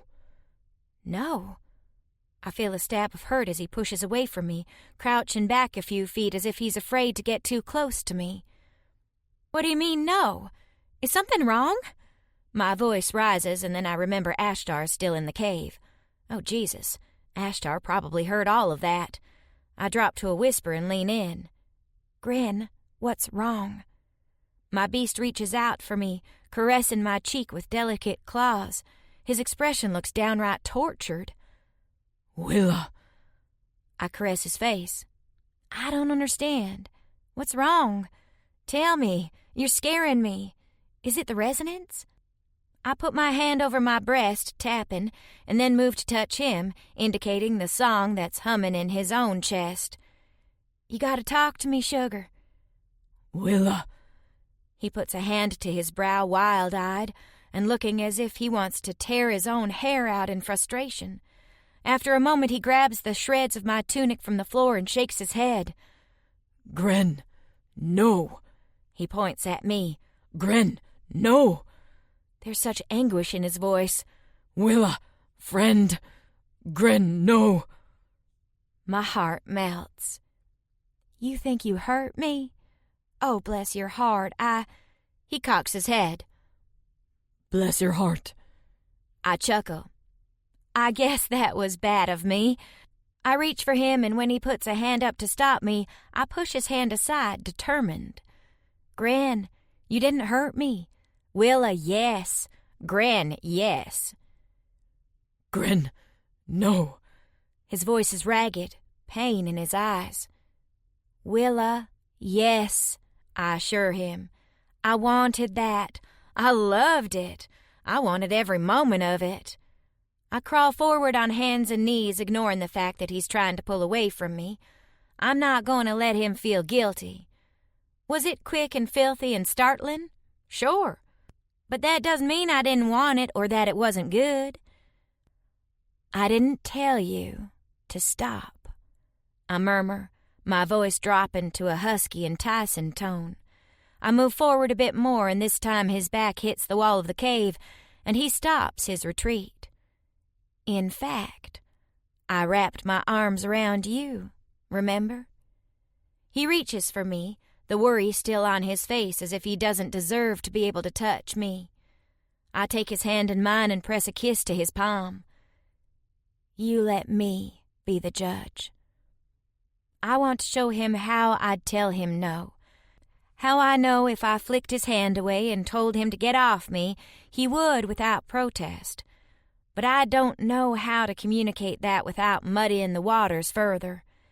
My cootie's still humming a mile a minute, and I can hear Gren's chest vibrating with the force of his, too. Weren't these things supposed to stop after a mating?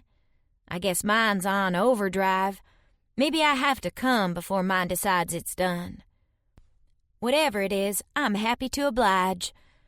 I think for a moment about telling Ashtar to get his gold bud out of the cave, but Veronica's still unconscious, and it's all quiet on his side.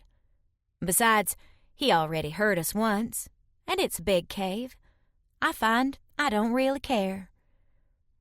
Let him listen in. Let him tell everyone how much Willa likes touching Gren. Throw it in all their faces. I'm a little shocked at my vicious surge of pride, but I welcome it. Gren needs someone to be his champion, and if Ashtar carries stories back to them about what a big dick he has, maybe that'll do. God, you're so big and full, I purr, climbing onto Gren's lap as he watches me with narrowed eyes. I can't get enough of you and that enormous cock, Gren. Willa. His breath is rapid, expression tense as he tries to figure out just what I'm saying. I wiggle as I settle into his lap, straddling his cock. He's still hard, or maybe he just got hard again, that quickly. And we're both a little wet and sticky. I don't care. All I know is that it feels good to touch him like this. It feels good to lower myself and feel my slippery folds glide against his length. I lean forward and my breasts brush against the mat of dark hair on his chest, and my nipples feel so tight with arousal. Gren, Willa. Yes, I ask, and then lean in and nip at one of his fangs with my lips. He sucks in a breath and I feel his hips buck under me, as if he can't control himself. Yes, he growls, and then snarl growls a few words in his language I don't understand. That's fair. If he thinks I'm dirty talking him in English, I guess he can dirty talk me in whatever he speaks. We don't have to be done, sugar, I murmur, pressing little kisses along his fangs, and then kissing his mouth. His canines are so large that they distort his lips. But I don't see that as unattractive. I only see the man I need to kiss and wonder how I can do so without making him feel odd about it. I lean in, bury my hands in his thick mane of hair, and tilt his head ever so slightly. He follows my lead, lifting his chin for me, his eyes glittering with hunger. Underneath me his cock jerks, the movements almost involuntary, as if he can't control himself. And really, that's sexy too. I've never thought of myself as so appealing that I would make him lose control like this. I love what just happened between us. I can't wait for it to happen again. I'm excited to do everything with Gren. My mate. My perfect, feral, brutal mate. I lean in, and with the tip of my tongue I lick him from his chin all the way to his upper lip, right between those enormous fangs. He groans as if he's dying, his entire body shuddering under me. "Gren," I whisper, "that's a kiss, sort of. It's going to be for us, anyhow." I move one hand under his chin to hold him steady and lightly trace my tongue against his parted lips. He opens wider and I flick my tongue into his mouth. His hands clench against my back and then he thrusts up against me. He stiffens, holding me tight. And then in the next moment, I'm on my back again, my legs in the air, and Gren between my thighs pushing into me. Okay, it looks like we're going to do it like that. I don't mind. Maybe he's so full of need that this is how it has to be for the first few times. I wrap my arms around his neck, and when he surges into me again, I suck in a breath. The first thrust feels shocking in its intimacy, but then he pumps into me with insane intensity, and then groans his release a moment later. His big body collapses on top of me, and then he sighs heavily. "Willa." "It's fine," I murmur, caressing his oddly handsome face. "We have all night, sugar. Until you wear that thing of yours out, I can show you how to touch me, though." I smile at him, loving the intense concentration on his face as he tries to determine my words. His gaze flicks to my mouth, and he probably thinks I'm asking for more kissing. I could sure do with a bit more kissing, yup. So I lick my lips and tilt my head at him encouragingly. He surges over me, his cock still buried inside my body, and his mouth is on mine in the wettest, most tooth-filled kiss ever. I can't help but giggle at our clumsiness, because I'm no expert either. But I love this. I love how eager and intense he is. And then I stop giggling, because he nips at my lower lip, tugging lightly on it, even as he thrusts into me, and I suck in a breath. That was really nice. "Gren," I breathe, all the playfulness being replaced with need. I twine my fingers into the furry pelt on his chest and tighten my legs around him, quivering. He growls, but there's a fascinated look in his eyes, as if he's just figured out how to make me respond and wants to do more. Lowering his head, he nips at my mouth again, and then grazes his tongue against mine. This time I'm the one that's moaning as I hold him close. He pumps into me again, just as my tongue brushes against his, and then we're kissing as he rocks into me, his movements slower, steadier, with a surer rhythm. It feels different than the last two frantic rounds, and I sigh happily as it sends little shocks of pleasure through my body. I can feel him so deep inside me that it's stunning in its intimacy, but it's also incredibly good. I love this, and I love him. I've never felt closer to anyone. Gren thrusts harder, eliciting a gasp from me, and his mouth rises off mine as he watches my expression. He pumps into me again, and when my breasts bounce in response, his gaze flicks downward. I take one of his big hands and put it on my breast. "Touch me," I encourage him, wanting it so badly. "Touch me everywhere, sugar." He flexes his claws lightly against my skin, utterly careful with me, and then traces the globe with the pads of his fingers. He pets me, exploring, and then his fingertips rub over the nipple. It sends a shockwave of pleasure through my body that's so fierce I can feel my pussy clench around his cock. I suck in a breath even as he groans, and it's clear we both felt that. Gren growls, and then his thumb is rubbing my stiff nipple, watching my face as I react. It feels so different to have him filling me up deep inside as he caresses me. It makes everything 10 times more intense, and I'm gasping for air as I cling to him. I arch against his touch, desperate for more. He plucks at my nipple, and when I whimper as he rolls it between his thumb and forefinger, that galvanizes him. With a fierce snarl of his own, he thrusts into me, continuing to work my breast even as he licks at my mouth. I cry out, startled at how good it all feels, and my pussy clenches tight as he pounds into me. My toes curl, my legs tighten, and then I'm coming with a hard shudder, a cry wrenched from my throat as the orgasm rolls through me. Everything in my body tenses like a taut bowstring, and Gren's growls of response tell me that he feels it, and he's coming too. This time when he collapses on top of me, panting, I feel a dreamy sort of bliss. The first 2 times felt good, yes, but now I feel like liquid chocolate. With a happy little sigh, I hug my beast close and snuggle against him, content. 17. Gren. I have exhausted my sweet Willa. She curls up against me as I fall back and stare up at the ceiling of the cave, panting. Willa smacks her lips twice, twines her fingers in my chest fur, and then drops off into a steady slumber that I am loath to wake. My cock is slick with release, and yet it throbs as if ready to take her again. But she is tired. I, too, need a moment to collect my thoughts. I press my hand to my brow, still stunned by what just happened. I did not mean for it to occur. One moment, Willa leans over me, and the next I cannot control myself. I rip her clothing off her body, push her down to the furs, and sink deep between her thighs. I thrust and thrust until my release exploded through me, so hard that it felt as if my heart was trembling in my chest.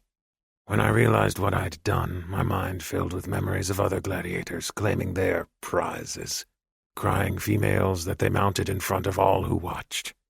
I swore I would never do such a thing, and yet here I have done so. To my Willa. But she does not weep like the other females did. She wiggles against me and touches me, petting my fur, and her hands are all over my body, as if she wants more of my touch. Her smile is radiant, and she reassures me with our pitiful language that she liked my touch. And because I cannot help myself, I take her again. It is only during the 3rd round, when she puts my hand on her teat, that I realize she has not climaxed either. Then I make it my goal to see her come, and she goes wild when I rub the small pinkish-brown bud atop her teat, and I lick at her mouth. When she comes, her cunt tightens around my cock so fiercely that it spurs another fierce climax through me, more pleasurable than the ones before. As she sleeps, I think about all this. I must remember these things for the next time that I claim her as my victory spoils. I have fought no arena battle, so this feels a bit like cheating an unseen opponent, but I do not care. Willa is mine. I think about the touches she liked, because I will need to do them again. She liked her teats played with. She liked it when I licked her mouth, and she shivered when I ran my hands over her skin. I wonder if she is sensitive in other spots as well. Next time, I will explore all of her, I decide. I want to see her clench all over again. The startled expression on her face and the little cry she made. I loved that little cry. Just thinking about it now makes my sack tighten, as if it is full of seed once more. I rub my chest, my heart still racing and throbbing. I noticed Willa's is making the same strange sound, a bit like a low, muffled drum beat. I do not know what is causing it, but I wonder if that is why I lost control. Willa did not lose control, though. I continued to rub my chest, curious. I will ask her about it when she awakens, but right now she needs to sleep. I do not like the hollows under her eyes. I want to take care of her, and now that I am not dying, I will. Already I feel the strength flooding back into me, as if I have been pumped full of stims. Perhaps that is why my heart races, but that does not explain why Willa's does. It is curious, and I have not experienced this before. I inhale sharply, and the scents of the others linger in the cave. I attune to the sounds in the cave, and beyond the drumming of my chest, Willa's chest, her breathing, and the faint drip of water somewhere in the distance. There are other sounds. 2 people, also sleeping. The healer and her mate. They are still here, across the cave from us. They heard us mating, I think, especially the male. Even in scattered memories, I remember him moving around the cave, helping Willa with the fire as I drifted back to sleep. He will have heard me claiming Willa. I bare my teeth at the ceiling in feral pleasure. Good. Let him hear me claim her. Let my audience know that I have won my mate, and I will be keeping her. Because Willa is my mate. I do not care what anyone else thinks, only that I will never let her go again. I hold her close, but I am unable to sleep, my mind alert. I listen to the sounds in the cave, picking through the myriad scents here. They seem stronger than before, and I suspect my senses were dulled by the fever when we arrived. The scent of leather is overwhelming. It was the scent I followed to bring Willa here, because I know where there would be leather, there would be safety. The scent of food is here, too, supplies, and my mouth waters. Perhaps I will eat something while Willa sleeps. I carefully detangle myself from my clinging, lovely female, and I feel a surge of pleasure in my chest when she makes a sleepy protest, reaching for me. I notice that her thighs gleam wet with my release, and a vision of her tenderly bathing me flashes through my mind. I can tend to her like she has to me. I skulk around the cave, avoiding the other male and his mate, and find a water skin hanging from an outcropping on the cave wall. I take it and grab a bit of leather and wet it, returning to Willa's side. She sleeps peacefully, her cheek resting on one hand, and I hesitate to touch her. The last time I tried to touch her cunt with snow, she shrieked her unhappiness. I crouch next to her head, thinking, and then reach down to caress my mate's soft cheek. She shivers but doesn't awaken, snuggling further down into the furs as if seeking their warmth. Perhaps it is the cold that bothers her then. I think for a moment, then hold the water skin under one arm, using my body heat to warm the contents. As I wait for it to warm, I watch Willa sleep. I could watch her forever and not grow bored, I think. I imagine her waking up and smiling at me, her small, soft human hand reaching out for my claws, and the thrumming in my chest grows louder, as if pleased. Is that coincidence or something else? When the water is no longer cold, I wet the fur and gently push Willa's thighs apart. She sighs and rolls onto her back, looking up at me sleepily. Gran? Willa, I murmur, then show her the towel. I have no word for bath, so I reach down and gently stroke the wet cloth down one thigh to show her what I intend. Thank you, she mumbles, her eyes sliding shut again. She spreads her legs for me, and it almost seems as if she is drowsing back to sleep, full of trust that I will take care of her. Humbled, I carefully tend to my mate, cleaning my seed from her slippery thighs. I freeze when I see a hint of blood. Did I hurt her with my enthusiasm? I panic at the thought. And then I remember her smile and welcoming arms. Perhaps a spot of blood, and there is not much, is normal for human females. I will trust Willa's reactions, though my spirit shrivels at the thought of harming her without realizing it. I clean her gently, carefully noting her female parts as I do. She has pink folds here, some large and some small, framing the opening of her cunt. I want to touch her there because she still looks wet and inviting, no matter how many times I towel her. But I do not. She must sleep, I remind my aching stiff cock. Her folds are appealing, I decide, as are the dark curls that top them, and they have the most enticing scent of her musk. Tucked between her folds is a button of flesh, and I remember touching it. I want to see her reaction when I caress it like I did the nub on her teat. Now I really want to wake her. Scowling at my own impatience, I move away from her, wet the towel, and scrub my own aching cock with fierce, angry motions that somehow still feel good. It will be a long wait until she awakens, but she is worth it. A noise comes from the far side of the cave, of furs rustling as if in sleep, and I consider the other male still in the cave. Should I chase him out, declare this territory as mine?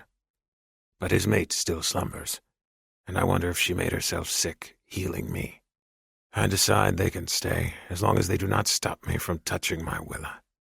I consider the water skin, and think of Willa trudging out of the lean-to, over and over again to fill it with snow, while I lay on the ground, sick with infected bites. I can fill this for her. I head to the front of the cave, intending to refill it with snow, and when I go outside, I pick up new scents on the air. 2 other males wait below, Misaka males, and I smell fire. They are camping below. Is it because they intend on taking Willa from me? I growl low in my throat at the thought, crouching so I will not be seen in the shadows. I will not let them take her. Not now. Not ever. 18. Willa. I am having the best damn dream. I'm in a pizza parlor, shoving a big slice of sloppy pizza into a tub of ranch and then eating the white-coated tip. There's Dr. Pepper in my frosty mug, and country music plays on a jukebox in the corner. Across from me, Gran sits scarfing down his own pizza and giving me heated looks from his side of the booth. My pussy aches just looking at him because he's so big and sexy. The waitress comes over and hits on him, because who wouldn't? But he pushes her away and reaches for my hand. I squeeze my thighs tight, and then he's on my side of the booth, his hand slipping between my thighs. "Willa," he murmurs. "Come." Oh boy, do I ever want to come. I rub up against his hand, and the jukebox goes silent just as a marching band starts to pour in through the Pizza Palace's doors. The drummer sets down his kit and starts to beat in his drum right in front of our table, but I don't care, because Gren locks one arm around my shoulders, hugging me close even as his hand plays between my thighs. The drumming gets louder and louder, and I decide I'm going to tell them to fuck off. Just as soon as Gren pulls his hand away. "Come," he tells me again in that gruff voice of his, and I do. I come, my pussy squeezing hard over nothing at all, just the thought of him touching me again. He growls low with pleasure, and then just keeps growling. I wake up, gasping as the sound of his growling continues. I sit up, dizzy and disoriented. My hair's a tangled mop in my damn face, and I push it out of my eyes, squinting at the 2 figures by the fire. Ashtar faces Gran, both men stiff with anger, and it looks as if a fight is about to break out. "Is everything okay?" I ask, hesitant. Gren's bristling stance shifts. He swiftly moves to my side, crouches low in front of me, and puts a hand behind him, as if shielding me from the other man. His growling continues, and I can't tell if he's saying something or issuing a warning. I put a hand on his lower back, reassuring him. "I need water and food for Veronica," Ashtar says, his voice flat with cocky disapproval. "That one is very territorial. I would hate to destroy him with my claws, but if he blocks me from feeding my mate, I will do so." I shake the last of the fuzziness from my head, pulling the blankets to my naked body and tugging on Gren's arm.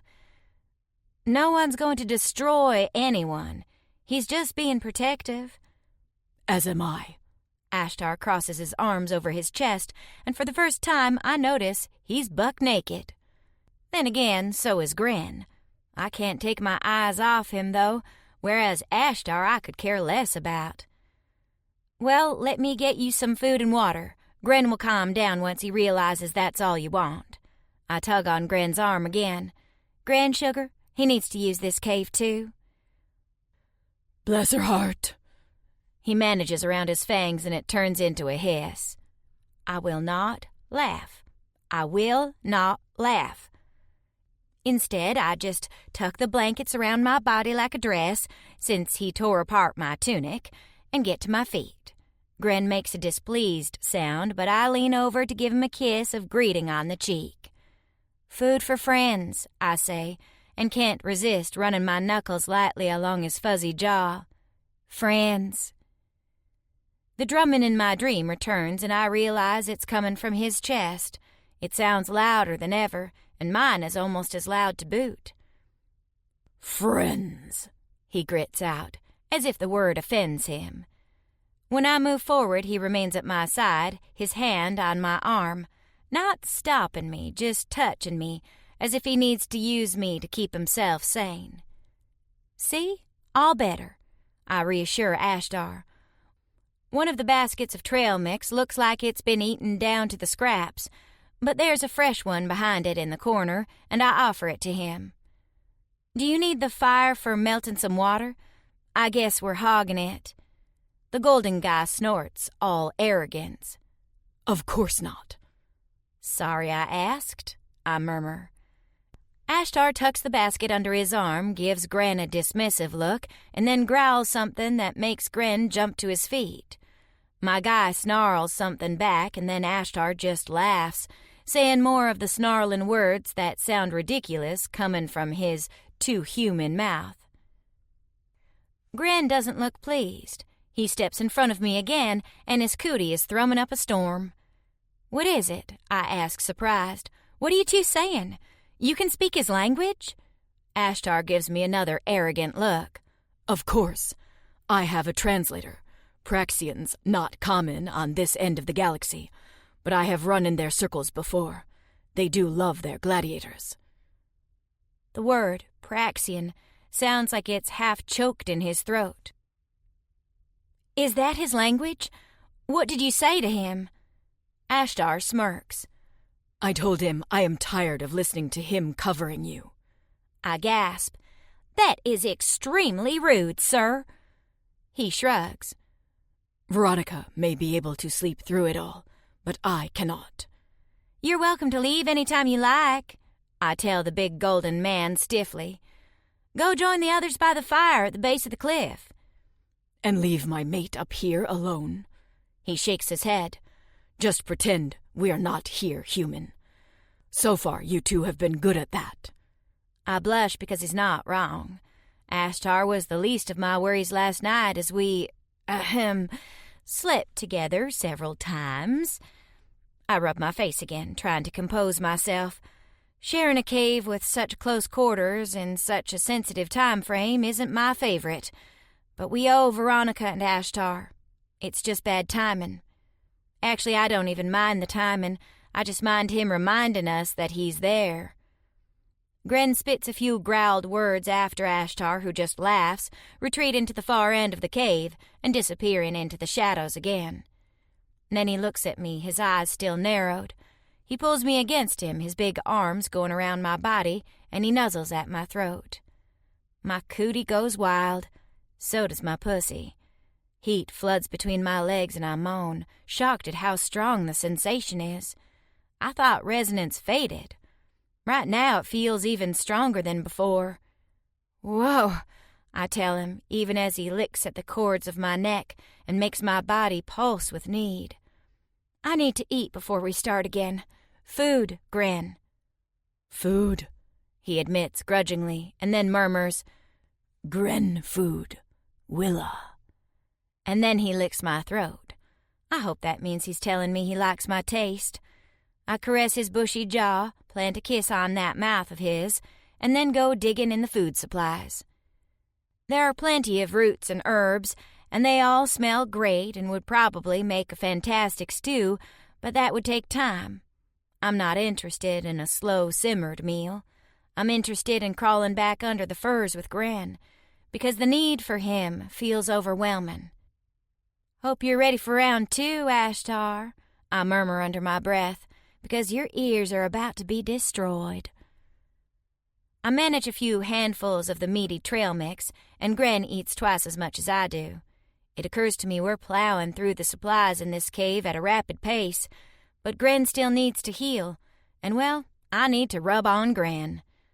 My cootie's singing so loud that my entire chest feels as if it's vibrating, and it makes it hard to concentrate on anything except reaching over and touching my man. I eat, messily. I choke down some water, too, because I'm feeling pretty dehydrated after last night's intense cardio. My cheeks get hot at the thought, and I noticed Gren's drinking a fair amount of water, too, his gaze locked on me.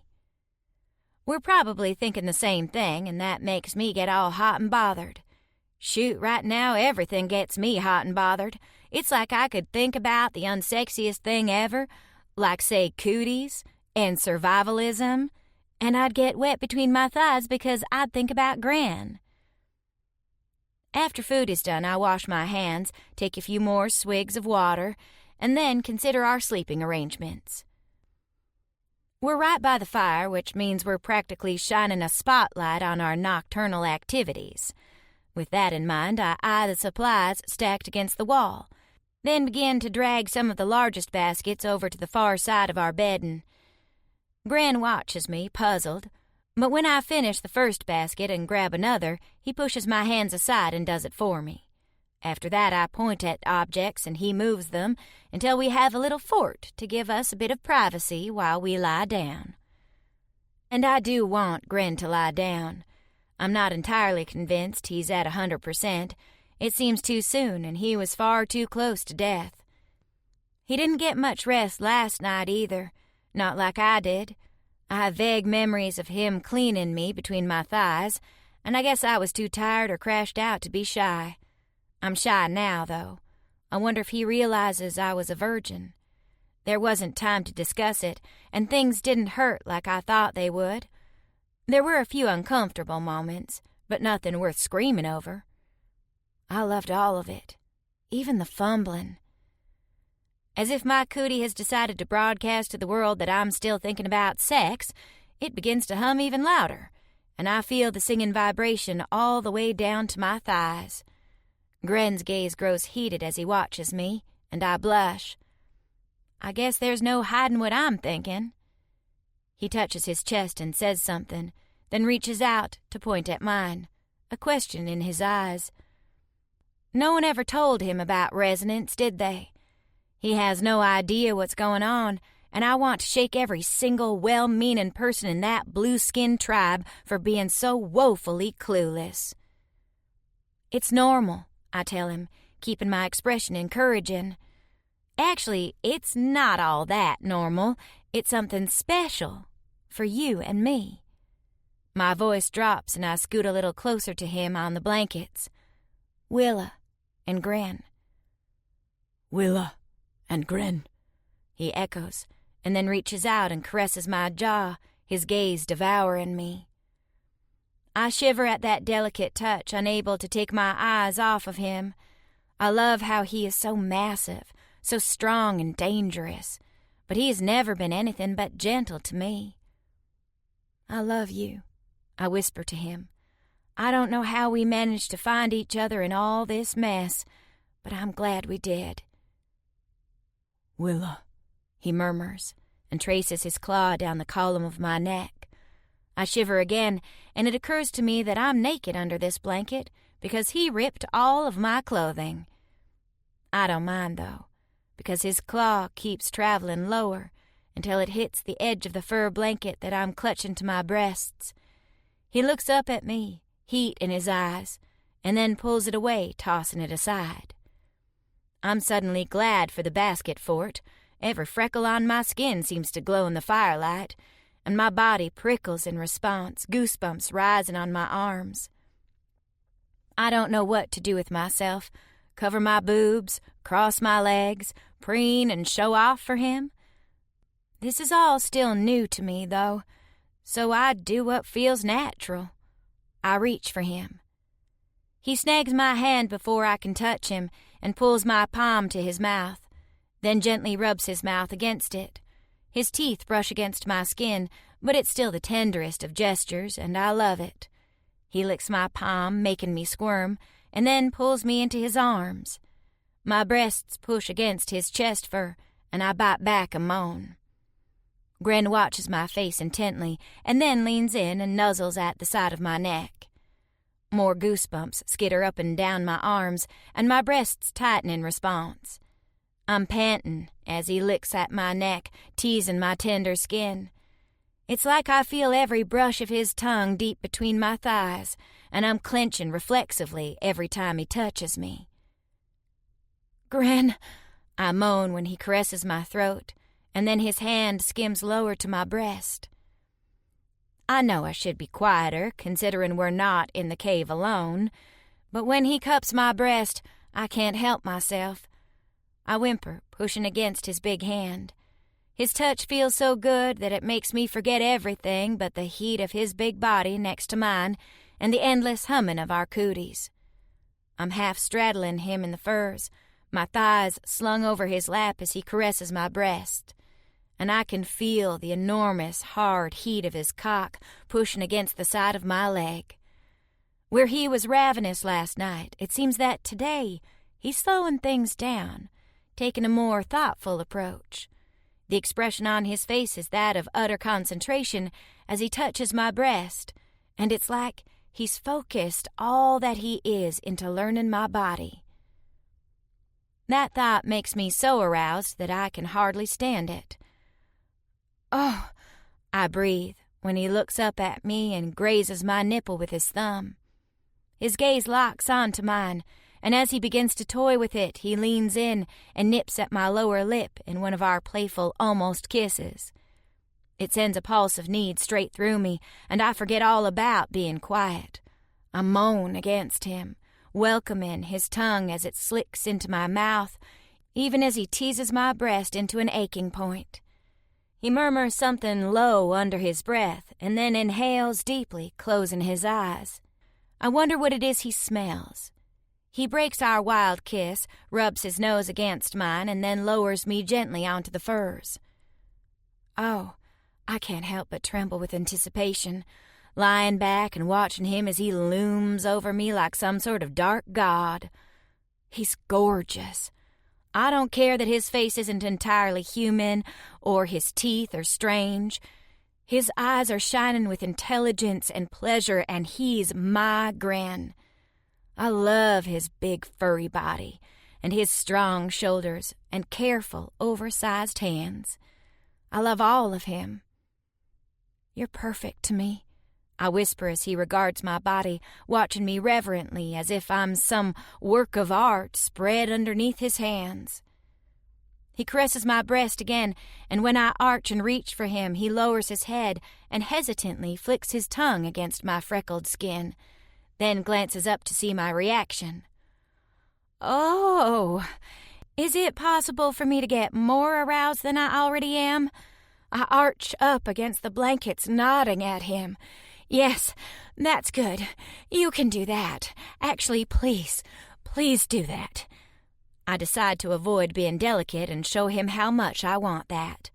I tangle my fingers in his thick black mane and drag his head down to my breast to indicate just how badly I want more. The rumble of his laughter sends even more pleasure through me, and I'm smiling myself. Then he leans down and rubs his face in the valley of my breasts, and I forget all about laughing. I moan again, clinging to him, because he feels so strange and yet so damn good. He nuzzles his way across the mound of one breast and then grazes over my nipple. I nearly come out of my skin crying out. My fingers tighten in his hair and I'm panting again. "Yes, more." His growl takes on a sexy feral edge, and then he runs his tongue along my nipple, circling it before latching on and tugging with lips and mouth. I cry out all over again, lost in sensation. Is it possible to feel this much pleasure just from a touch? God, I love it. Over and over he teases my breast, alternating between little nips of skin and rubbing his mouth against me. Then more licking and sucking. I can't predict what he's going to do, and it makes me crazy. I'm barely conscious of how loud I'm panting or how much I'm pleading his name, my heels digging into the furs as I writhe underneath him. All I know is that this is the best, most delicious torture, and I both want it to end and want it to go on forever. Gren, I moan. Gren. He hisses as he lifts my head, but I don't panic. His hisses are just another way he communicates, and I know they don't mean he's angry. I reach for him, wanting to touch him like he touches me. My hands move from his hair down to his shoulders, and then I try to find his nipples in his dense chest hair. Gren catches my hands and sits up, pulling them to his mouth, and presses a kiss to my grabby palms before pushing them back down to the blanket and over my head. His response is clear. No touching. Not right now. I remember how many times it took for him to gain even a smidgen of control last night, and nod, breathless. Part of me wants to see him lose control, but a greedy, needy part of me wants to see where he's going with this. So I obediently cross my wrists over my head and gaze down at him, nodding. He groans. His big hands slide into both of my breasts, and he plays with them, caressing both nipples until they're stiff peaks. Then he tenderly leans in and licks the spot over my heart where my cootie is singing the loudest. Willa, he murmurs, and I don't know if that's the sweetest thing I've ever seen, but it might be up there. Then he moves lower, flicking his tongue down my belly, and I forget all about sweetness.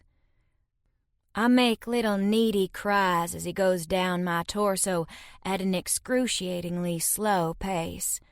My entire body shivers with need, and I'm so damn wet and achy between my thighs that I feel as if I'll splinter if he touches me there. But, oh God, I need him to touch me there. I need it so badly I could scream. He pauses over my belly button and lifts his head. He stares down at it so hard, his dark brow furrowed, that it's almost comical. It reminds me that he doesn't have one, and I want to ask about it. But we still don't have the words. Just like I don't have the words for fuck me now and go down on me and hurry and put your mouth there. This language barrier is a real pain in my ass. But then he flicks his tongue over it and is moving lower again, and I moan with anticipation. My thighs feel tight, and yet my blood seems to be throbbing as if centered entirely in that region. As he migrates downward, I let my thighs slide apart, and the breath catches in my throat when he hooks one big hand around one leg and pushes it apart from the other. He moves lower, and as he does, he spreads my legs. His big hand on one knee, and then gazes at my soaked, needy pussy that's bared before his hungry eyes. He just stares at me for so long, inches away from my aching flesh, and doesn't move. I start to worry that something's wrong, that I look completely different from females of his kind, or maybe he doesn't like what he's seeing. All kinds of anxious thoughts start to pop up in my head. I watch him intently, holding my breath, and when Gren inhales, it's no more than a delicate flare of his nostrils. Then he groans deep and plunges his mouth between my thighs. I choke as he does, utterly startled, and then I'm gasping for air as he begins to ravenously work my pussy with his tongue. Did I think all the urgency worked its way out of him last night? Clearly I was wrong, because it's back, and the new focus is between my thighs. Big teeth scrape delicately over my folds, framing the seeking, licking, teasing tongue that seems to be everywhere at once. Gren's utterly careful with me, his mouth moving all over as if he can't get enough of how wet I am. It's like he wants to lick every fold of skin, delve into every crevice, and taste me all over. He's forgotten how to take his time, too. There's a hungry need moving through him as he devours my pussy, and the groans he's making tell me that he finds the taste of it incredible. And God, it feels good. I'm squirming under the ministrations of his mouth, and it takes everything I have to keep my hands pinned over my head and in place just like he wanted them. His big hands are locked around my spread thighs, holding me against his mouth as he works me over, and I can't seem to stop quivering. The sound of my cootie is like an impossibly loud drone in my ears, and I'm resonating so fiercely that it's adding another layer of pleasure to what already exists. There's a low, incessant vibration that adds to every touch and gives it a bit of added oomph. It's as if Gran remembers to pace himself. He slows down, drags his tongue over my slick flesh, murmuring my name, and gives me a sultry look as he glances up. Willa. I'm here, I manage, though I feel like I'm falling apart piece by piece. He leans down and presses a hot, hungry kiss to my pussy, his gaze still locked on mine, and I swear I feel that in my soul. I shudder with the intensity of it. I don't think I'll be able to take much more. Even as he watches me, I see his tongue flick out, and then it strokes ever so lightly over my clit. Everything in me explodes. The cry I make reverberates through the cave, but I don't care if Ashtar or everyone on the beach hears me. Nothing has ever felt so damn good. I give one incoherent cry after another as he continues to work my clit, licking and sucking and dragging that amazing tongue over it. I'm so sensitized that even the slightest touch feels as if it's making me come, and as he works my pussy, it feels like I'm just climaxing over and over again in the world's longest orgasm. My pussy floods with wetness, and he growls pleased, lapping it up as if I've just rewarded him for his efforts. When I can no longer stand my legs clenching with every stroke of his tongue, and I'm so sensitive I feel as if I'll crawl out of my own skin if he touches my clit again, I pant his name and push his head away. He nips at the inside of my thigh, and my muscles twitch in response. Willa, he murmurs, and there's such a look of fierce possessiveness that my entire body prickles with heat at the sight. I love how he watches me, like I'm the best thing he's ever seen, and he'll destroy anyone who dares to breathe my air.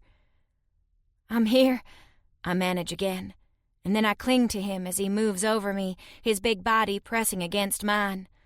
I love the tickle of his chest fur as his flesh rubs against mine. Love the hard length of him as he thrusts into my aching heat. I grab 2 fistfuls of his fur and hold on as he begins to pound into me, all of his patience vanishing the moment he sinks into my body. I love the snarls he makes against my throat. I don't know if they're more of his strange language or just him losing control, but I love all of it. And I dig my heels into his backside as he thrusts wildly into me. He comes with a savage cry after a few moments and another pleasurable quiver, like the world's most languid orgasm. Adds to my already overloaded senses. I lie under him on the ground like a big, dopey, human-sized ball of mush, smiling up at the rocky ceiling. If this is what resonance is, no wonder Harlow and Liz and Veronica seem so happy to be on this planet. I wrap my arms around Gren's sweaty neck, holding him close as he catches his breath. I'm happy to be here, too. It's different. It's cold and it's not easy, but I love being with Gran. I feel like the luckiest woman alive right now. Willa, Gran murmurs, nuzzling at my neck, and I sigh happily.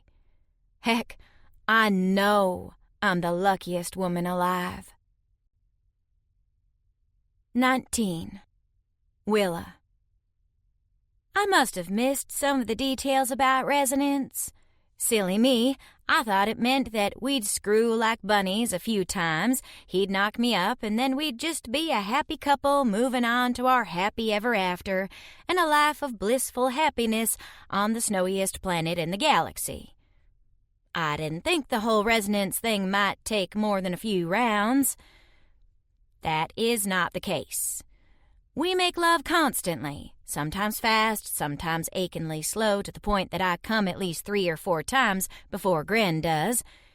He's fascinated with giving me pleasure, and I'm all too happy to receive. We make love a dozen times in one day, barely pausing to eat or drink before falling on each other again. And we do the same thing the next day. And the day after. Veronica and Ashtar leave at some point, heading back toward the others who are still on the beach. Gren and I head back to bed, though nothing really changes now that we're alone again. We make love, sleep, make love again, sleep some more, eat, make love, and on it goes.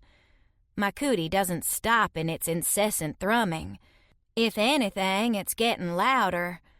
Gren's, too. It's a little odd to me because I really thought that things would slow down after a few days. I'm not complaining, of course. The sex is amazing. Gren is beyond wonderful, and I love touching him. I love exploring his body, strange but familiar, unique and tempting, and watching his reaction. I love it when he touches me, learning what makes me respond, and I love how even his scent seems to make me full of lust. But I would like to wake up at least one day and not feel as if I'm going to die if he doesn't bone me right away. We run low on supplies after a few more days of endless love-making. Through a half-panted discussion, Gren and I talk about hunting, but he tells me in our few words that it would be difficult for him and gestures at his seemingly constantly erect cock, which of course makes me climb onto him like a rabid wolverine.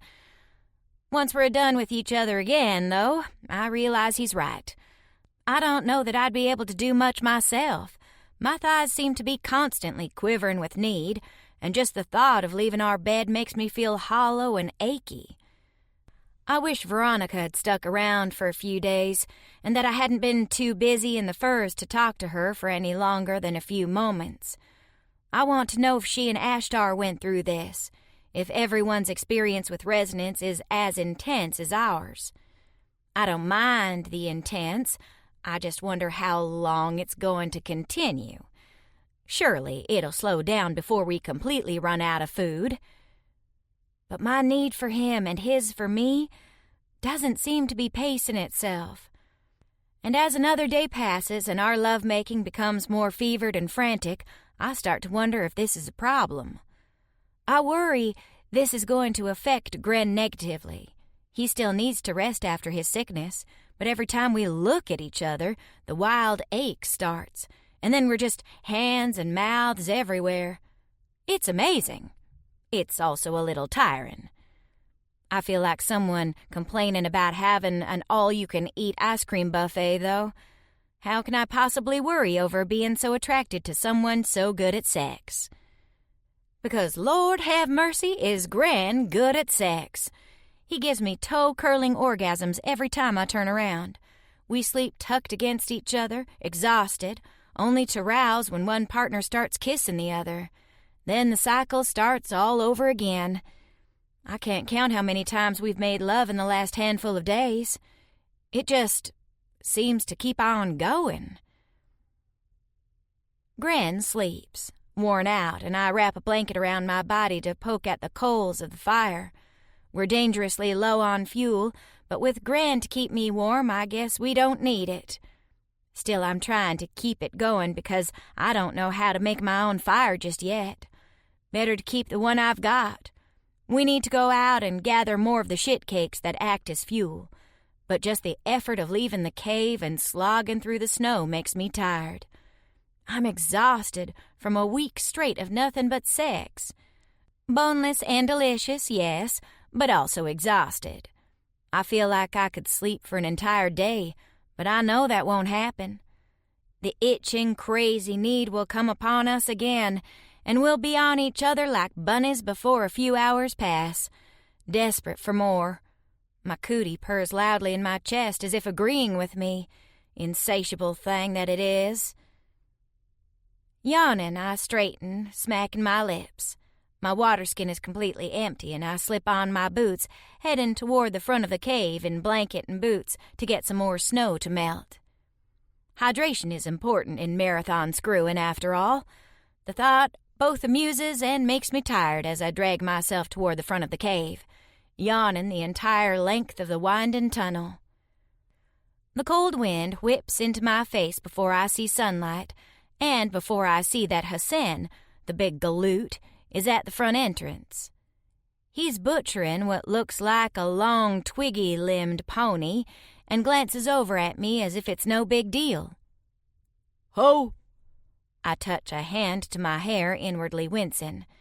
It's nothing but a curly nest of bedhead and snarls from being constantly rubbed against the furs as Gren drives into me. Just thinking about that makes me all hot, though, and I hug my blanket closer to my chest, frowning at him, and already missing my big furry mate. "What are you doing here?" You need fresh meat, he tells me. How is your fire? Do you need coal? No, we're okay for now, I guess. We could use some fuel, but I'll get it later. I hitch the blanket tighter, realizing I almost asked him for help. I don't want to. I don't want to give him a reason to stay. He's nice to me, but I remember how he treated Gran. He grunts. Resonance still rides both of you hard. I can smell it on the breeze. Make me think of my Mahdi. He looks up, grinning. Fresh meat for now, and I will bring you both some fuel so you don't have to leave your cave until it is fulfilled. We don't need the help, but thanks. You can go home now. Hassan ignores me, hacking at one leg of the kill. Would that I could. My Masan is probably giving Mahdi trouble. I will go home and she will have no mane left on her head, having pulled it all out at our son's high spirits. Why don't you go home then if you miss them so much? I know he does. Every time he speaks, he talks about either his wife or his kid, which makes it hard to hate him. I also hate that I'm looking forward to fresh roasted meat after a week of eating nothing but chewy, greasy trail mix. I don't want to be indebted to him, though. It'll make detangling ourselves from the tribe that much harder. He snorts and shakes his head, turning back to his kill. One problem solves itself and yet another arises. I feel we will be here on this beach forever. And his smile disappears. When he hacks at the next leg of the critter, it seems to carry frustration with it. What problems? Hassan glances over at me. Nothing for you to worry over. Or are you and Gren returning to camp with us now? He brightens at the thought, straightening. I thought you would be here for another day or two. We're not going back. I tuck the blanket closer around my naked body, shivering in the wind. Ever. Ever? Ever is a very long time. Ever, I say firmly. I remember how everyone treated Gran. How should we have treated him? Smiled as he attacked us with his claws? Offered him hugs and pats on the head as he ripped our innards from our bodies? You could have tried talking to him, I snap, hating that his logic makes sense. It doesn't make it right. He's not an animal, you know. He speaks just as well as you or I, just in a different language. Ah. Hassan tilts his head, thinking. Then he shrugs and returns to butchering his kill. This meat is best raw, but if you are like the other humans, you will want to burn it over the fire until all the good blood is gone. He straightens, wiping his knife on a bit of leather, and then glances over at me. Can I help you with anything else? I told you we don't want anything. I'm not here because you want me here. He grins at me, clearly delighting in being an irritating pain in the ass. I am here because my chief asked it. He told me to look after the two of you, so I shall. You will be as a pair of my own kits. He pauses, and then adds slyly, a pair of very eager-to-mate kits. Just go away. I wave a hand at him and turn on my heel to head back into the cave. I'll get fresh water later. God. I will leave this here for you, he calls after me. And fuel. Speak if you need anything else, and it shall be yours. The only thing I want is for us to be left alone, but I know he won't grant us that. When Gren wakes up, his nostrils flare, and I know he picks up Hassan's scent. He growls furiously, the possessive look in his eyes, and stalks to the front of the cave, claws extended as if he's going to rip the other alien's throat out. I trot behind him, worried, as I try to distract him. "Gran, sugar, he's just trying to help." We get to the front of the cave, and I'm relieved to see that Hassan is long gone. The butchered kill neatly spread out on a hide, along with a satchel full of shit cakes, and what look like 2 fresh water skins. He is taking care of us, it seems. Gren scowls at the open air, and then I move to his side. He pulls me against him, snarls my name, and then brings me to the cave wall. It isn't until he drops to his knees and puts his mouth on my pussy that I realize what he's doing. He's claiming me, right in this tunnel, as if to show the world that I belong to him and him alone. I protest. Well, only a little. And his wonderful mouth makes me come far too quickly. I'm still panting with my release when he turns me to face the wall, and I gladly put my hands on it, bracing them as he thrusts into me from behind. I come again when he does, our bodies trembling with exhaustion. It's still so good, even after a dozen rounds a day. I know this is Gren marking his territory, so to speak, but I don't mind it. I'm his, and I want the world to know he's mine too. We're hungry, though, and the supplies left behind are too tempting to abandon. We haul them inside, and I hate that Hassan is right. Even this small effort feels like a lot of energy. Our bodies don't seem to want to do anything but have sex, and we're rapidly growing too tired even for that. I watch Gren, worried. He's stronger than me, sure, but he was also close to losing his life just a short time ago. Resonance could have really picked some better timing. The fresh meat does a lot to help our strength, though. Gren devours an entire leg raw by himself, then starts on the next. I cook mine, though I do try a grudging bite of Gren's raw food. It's not my favorite, but I could eat it if I had to. Good to know in case fire ends up being too difficult for us to do on our own. I look around the cozy cave, and all I see are supplies from the others. The blanket I hold against my chest, the fuel for the fire, even the cooking utensils are carved from bone by tribal hands. I don't like leaning on them for all this stuff, but at the same time, it makes life so much easier. When we leave, we'll have to start from scratch. The thought is pretty daunting. I won't think about it right now. One thing at a time. Gren takes the water pouch and hangs it over the fire, and when he pulls out a bit of soap and his eyes gleam, I chuckle. "Bath time?" I ask. "Willa," he says, and gives that lovely little snarl I'm coming to adore. I don't know what it means yet, but I will eventually. He takes my hand in his, helps me stand, and then ever so gently peels the blanket away from my nude body. His eyes glow in the firelight as he regards the small bruises and light scratches on my skin from our week of marathon sex. A lot of them were because I was too impatient and banged up against something in my haste to tackle him. Gren's cootie is roaring in his chest, drowning out the soft sounds he makes of his own language, and when he reaches for the fur towel, heat washes over me. "Sexy bath time, I see," I murmur as he wets the cloth and then puts it on one breast, teasing the aching tip even as he washes me.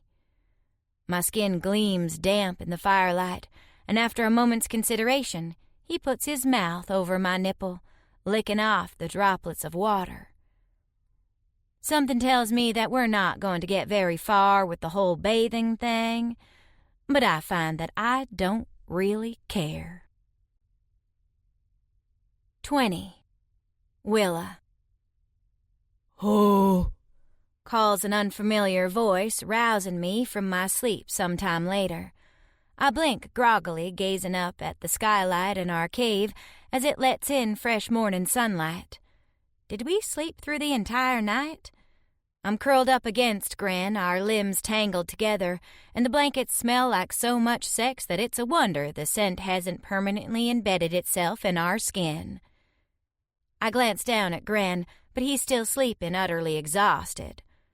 Should I wake him? Or just get dressed and meet whoever is on their way in? I consider for a moment, then hastily grab the only piece of clothing I have, an oversized tunic I stole from one of the red guys back on the beach, and slide it over my head.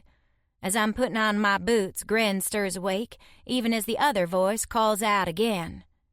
"Oh, Willa, Gren." The accent is different, the voice echoing off the corridor. "I mean no harm. Is it safe to come in?" Gren jerks awake, a growl in his throat, and he leaps to his feet. "No, wait, Gren," I murmur, putting my hands up. "It's okay." He stills, watching my expression. There's a suspicious look on his face as he crouches low, but he watches me, waiting. "It's okay," I murmur. I don't look over at the spear on the wall because I don't want him to think we need to attack. After Hassan's visit, I'm guessing that this is just another round of friendly interfering, bringing more food and supplies to us while we hide in our cave. Maybe this person will listen to no better than Hassan did. "Just wait here," I tell Gren, gesturing at the blankets. "I'll go talk to him." I turn and head for the tunnel, and immediately Gren is at my side, pulling me behind him. "Gren," I protest. "Wait, let's not hurt anyone." My alien looks over at me, cups my face, and then gives me a lick kiss of affection. "Willa." He steps in front of me again, but I notice that his stance is more erect, his claws not facing outward in attack mode. He's wary, but he's not going after anyone. Yet. Okay, this is a good sign. "You can come in," I call out, wrapping my hands around Gren's bicep in case I have to drag him away. Huh, like that'll happen. "But I can't guarantee he'll be friendly." "I hope for my sake that he is then," the man calls out cheerfully, and then pops his head around the corner. It's Murdoch, or something like that. He's the one with the tattoos and the silver-capped horns and the short hair. He grins at us, his expression friendly, and then tilts his head. "Farley brought some stuff from the camp, but she won't come in unless I reassure her that no one's going to eat Chompy." "Chompy?" I ask, confused. "Her pet, Dvisti, the skinny four-legged thing around camp. You remember?" "Oh, sure," I answer blankly. I admit I didn't pay much attention to what the locals had with them, but I guess there could have been an animal. "We won't eat it. Hassan brought us food last night. In fact, there's not much reason for y'all to be up here. We're good." The big blue alien straightens and looks surprised. "You don't want a translator? Hassan said that neither of you had one." Now I feel like a jackass. My cheeks get hot and I squeeze Gren's arm when he starts to growl. "Wait!" To my surprise, the alien turns to Gren and lifts his chin, growling back. I can feel Gren tense with surprise. "What? You understand him?" I don't know why I'm so shocked. I'm also incredibly jealous. The newcomer grins at us, showing an elongated pair of canines that look like baby fangs compared to my grins. "I'm not very good at praxing, but I've learned a few words in my day, mostly greetings, and I'm here for the cargo, but I guess that wouldn't work here." He slings a bag off his shoulder. "I brought tools to give you both translators, if you want them. If not, Farley and I can go." I blink. Why are they being so nice all of a sudden? It feels suspicious. But gosh, I do want the translator. I want to be able to talk to Gren. Even now he looks at me, eyes narrowed, and then gives another growl of response to the other alien, who nods. I would like that. Thank you, Murdoch. Murdoch and fantastic. Have a seat by the fire, and I'll get Farley. I am here, a cheerful female voice calls out in English. Jumpy was too impatient to wait outside. A beaming blue face and long, delicate black braids appear in the tunnel, and then Farley steps inside. She's easily 1.5 feet taller than me, lanky and lean and so graceful that I feel like a dork next to her. She wears brightly decorated leather leggings and a necklace of carved bones to cover her breasts, and when she snaps her fingers, the world's ugliest camel trots into the cave, bleats angrily, and then takes a dump on the floor right in front of us. Good old Jumpy, Murdoch says with a shake of his head. Sorry about that. Manners, Farley tisks, but gives the critter's long, hairy snout a kiss. I will clean up after him. Never fear. Thank you for inviting us into your home. Sure, I say, bewildered, and suddenly glad I dressed. I realize that Gren isn't wearing a stitch of clothing and hastily pull a blanket around his loins, then tuck in the edge to make a long skirt. It's not that I think he's embarrassed, but I don't want them looking at my man. I'm feeling incredibly possessive. He says nothing, just gives me a curious look and relaxes slightly when I tuck my hands on his arm again, determined to hold on to him. I don't think he's going to attack. I'm just grabby. My cootie hums loudly, reminding me that we're still resonating. Farley cleans up after Chompy as Murdoch moves towards the fire, pulling out a skin and spreading a few instruments out. He says something a few times in the weird growl language, and though Gren is regarding him suspiciously, he's calm. I'm jealous all over again because I want to talk to Gren. I'm suddenly glad they're here. So, this will work? Of course. Farley bustles in, her beast trotting after her like a tamed pony, and she pulls a big pack off his back. My Murdoch is very skilled. He has given translators to all of the others. You are the last ones on this shore. She purses her lips and then gives me a cheery smile, as if changing the subject. We have brought you both gifts from the others as well. Gifts? I'm surprised. Clothes and supplies, Farley says, unpacking. Do you wish to see? Oh, I do. I know we have supplies here, but I'm curious what the others sent to us. More than that, though, I want Gren to get his translator. So I hesitate, glancing over at him.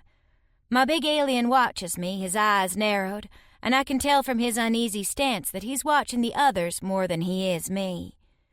Murdoch pulls out something that looks like the world's longest, deadliest syringe, with a control panel on it. He taps buttons at light speed, and a light clicks on with a small chiming noise. I don't suppose you can tell him that I mean him no harm, and this will hurt, but only for a second. I barely have the words to tell him I'm a friend, I admit. Gren growls something, then says, Willa, friend. Murdoch nods. I hate that we're talking around him. Do mine first, so he can see that you mean no harm. Is he going to allow that? Murdoch asks. Oh, I don't know. One way to find out, I suppose. Murdoch and Farley exchange a look. I have to inject this into your temporal lobe. If he touches you while I'm doing it, it could cause damage, and we don't have a med bay here. We're roughing it, as your people like to say. It'll be fine, I tell him firmly. I'll just smile a lot and act like nothing hurts. Oh, good, because that won't be alarming, Murdoch says dryly. If you're sure. Should I distract him? Farley asks, a worried expression on her face. No, it is all right, love. Willa knows Gren better than anyone. I nod and turn to Gren, and my heart aches at how he watches me expectant. He knows we're talking about him. Heck, his name is peppering our conversation. And I want him to understand us. I want to talk to him. My cootie roars a response, and my body responds, wanting us to mate again. But one thing at a time.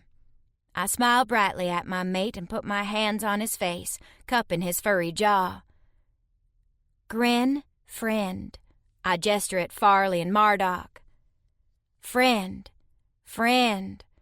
Then I point at the needle. Friend. It's a stretch, but I hope he understands it. Gren's brow creases and he looks over at Marduk. He says something with a series of slurred growls. Marduk seems surprised and then nods, making a low snarl that sounds like an affirmative before turning to us. He wants to know if this is a stim. I guess he's taken a lot of them in the past. All the stims I know of were outlawed on most worlds, though. He taps the needle gun. He doesn't seem afraid of them, though, so I told him that's what it is. We can explain more later. Are you ready? Marduk watches me. I nod and take Gren's hand in mine, holding them lightly. I give him a smile that I hope conveys all my love and affection, and I try not to tense when Marduk puts a hand on my shoulder. Careful, my heart, Farley murmurs. He's watching but not moving. I think we're all right. Marduk says, voice unnaturally easy. His fingers brush over a bit of my tangled hair, exposing the area behind my ear. I'm about to inject Willa. It won't take but a moment, but I need him to be utterly still. He'll be all right, I promise, and the hands I hold in mine aren't tense. In fact, he just waits, watching me.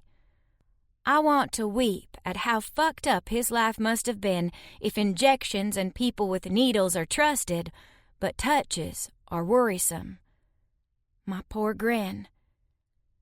Something cool touches behind my ear and a sharp pain lances through my skull. I suck in a breath even though I resolved to try and remain unaffected. A second later, Marduk retreats, wiping down his equipment, and I rub my forehead. My head is throbbing. Gren runs his fingertips over my brow, one of those low growls coming from his throat. My poor female. My eyes widen, because I understood that. Gren? I fling myself into his arms. I can understand you. Farley chuckles behind us. Gren just gives me a puzzled look, and I realize how frustrating a translator can be when it's only one way. I can babble at him in English all I want, but he won't understand me until he has one too. I plant a smacking kiss on his face, though. I'm so happy I want to beg him to speak more, but Marduk's reloading his needle. Gren, friend, I tell him, then gesture at the equipment and point behind Gren's ear. I indicate that he gets a shot next, and he grunts acknowledgement. My heart squeezes. Why is this normal for him? I hate that. He watches me the entire time, not moving as Marduk carefully injects the chip behind his ear. Impatiently, I watch as Marduk carefully withdraws the needle and begins to clean his equipment again. I regard Gren, but his expression remains as blank as it did a moment ago. Tell me when it starts to work, I say to Marduk, impatient, as I watch my beloved alien's face. I can't wait to talk to him. Astonishment crosses Gren's face. Willa, I can understand you. Tears spring to my eyes. I squeeze his hands excitedly, still shocked that his growls and low thrumming snarls make sense to my brain. Yes, hi! Marduk came up here to give us translation chips. I fling myself forward, wrapping my arms around his neck and showering his face with kisses. We can finally talk. I hear Farley's chuckle of amusement as she gets to her feet. I will unpack your things while you two take a moment. Marduk, my heart, join me. Right, of course.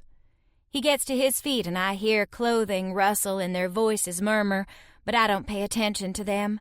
I'm too entranced at the sight of my Gren, watching me with an expression that is utterly dumbfounded. "Hi," I whisper again, suddenly shy. I stroke his fuzzy jaw, noting he's still silent. "Are you happy?" Gren's arms tighten around me. "I do not know." I'm dismayed to hear that. "You don't want to talk to me?" "My Willa, I want that more than anything." He traces a finger along my jaw, his gaze troubled. "But I do not like the promotion." "Promotion?" "To breeding slaves. That is why they have come to retrieve us, yes? That is why they give us the ability to speak to one another. Because we are going to be sold as breeding slaves." His arms tighten around me. "I will fight them to the death if they try to separate us." My heart aches so fiercely that I feel like crying all over again. "Oh, sugar, we're not slaves." I lean in and press my cheek against his, not caring that his big teeth graze my skin. "We're free. They're giving us the ability to talk out of the kindness of their hearts." "No one is kind," he says. "Everyone wants something." He might not be wrong, but for now I'm going to assume we are being treated like every other person in the tribe. "We're not slaves," I reassure him. "You'll never be a slave again, I promise." When the look on his face remains openly skeptical, I continue. "Do you trust me?" Gren nods once. "Then trust me that I will never, ever let anyone do that to you. Ever." "You are so fierce in your defense of me," he growls low. "You always have been. Why?" "Because you're a person like anyone else." "Not like anyone else." His expression grows shuttered. "Because he looks different from the rest of the people pulled from the pods? My poor Gren."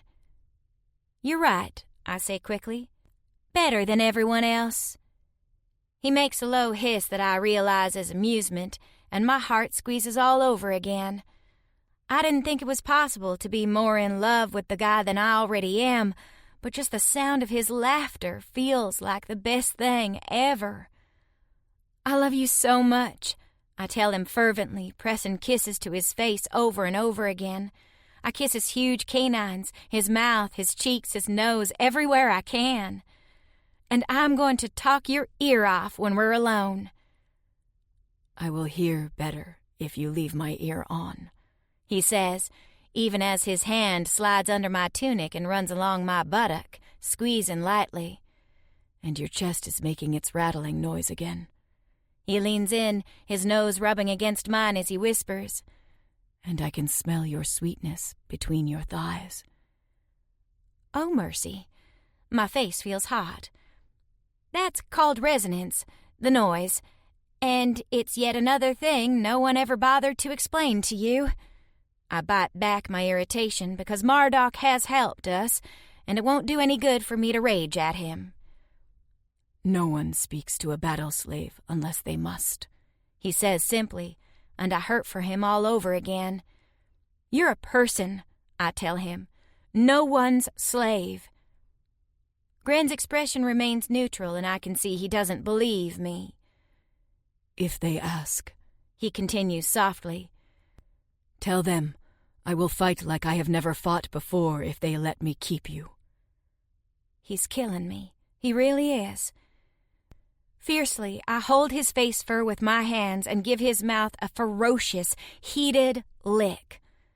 "You're mine, too," I tell him, not caring how loud I am or if Farley and Marduk can hear me. "We're together in this." His hand slides between my legs, a knuckle rubbing between my slick folds and finding my clit. "Together," he agrees, and our cooties are so loud that it sounds as if an entire hive of bees is droning between us. "I think that is everything," Farley calls out, her voice deliberately bright and over loud. You should have enough supplies to fulfill your resonance without anyone bothering you again. Is that not right, my mate?"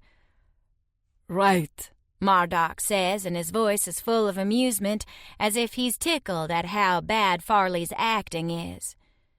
I glance over, and they are on the far side of the cave, back where Ashtar and Veronica slept for so many days. They approach us by the fire again, and I realize belatedly that I'm sprawled in Gren's lap with his hand under my tunic and between my thighs. We're resonating so loud that they can probably hear us 3 planets away. I should probably squirm out from under his grip. This isn't seemly in the slightest, but I find that I don't care. If I push Gren's hand away while they're in front of us, what will he think? That's more important to me than what they think, so I let it stay and do my best not to squirm when he lightly rubs his knuckle against the side of my clit in the lightest of caresses and grazes his mouth against the column of my neck. "Thanks for the stuff," I manage. "We're, having a bit of trouble getting out and hunting right now." Farley casts a dreamy look at Marduk, her hands go into his arm as she presses her cheek there.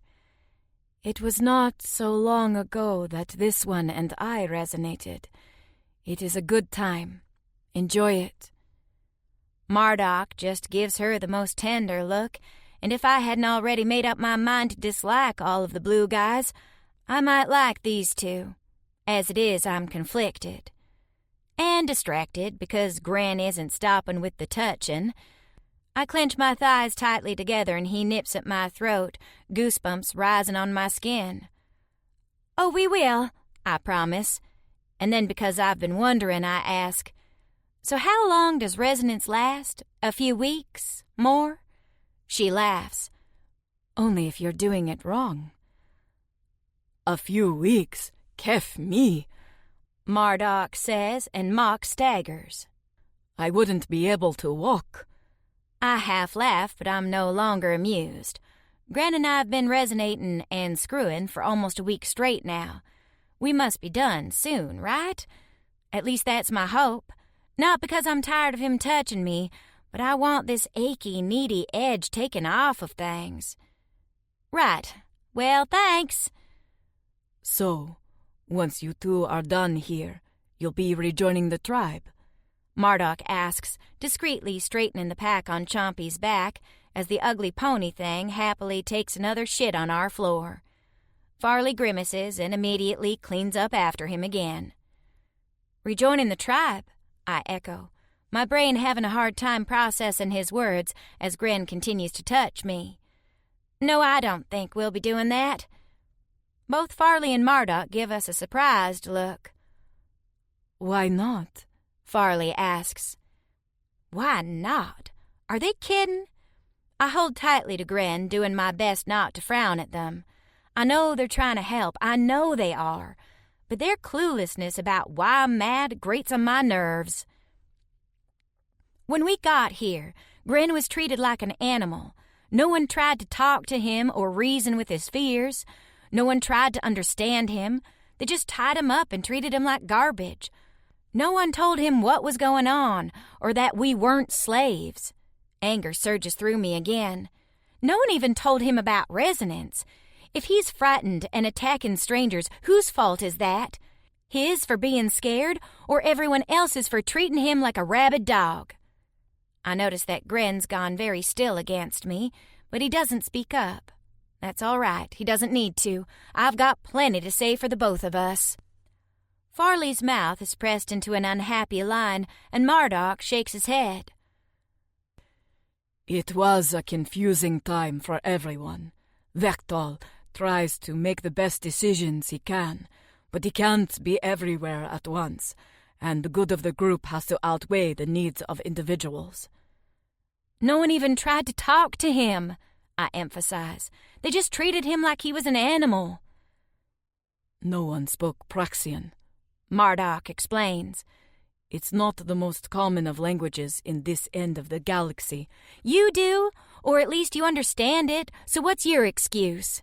I lift my chin defiant. Marduk has the grace to look embarrassed. His expression changes to one of sadness. That was my ship. I flew on it for many years before other pirates took it over. All of my friends who were on that vessel were killed. Then I found out that Vektal wanted to scrap my ship, my old home, for the safety of the people here. I know it was the right thing to do, but it was a lot for me to take in at once. I was distracted.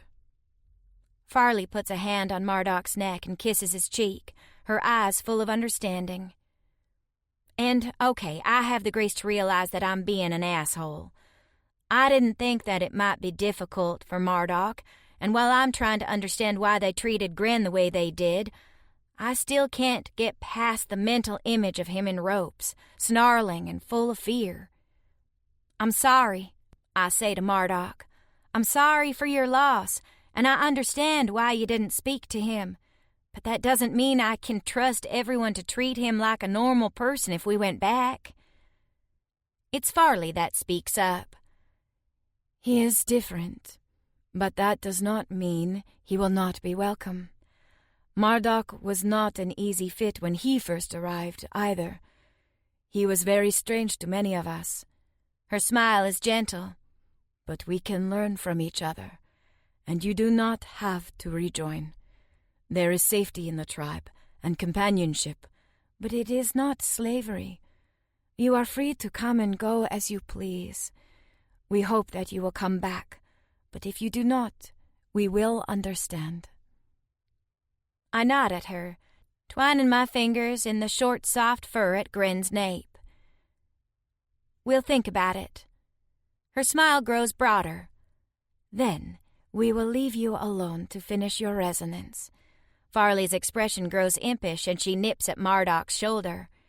And perhaps revisit ours after visiting you. Kef me, Marduk murmurs, but he plants a kiss on one of Farley's black, curling horns and gives her a heated look. I knew I should have come alone. But you will be glad you did not, she teases, and he just grins back. She glances in our direction, then taps her pony thing on the butt, and it goes trotting out of the cave, bleating with indignation. If you step outside of the cave and look to the direction that the sun comes up, you will see the beach. We are still there, and it is less than a full day's walk. If you need help or have questions, come and visit. You will be welcome, both of you. Thank you, I tell her, and then nothing else is said as Marduk and Farley link arms around each other's waists and leave us alone. I remain perched in Gren's lap, utterly silent, waiting until I hear the crunch of footsteps on the gravel path outside. I wait a few moments more, the only movement my curls, as Gren's breath makes them flutter. Then, when I feel like it's safe, I pull back and look at my handsome beast alien. Hi again, I say shyly. You choose me over the others, over safety, he murmurs. The low growling and snarling of his strange bestial language somehow more pleasing to my ears the more often I hear it. Why? Why not be with the others of your kind, if it's your choice? Because I choose to be with you. I cup his face in my hands. Just because you're different doesn't mean that you're not worth it. I smile at him, and my smile grows broader with every moment that passes. What? He asks, wary. I'm just excited to think we can finally talk to each other. Really, really talk. I want to learn everything about you, who you are and how you came here. For some reason, this makes his expression harden. You wish to know who I am? I am a killer. 21. Gren. I wait for disappointment to change her expression, for sadness to take over her smiles. She can speak to me now, so she will know the truth of who I am. She wishes to know who Gren is. I am a killer, a destroyer, a creature unleashed upon the arena to maim and kill others. I have but one goal in life, to win the next battle. If I do not, I will end up sold or worse. There is no more to me than that. But Willa's beautiful smile does not change. She touches my face and shakes her head. That's not who you are. You were a gladiator, right? You fought in arenas, like the other males? I grunt, because I suppose there is truth in that. We are all killers. Did you choose to become a killer? She asks. When I shake my head, she continues. Do you want to kill me? I would die before I let anything harm you, I tell her fiercely. Do you want to kill Marduk? Willa continues. The one who gave you the ability to hear me?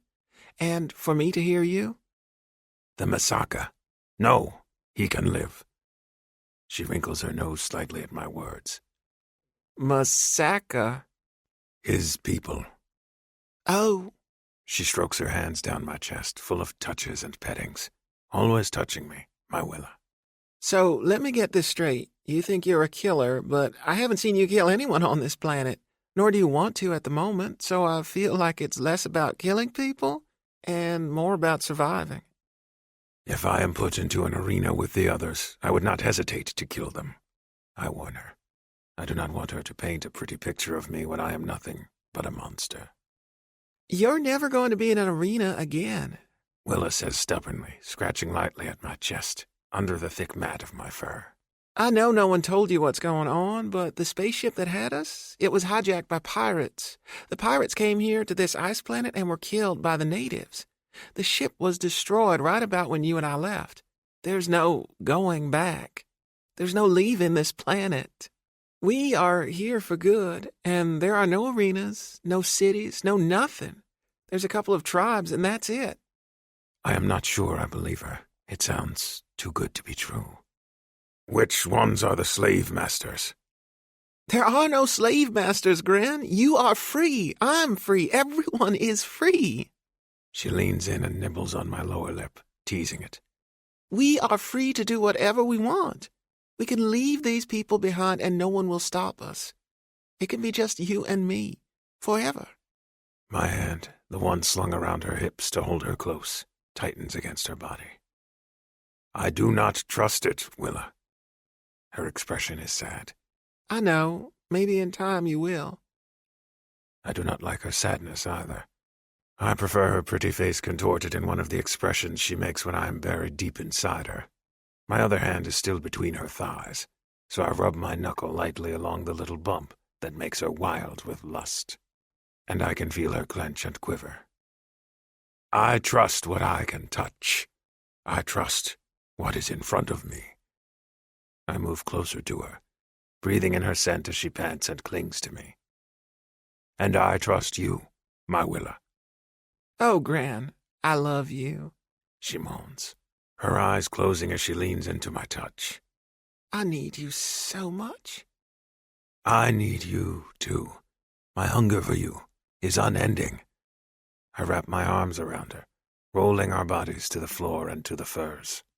A moment later, she is under me, her legs spreading to welcome me. I thrust into her, surprised at how good the wet heat of her feels, and how tightly she grips me. A low groan escapes my throat. This is what I trust. This is what I believe in. Gran, she pants with every thrust of my cock into her warmth. Gran, oh God, remind me to tell you about resonance. Oh God, right there. She arches against me, her mouth open in a wordless cry as her cunt tightens around my shaft. I pound into her, clenching her hips tight to hold her against me as I drill into her slick heat. Our matings have grown more frantic as the days have passed, as if our bodies cannot stand prolonged touching without climaxing in a rush of need. The moment I feel her body's release, I allow mine to pour forth, my sack tightening as I flood her with my seed. Only after we are panting and sated do I lie down on the blankets next to her, pulling her close to me.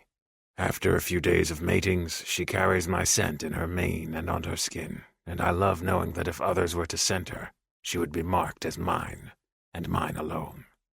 Willa sucks in a few deep breaths and then nestles her head on my chest, twining her fingers in my fur. I'm going to tell you everything I know about this place, okay? Because you deserve to know. Then speak. I brace myself for the awful truth of this cold place we have found ourselves. There has to be something wrong with it, some sort of catch that will destroy the fragile happiness I have found with her. I know I am not meant to be content, and that I must take everything one day at a time, one battle at a time, as I have always done. But she tells me of this place, of the glowing worm called a kui, or a kuti, as she calls it, that enables me to survive on this planet. She strokes my chest, as if worried this will upset me. But I have had dozens of modifications to increase my fighting prowess, or alter my senses. It is just another small change. She tells me of the fact that this kui will choose a mate for me by signaling with resonance. The buzzing in my chest and the insistent need to mate until I have made the female it has chosen for me pregnant. It chose Willa. I am not upset about this. I hold her close and bury my face in her fragrant mane, which smells like sweat and sex and all the good things in life.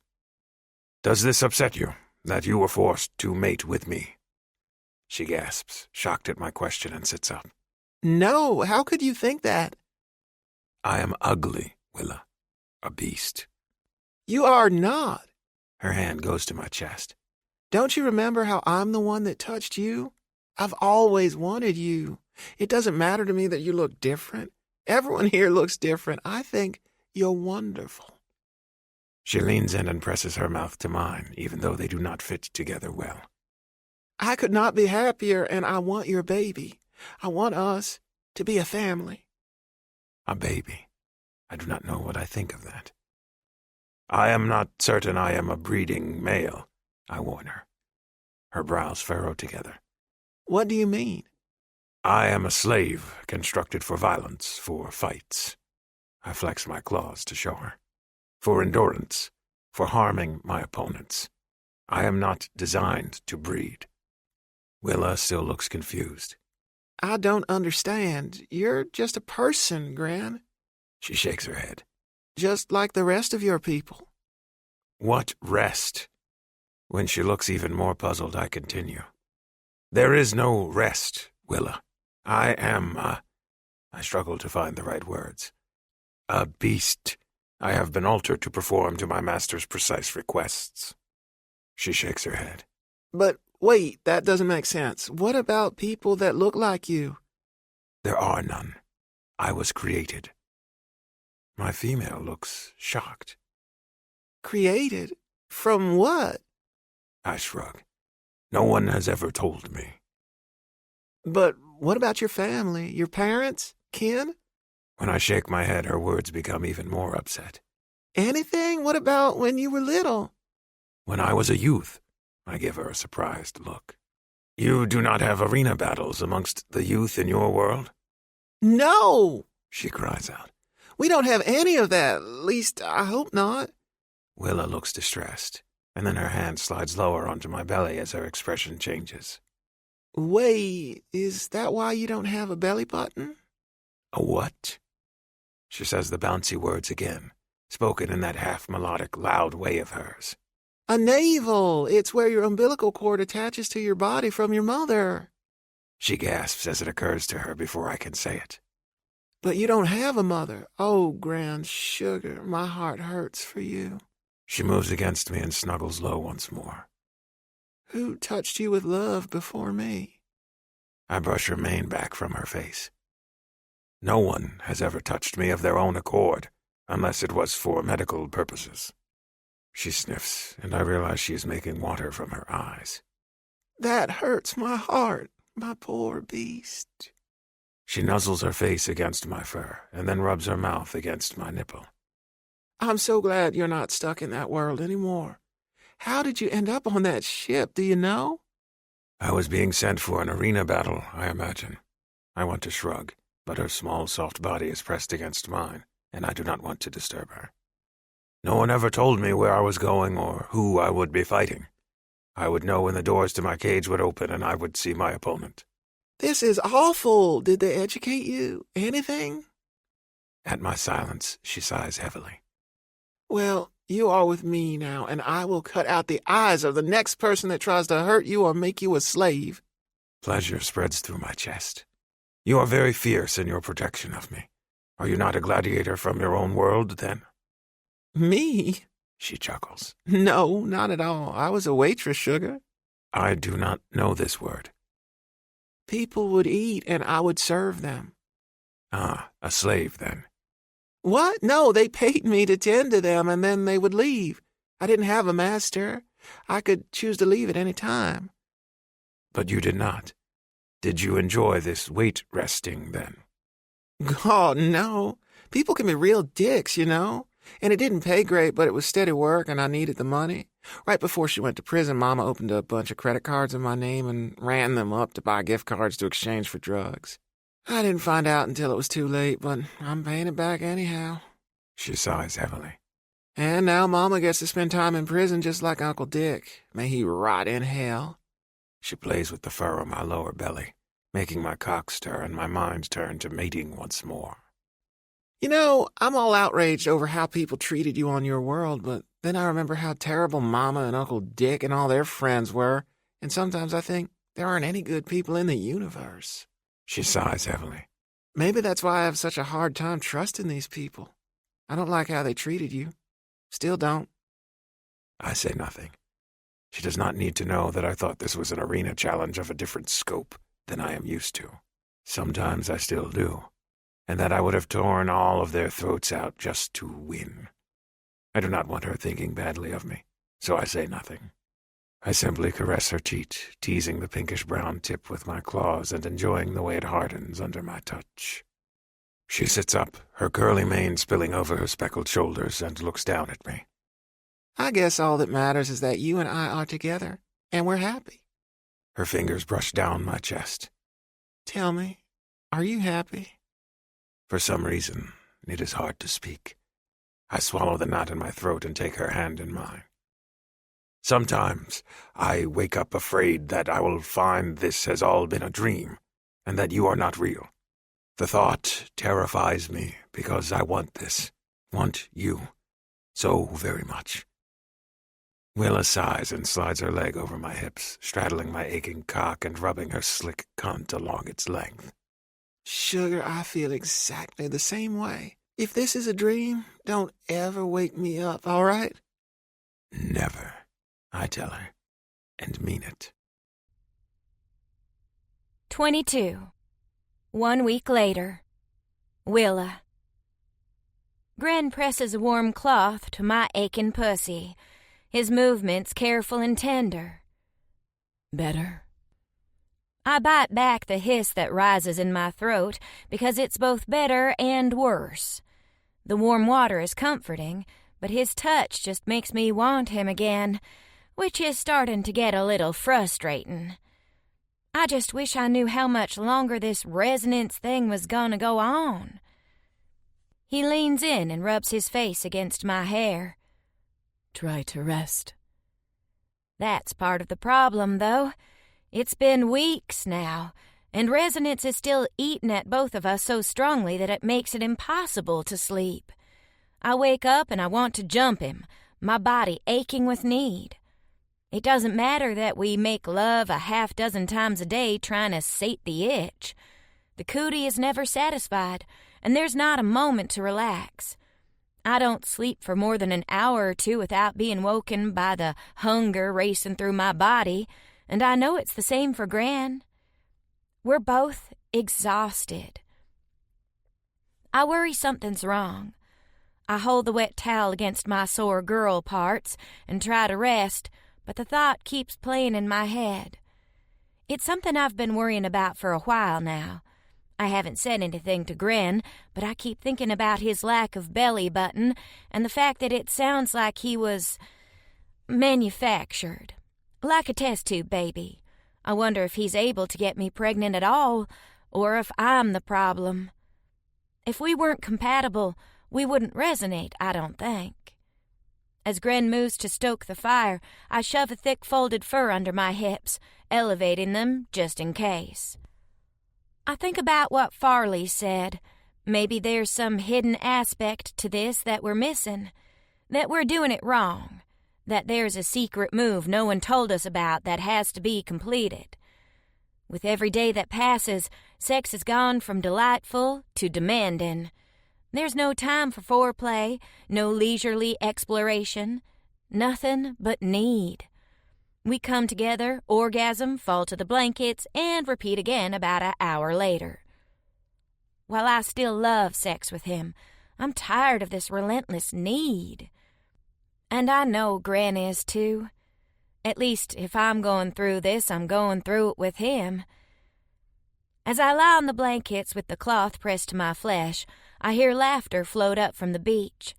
It's not the first time, and I know that the wind carries sounds up the rocky cliffs, but we're much closer to the other tribe's camp than I realized. The path is long, thanks to the cliffs, but as the crow flies, we're close.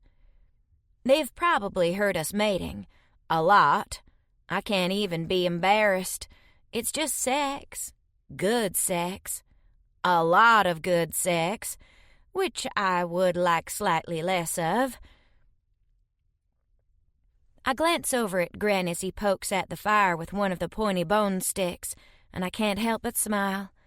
I love my big beast more with every passing day. He's not really a beast, of course. He's just a man, slightly more furry than some, with bigger teeth and claws than others. Not a big deal to me. He's got a generous heart, and he's utterly tender and caring when it comes to me.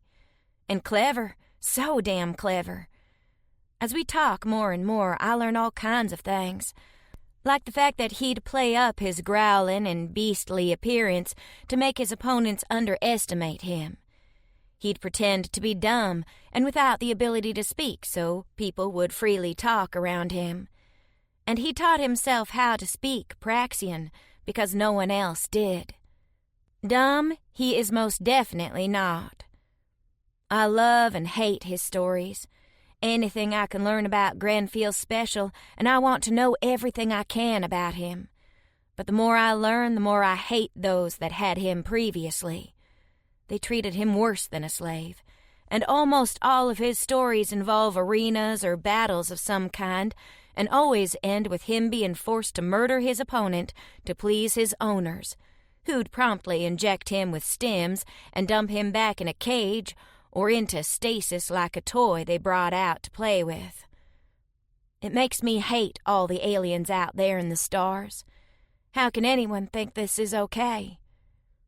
But I guess some don't, because Marduk showed up here to help us out, and Zolea went and got Veronica when he found out Gran was dying. I set the cloth back in the bowl as I think about Veronica. Her healing powers worked wonders on Gran. I wonder if we should visit her once more, see if there's something else she can do for us. I don't want Gran to feel like he's not enough for me, though. Willa. Gran touches my arm, then grazes my cheek with one knuckle. His cootie is loud and insistent in his chest, and I realize belatedly that mine is too. I was so lost in my exhausted thoughts that I missed the sign. Right, yep. I turn onto my belly and raise my hips into the air, even as he settles his weight behind me. His first thrust makes me come, orgasm curling my toes and making me groan so loud that I sound like a dying animal. We're both so sensitized at this point that it doesn't take him more than a few quick thrusts before he comes too, which is good, because each thrust sets off a new cascade of orgasms. Then his seed fills me, and my thighs and pussy are wet with his spend as we both collapse onto the blankets again, panting as if we've run a marathon. Gran pulls me against him, nuzzling at my hair. I am sorry, he murmurs, licking my shoulder gently. Next time, I will bring you more pleasure. He sounds as tired as I am, though, as if the very thought of putting more work into pleasure is beyond his strength. This isn't who Gran is. He's big and strong, so powerful that he terrified everyone into tying him up. I turn in his arms, and even that small movement feels like effort, and look him in the eye. I think we should ask Veronica to come back. Alarm makes his body stiffen. His big hand cups my cheek and then smooths down my arm, and his eyes study me with worry. You are ill. Where do you hurt? No, sugar. I think this is wrong. Even after 3 weeks of marathon sex, I still have it in me to blush. We're both so tired, and this isn't stopping. Everyone talks about how amazing resonance is, but we passed amazing well over a week ago. We're both exhausted, and it doesn't seem to be slowing down any. I want to make sure nothing is wrong. After a moment, I quickly add, with me, that is. What if I can't get pregnant and our cooties don't know that?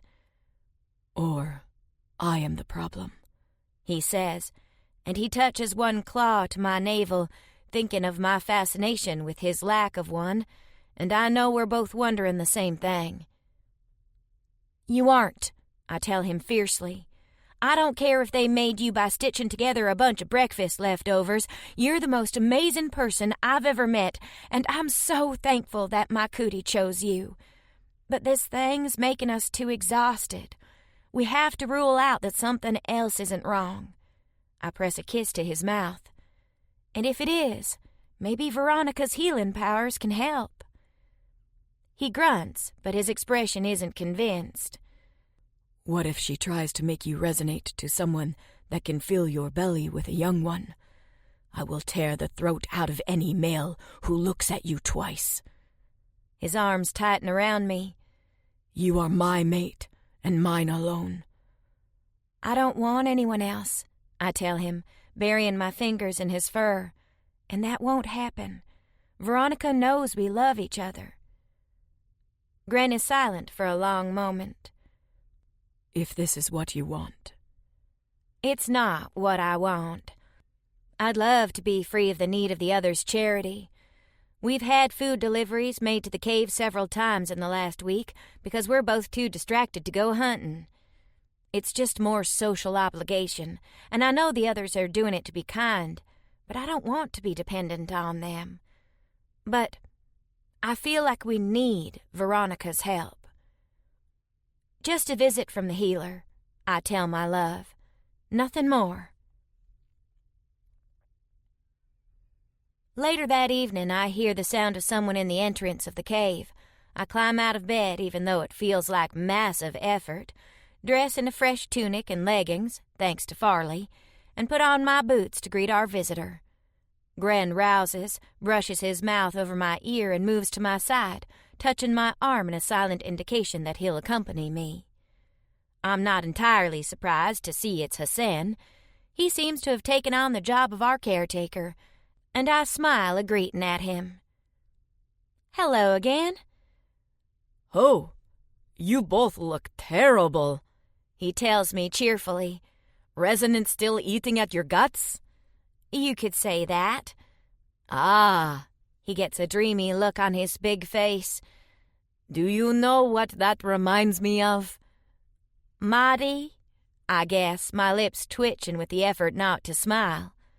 Yes, we did not resonate as long as you, but we were as loud. I cross my arms and do my best not to blush. Well, thank you for the meet. How are you? I miss my mate and my kit, but it will not be long now. He grins. Once Ronka and her mate return from the village, I am told they will carry the last 4 of us that are returning back to our mates. Last 4? I ask, surprised and dismayed. Veronica's not here? Gren says nothing, but I know that is part of his strategy to listen and watch. He touches the small of my back, a silent indication that he hears everything. She has gone back to Croatoan, Hassan agrees, to learn more healing from Melak. She and Ashtar took Rokan, Beck, and Ihako back to their mates. Oh, and Vektal. Our chief was very excited to feast his eyes on Shorshi and his girls once more. He straightens, dumping another one of the dead pony things, a dvisti, for our meat. I think he is tired of newcomers showing up on the beach, but that is just me. Newcomers, I echo. I want to talk about Veronica some more and when she will be back, but it seems like there's a lot going on. I'm terrified to hear his words. What newcomers? Slavers? Gran Ask growls. Hassan shakes his head, then squats to begin the messy task of butchering our meat. I know I should do it, or try to learn how to do it, but I'm so tired even standing up like this has become an effort, so I just watch. Not slavers, Hassan continues. Islanders. Loren and Marisol are back, and they have brought a strange tribe with them from the island. Back, I echo. Were they gone? Now he's the one that looks surprised. They disappeared when the ship sank. We thought they were dead. There was much sadness back on the beach. Oh. I hug my arms to my chest, feeling sick. I vaguely remember running into Lauren back on the beach on the day I rescued Gren and telling her to help Marduk strip the ship because I was trying to get everyone away from Gran. It's probably my fault. She's all right. Her and Mari? They are well, he agrees. And Pashov, though you tried to make his brain come out of his ears. He jabs the knife along the carcass, punctuating his words. You did not ask, but I thought I would tell you. I deserve the reprimand, I suppose. Thank you. My mate is a warrior. Gran growls at him. She does what she must to win. There is nothing to win, Hassan says easily. No one is competing, but I understand now that she was protecting you. This is something I acknowledge. We should have done better by you, though you did not try very hard. The look he gives Gran is sly and full of humor. But all is well. No one is dead, and now we have a new mess of people back at the Icehome camp who must be taught how to hunt and take care of themselves. More aliens? I ask him, surprised. People, he corrects. People from the island. 4 arms and skin that changes color, and jaws full of fur. He shakes his head. I thought I had seen everything when your people landed, but it turns out the world surprises me once more. Wow. I don't know what else to say. More people, strange people. 4 arms? It's a lot to take in. Hassan grunts. They are as helpless as kits on the beach. I do not envy Taushen and the others with their task of teaching a tribe full of kits how to take care of themselves. He gives me a grin over his shoulder. I would help more, but I have put in my time and my mate is waiting for me. We appreciate the help, I tell him. And then, because I'm impatient to know, I continue. When will Veronica be back? A few days? He shrugs his big shoulders and jabs a knife into the belly of the animal, cutting it open. She will be coming back, though. She is needed here. Boy, I'll say. When she returns, can you give her a message? Of course, Hassan says easily. I look over at Gran and take his hand in mine, squeezing it. I word my thoughts very carefully because I don't want him to feel as if he's the problem. Tell her I worry there's an issue with resonance, and we need her help. It is me, Gran says, voice quiet. I am the problem. I am a beast. No, I retort quickly when Hassan looks up in surprise. I squeeze my mate's hand. You're not the problem. It could be 100 different things, and we just want to ask. Hassan gives us a mystified look. A problem with resonance? You are not fighting it, are you? We hear you down on the beach. I thought you were both very enthusiastic. That part is fine, I bark out, embarrassed. Hassan straightens, then tilts his head, watching us. You do know where everything goes, yes? The cock. We know, I tell him shrilly, raising my voice so he doesn't keep talking. Bless your heart. Gran agrees and squeezes my hand, and then I just laugh hysterically, because that's all I can do. Sometimes the people on this planet are entirely too helpful. Bless his heart indeed. 23. Willa. It takes 3 days for anyone else to come by again. You would think the time would pass swiftly, but it's a mess of naps, heated quick matings, and somehow managing bodily functions between both of those two things. I feel like a frazzled mess, and I'm too distracted and exhausted to concentrate on anything. When I hear a voice call out, "Ho!" from the path outside the cave, I feel like shouting with joy. Gren tenses next to me in our bed, squeezing my shoulder. "They are here. Rouse yourself, my mate." I'm awake, I tell him, scrambling from the bed. I drop my tunic twice before Gren takes it and helps me dress. I feel like a junkie tweaking between fixes. My twitching reminds me too much of Mama in later years, and I hate it, because I know that my fix, another round of sex, will only give a few moments of relief before the hunger need starts up again. "Thanks, sugar," I tell him, pressing a kiss to his jaw as he puts an arm around my waist. "You're the best." He only grunts, but I know my words please him. He's not used to affection or kind words, so I intend on smothering him with both. "Knock, knock," calls out a cheery, unfamiliar female voice. Human. "Can we come in?" I pause, startled, and look at Gren in surprise. That's not Hassan, and it's not Veronica either. Gren snarls a greeting in his language. "Enter." A head pokes around the corner a moment later, and a pretty woman with faded pink hair and 2 inches of brown roots peeks over at us. "Hi there. Taushen and I volunteered to come and say hello. Hassan's busy today." She enters the cave waving, and I can't help but notice that her tunic is decorated with little beads and fringe, and it's tied in such a way that it emphasizes her terrific figure. Her hair's braided across the crown of her head in a half coronet, and she looks more fresh and put together than anyone else I've seen on this planet. For a moment I'm envious, and then I'm just embarrassed, thinking of my sex-snarled mess of hair. "Hi," I say tentatively.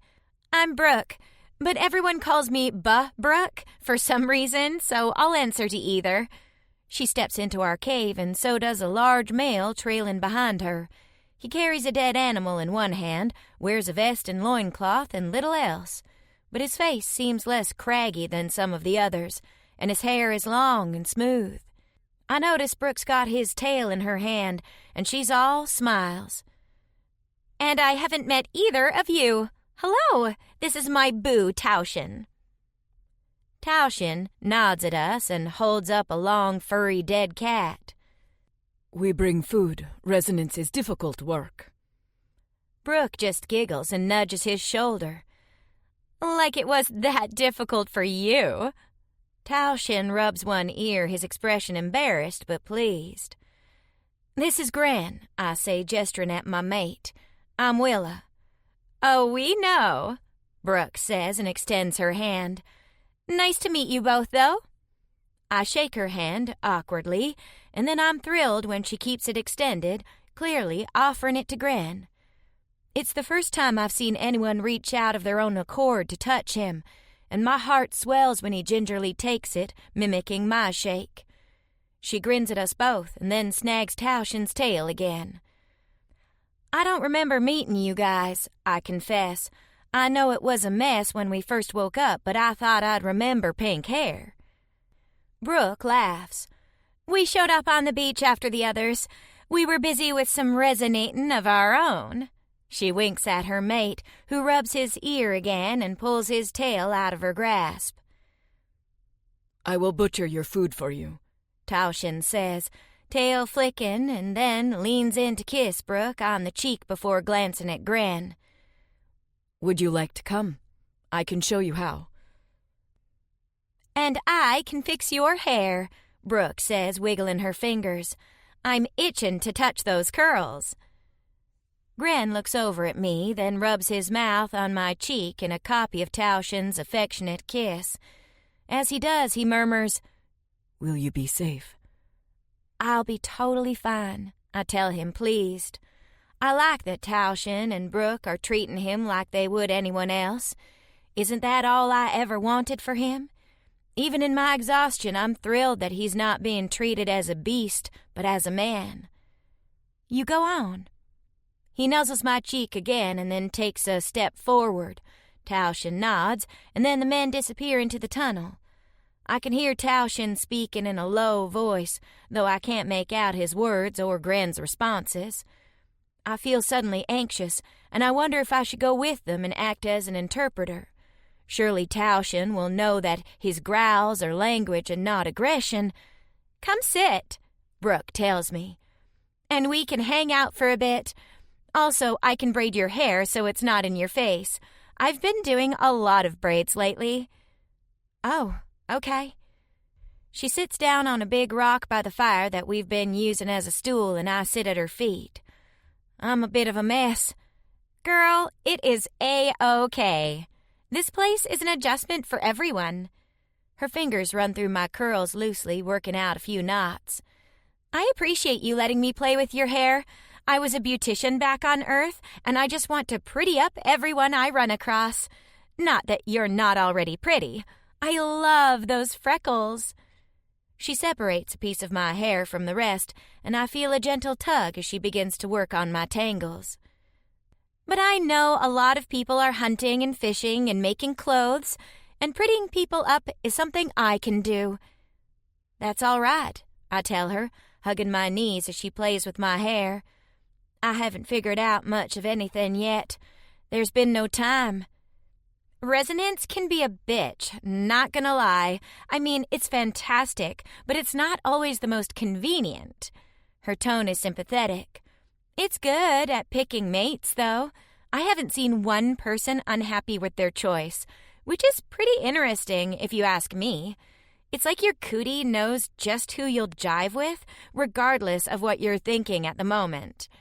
I have a feeling we're going to see a lot of them with the new people on the beach." She tugs at my hair again. "Have you met them? The Islanders?" "No, we've been up here." I pause. Is Veronica back yet?" "Oh, yes. They just got back late last night." She chuckles.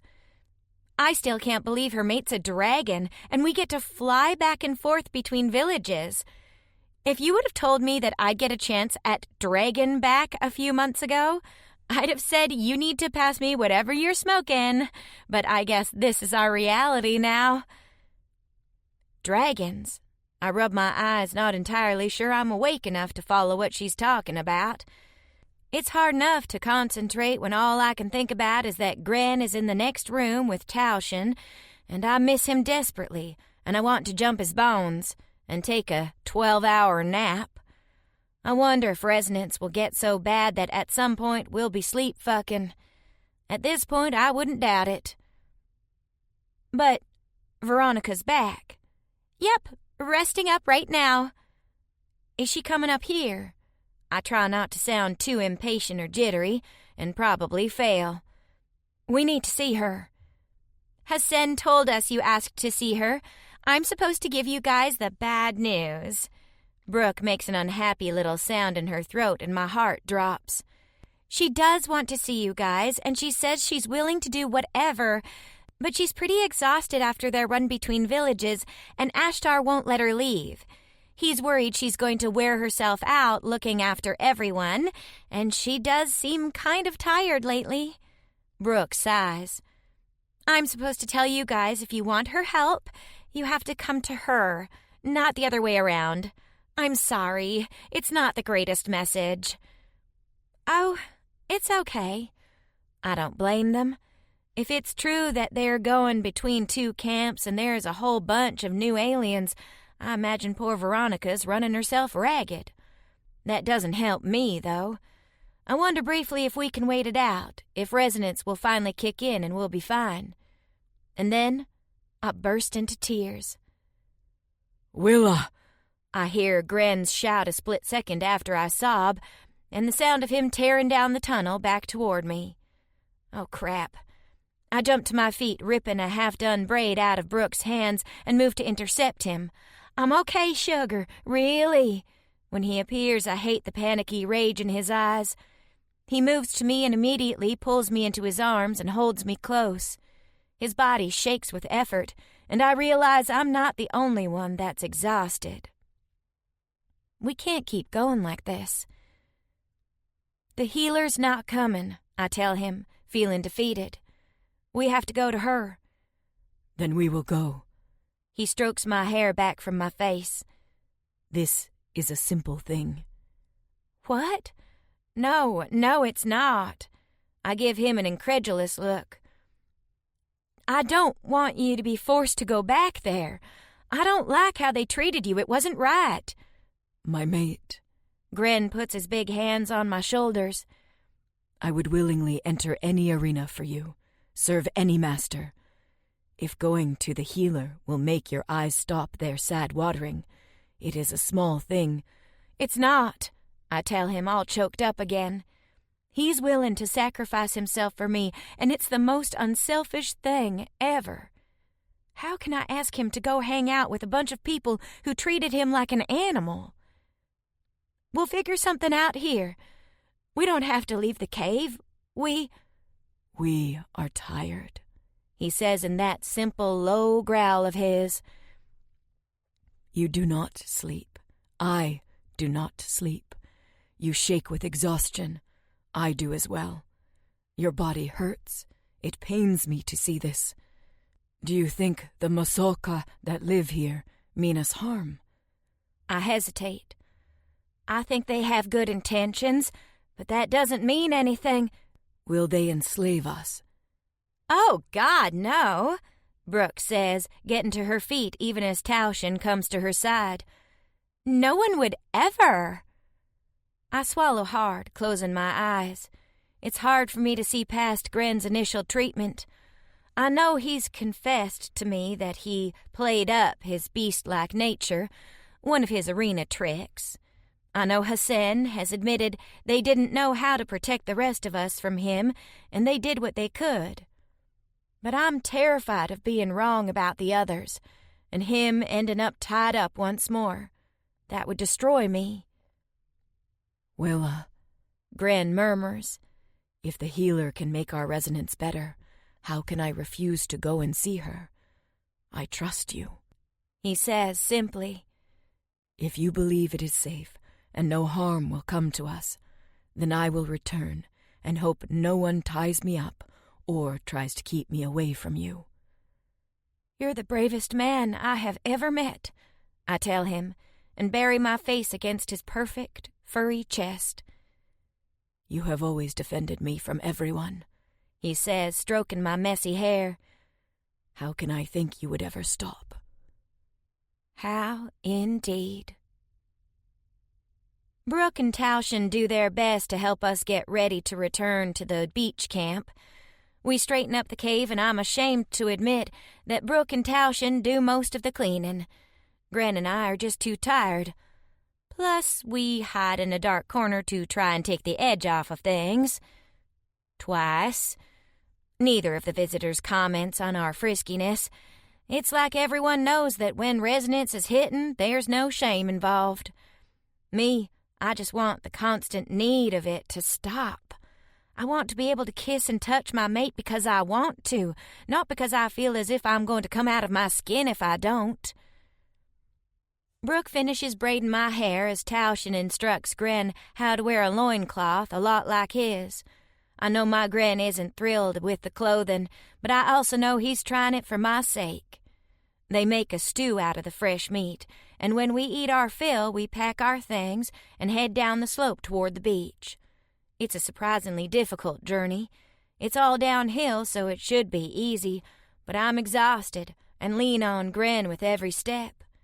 Even as we walk, my cootie hums and buzzes with angry insistence, so loud that I feel like Taushin and Brooke are going to say something. But they are discreetly quiet about it. They carry our bags and give us shoulders to lean on in the steeper parts of the descent, and the time passes. With every step the need in me rises, though, and I start to cling to Gran a little bit longer than necessary. "Should we stop before we get to the village?" I ask, when we take one of many, oh so many, breaks during our walk. Brooke hesitates, glancing at Tauschen. "I'm sure someone will have room in their tent for you guys. You can take care of business and then say hello to everyone later once you've unpacked your things." Stay in someone else's tent? I stiffen in Gren's arms, because I don't like the thought of that. For some stupid reason, my tired brain thought we'd have Veronica help us and then just jaunt back up to our cave by the time dark hit. But we packed bags, so of course we're staying overnight. I feel like an idiot because it's as if I realized for the first time that we're going to have to stay. I glance up at the skies and see that the two suns are creeping toward the horizon, and our easy walk has taken most of the afternoon. Crap. "Oh, no, I don't like that," I fuss, worried. "I don't want to stay with someone else. We need a cave of our own." "Willa," Gren murmurs, holding me close. "it will be all right." "No, it won't be," I tell him, insisting. Worry for him overrides my thoughts, and I can feel a frantic edge. "We need our privacy. Speaking of privacy," Brooke calls out cheerfully, "I have to go to the girls' room. Want to buddy up with me, Willa?" And she gives me a pointed look. Girls' room. Dazed, tired, I blink at her, and when she continues to give me a meaningful stare, I realize she wants to talk. God, my brain feels like a bowl of grits at the moment. I rub my forehead and then pat Gren's chest as I pull out of his arms. "I guess I do need to hit the ladies' room." "Good, we'll go together," Brooke calls out and then extends a hand to me. "We'll go behind that cliff over there. Come on." Gren frowns as if trying to figure us out. He glances at Tauschen, who has his arms crossed and his tail lightly flicking, utterly unworried. His gaze moves back to me and I give him an encouraging smile. I can see his shoulders lose their tension and he drops to his haunches, crouching to wait. Brooke grabs my hand and drags me behind her to a protected spot a short distance away. She doesn't even bother with the pretense of dropping her pants, though. The moment we're alone, she grabs me by the shoulders. "Are you okay?" I make a wordless sound. "The village," I begin to protest. "Is going to be fine," she tells me firmly. "Repeat after me. I know you're tired, but it will all be fine." "But what if it's not?" "I have been here a while. I have seen people resonate that could not stand each other.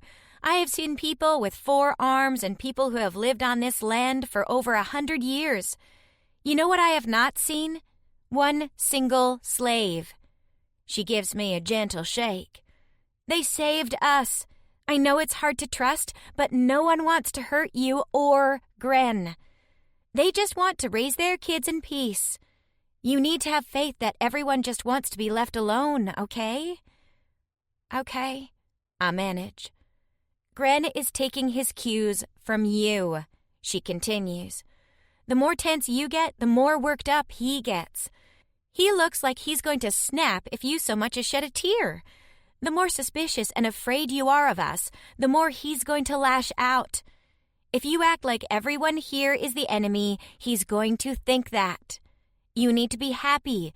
You need to be thrilled you're seeing everyone again, so he realizes not everyone's a monster. Otherwise, he's never going to blend in. They're going to be too afraid of him if he attacks someone, and if he does, it'll be because he's trying to protect you." I blink at her. She's right. Gren trusts me, and here I am panicking because I'm so determined to protect him. "Thank you," I whisper. "My brain's fried. I should know better. I'm just so tired." "It's all right. Just happy smile, okay?" Brooke puts on the brightest, cheeriest expression. "Happy smiles. You're being reunited with your buddies and you're excited. Happy, happy, excited smiles. So excited, I echo and smile, even though I'm exhausted. I need to try to be calm about this, for Gren's sake. 24. Gren. The beach encampment seems more chaotic than before. My memories of this place are of crying, frightened females, tired Masaka natives, and their mates doing their best to calm everyone, and bitter cold. And Willa, of course. Most of my memories are around her pretty speckled face as she approached me, no matter how afraid everyone else was. Today the beach encampment is full of laughter and talk. People gather around 2 large fires, sharing stories and chattering. There's a smell of blood in the air, and someone scrapes a hide while another person, a male with 4 arms, works on a fishing net. The sadness and fear is gone, and there is even a child in a dark-skinned, unfamiliar female's arms. The scents are overwhelming, as is the noise, but Willa's face brightens as she regards them. Willa! Someone cries out happily and rushes toward her, arms outstretched. My mate squeezes my hand and then moves forward to embrace the female. Lo, it's so good to see you. You too. The female beams at my mate and glances over at me, turning her happy expression in my direction. And you too, Gren. I nod at her, unsure how to act. I have never met others in such a way. It has always been a face-to-face meeting in an arena or a competition. When I talked with others in holding pens, it was to assess the competition, never simply to be friendly. I do not know what to think or what is required. I notice a big male walking up behind the female, one with 4 arms. As I watch, his skin shifts colors rapidly, mimicking my darker shade as he moves to his mate's side and puts a hand on her waist. Oh, Willa says, startled. Meet Cathar. Lo says proudly, almost defensively. I met him on the island. Him and his people live here now. Please don't be afraid. I know they look different, but they're people just like us. Willa looks at me, astonishment in her eyes. Then she giggles, shaking her head. Water streams from her eyes, but they are not the sad waters. Instead, she just keeps giggling, leaning against me. Don't be afraid, she gasps. Oh, my word. Lauren seems distressed, her shoulders stiffening. She looks to Brooke and Tauschen, mystified. What is it? My mate swipes at her eyes. Sorry, everything's funny when you're tired. Willa sighs and leans against me, and I can feel her body trembling with laughter and exhaustion. I left this camp with Gren because no one saw him as a person. They were too afraid. Now we come back and the entire beach is full of strangers. I bet not a single one is tied up. To be fair, no one from Cathar's clan, or any of the other clans, has attacked anyone. Gren did. Lauren gives me an uneasy look, and I can feel Willa stiffen defensively. My mate would protect me from all who seek to speak badly of me. It is adorable. I did attack everyone, I tell my mate before she can step in and assault her friend with words. I should have been tied up. My goal was to fight my way out. I touch Willa's mane, then touch her shoulder in a caress. I assumed it was another arena in which to fight. The 4-armed alien crosses 2 of his limbs over his chest and nods. My people fight in great competitions for the honor of their clan. Or we did, before the great smoking mountain died and took everyone with it. He gives me an assessing look, one I have experienced many times. You have won many battles, have you not? You have that air. I nod. This one understands. My mate relaxes. She smiles up at me and then reaches out to Lauren. I'm sorry if I seem prickly, sugar. I'm just real tired. She gives her a wan smile. We're actually here to visit with the healer. Oh, my goodness. Lauren's expression changes from wariness to sympathy. She squeezes Willa's hand. You look fried, but I didn't want to say anything. And skinny. Both of you are so skinny. Lauren's expression is kind as she looks at both of us. Are you staying overnight? Cathar and I have an extra tent high up on the beach with his clan. We've been keeping supplies there and things for the baby, but we can make you 2 a bed. Just give me a little time to straighten things up. We were going to set it up for Gale and Vaza. You'll meet them, I'm sure, but they brought their own tents and furs. You haven't met them, have you? They've come from the Croatoan tribe, and they're living with our clan, too. They're adopting Zuren, and Gosh, it's such a long story. Lauren waves a hand in the air. I'm going on, and you both look dead on your feet. Do you want something to eat? I'm pretty sure Veronica's sleeping. She and Ashtar are worn out from flying. Willa looks over at me, and just that small look sets off her teats. They shake in a dull roar, the song of resonance. Hot need blisters through me, exhausting in its ferocity. And even though my body is tired, my cock is ready, and the need to claim my mate makes me shudder. Willa's knees buckle slightly, and she collapses in my arms. "We need a shelter," I say, speaking for the first time. My language is different than their sing-song one full of loud noises, and I am not entirely sure they will understand me like my Willa does, or if they will think I am attacking. But the one known as Cathar nods. Follow us. Come, Loren, my mate. Of course. You guys need rest. Come on. Brooke hands our things over to Lauren and her mate, and then looks at her mail. We'll get you guys some food and let the others know you're here. If we see Veronica, we'll send her your way. Yes, I tell her, and that seems sufficient. I try to think of what Willa would say. Not bless your heart, because that word implies the other is stupid. The Praxians have no word in their language like the one that springs to mind. But it is one I have heard my Willa say before. Thank all. Thank y'all, Willa murmurs, snuggling up against me. You're so sweet, Gran.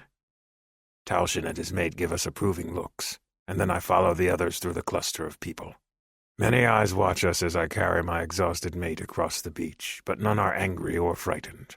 No one tries to take my mate from my claws, or worries I will harm her. There are curious looks, but they seem like normal people. I wonder if most of Willa's fear is on my behalf. Is that why she stays away? Does she want to stay here with them? I saw the way her eyes lit up when she glimpsed her friend. She was happy to see her. Lauren and her mate bring us to a cluster of tents set between the high walls of a narrow canyon, a short distance from the gathering on the beach. Here the pebbles give way to rocky chips, and the cliffs look as if they are made of the same crumbly stone as the path that led to our cave. Several hide-covered tents are clustered together, and they point us at one in the back. We'll get you two set up. Lauren grabs a bundle and pushes the flap back, immediately moving inside. I'll make a bed. Won't take but a sec. Cathar watches his mate, then turns to me, his voice low. It is good to see another warrior. The females here are soft and need protecting. Every set of hands helps. I say nothing, thinking of my Willa. I am looked at as a helper instead of a problem. Strange how things have changed over the course of a few days. Stay as long as you like, Cathar tells us. Whatever home we have to offer, you are welcome to share. Thank y'all, I say carefully, and when Lauren emerges, I duck into the tent and gently lay my exhausted Willa down. The tent flap hits my tail, and then we are alone, or as alone as we can be, in an encampment full of strangers. Willa whimpers, reaching for the loincloth that took me far too long to put on. Need you, she tells me. Everything hurts. I am here, I say to her, even as she frees my cock. I will not leave you. I undo the knots that hold her leggings on her body, and then pull them down far enough to expose her cunt. She is hot with need, and wet, and her whimpers grow stronger as I press my cock into her warmth. We mate swiftly and brutally. I hold off on my climax until I feel Willa clench around me, her cunt quivering and squeezing my cock with her release. Only then do I come, emptying my seed into her. It does not take the edge off, and I begin to feel despair. What if the only solution to ease my mate's pain is for her to resonate to a different male than me? I do not like that thought at all.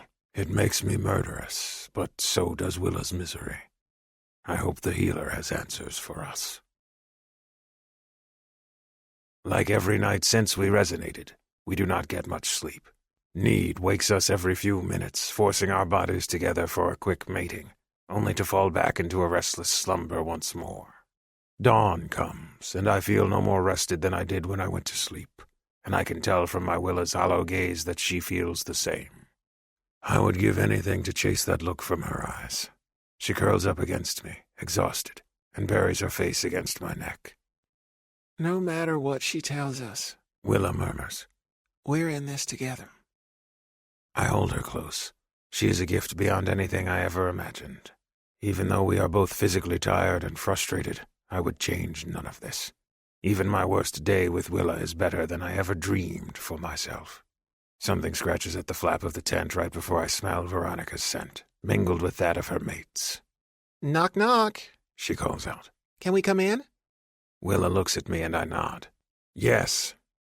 A moment later, Veronica pulls the tent flap back, smiling at us. Hey, you two, you look not as good as when I left you and you were dying, She says to me. so that's rather impressive. Can we sit? Come on, Ashtar, baby. She gestures at the male behind her, and a moment later, the big golden warrior pushes his way into our tent, then drops onto a bundle of furs. He casts us an imperious look, then opens his arms up for Veronica. Your throne is ready, Dork. she tells him, but moves to sit in his lap anyhow, her cheeks red. So, what's going on, you two? Willa sits up, her hand resting on my thigh. Our resonance, something's wrong with it. We keep mating and She shrugs, weary. nothing seems to happen. Veronica exchanges a look with her mate. So the point of resonance is that you're supposed to make a baby. It's entirely possible that there's something incompatible between yourself and Gren. That's not how resonance is supposed to work, of course, but there's a lot of things that aren't quite right with Gren. She glances over at me. No offense. I nod. Because of how my former masters changed me. She extends her hands out from herself, spreading them and staring at her palms.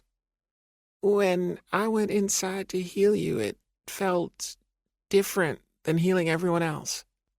How so? Willa asks, fear in her voice. I can feel her fingers twining in my fur as she holds on to me. She worries for me. Instead of feeling like one big whole thing, you felt like a bunch of fragments stuck together. You're not, of course, all of your limbs are yours, but if we're talking scientifically, and I don't know science, so this is just a guess, your DNA isn't yours, but a whole bunch of DNA strands stuck together. That's the best way I can think of it. It's like someone took a bunch of people, cobbled them together, and made you. She leans down and gestures at my claws. Your hands, you have claws like Ashtar and horns like him, too. But your tail and your three-toed feet, those are Sakui. And the cat-like features, I'm not sure what those are. Praxian, I tell her.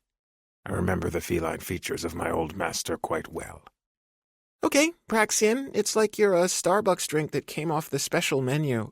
Someone just started pumping random ingredients in to see what they could make, and no one stopped to think about what the end result would be. And I know that doesn't make sense to you, She says, wringing her hands.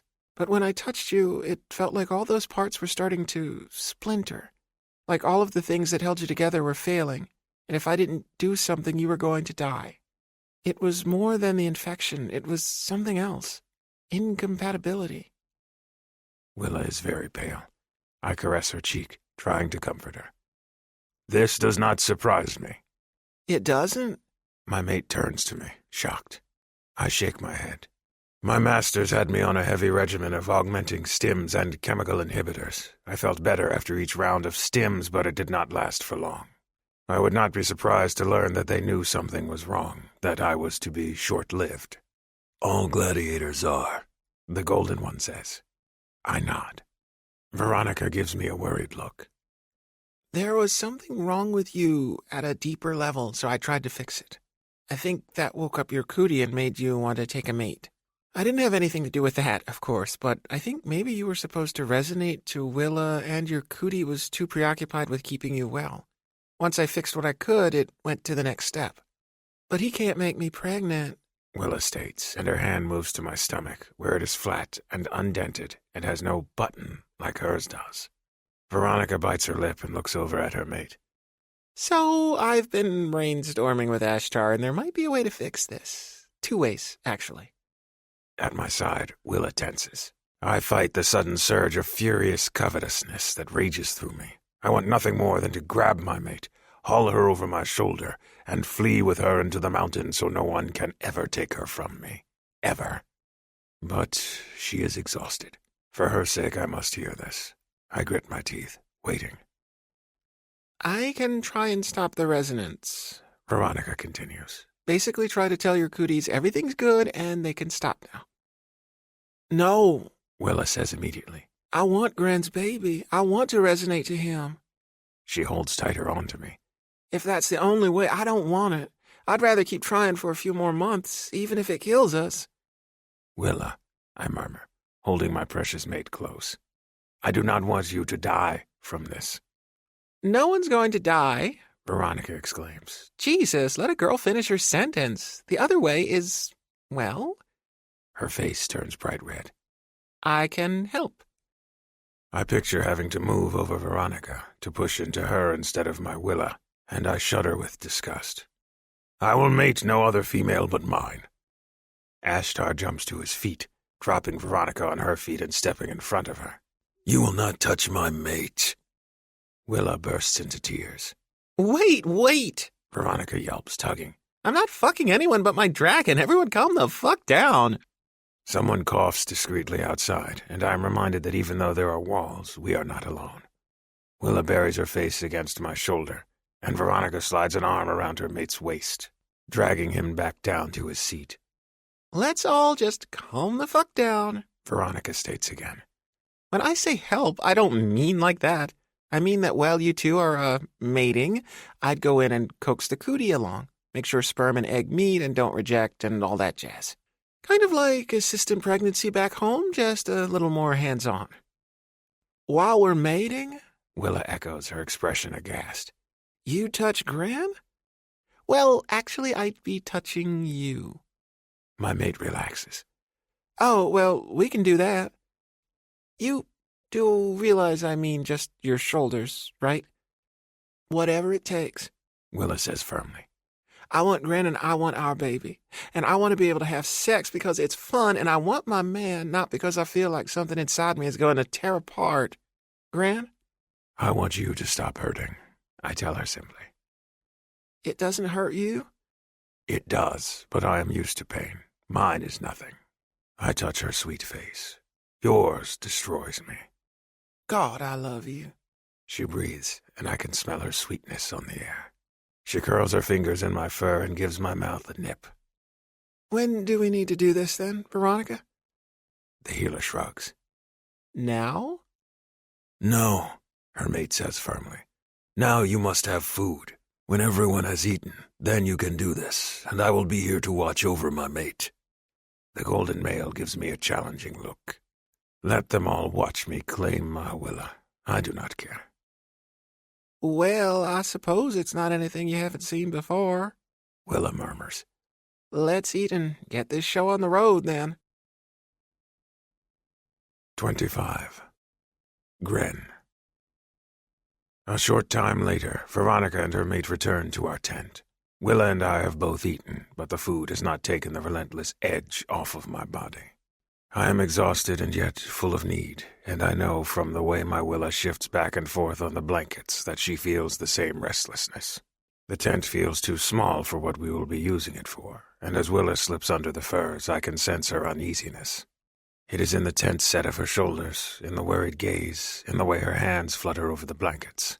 She is fully dressed, and then when she gets under the furs, she shifts and pulls her leggings off, casting them aside. I wear a loincloth, but I know when I join her under the furs it will be cast aside as well. Veronica is fully covered, and her mate lingers by the tent flap, his arms crossed, his big body naked as I wish to be. I'm going to sit up here by your head, Veronica says to Willa as my mate lies down, and I'll put my hands on your shoulders. Okay, Willa says, and then blinks as Veronica loosens the neck of her tunic and slips her hands inside. My mate lies flat, the healer's legs crossed and tucked under her inches from her mane. Willa looks up, and I know she is gazing right at Veronica. So, this is weird. Are you kidding? I'm giving you a neck rub while telling your eggs that they're in need of some serious alien sperm. What could possibly be weird about this? Veronica says lightly. Both women freeze and then burst into fits of giggles. Lord have mercy, Willa says between choking laughter. When you put it that way, it does sound mighty strange. Oh, it's definitely strange, Veronica admits. But I'm starting to roll with the whole strange thing. There's a lot of strange on this planet, and there's not much we can do but go with the flow.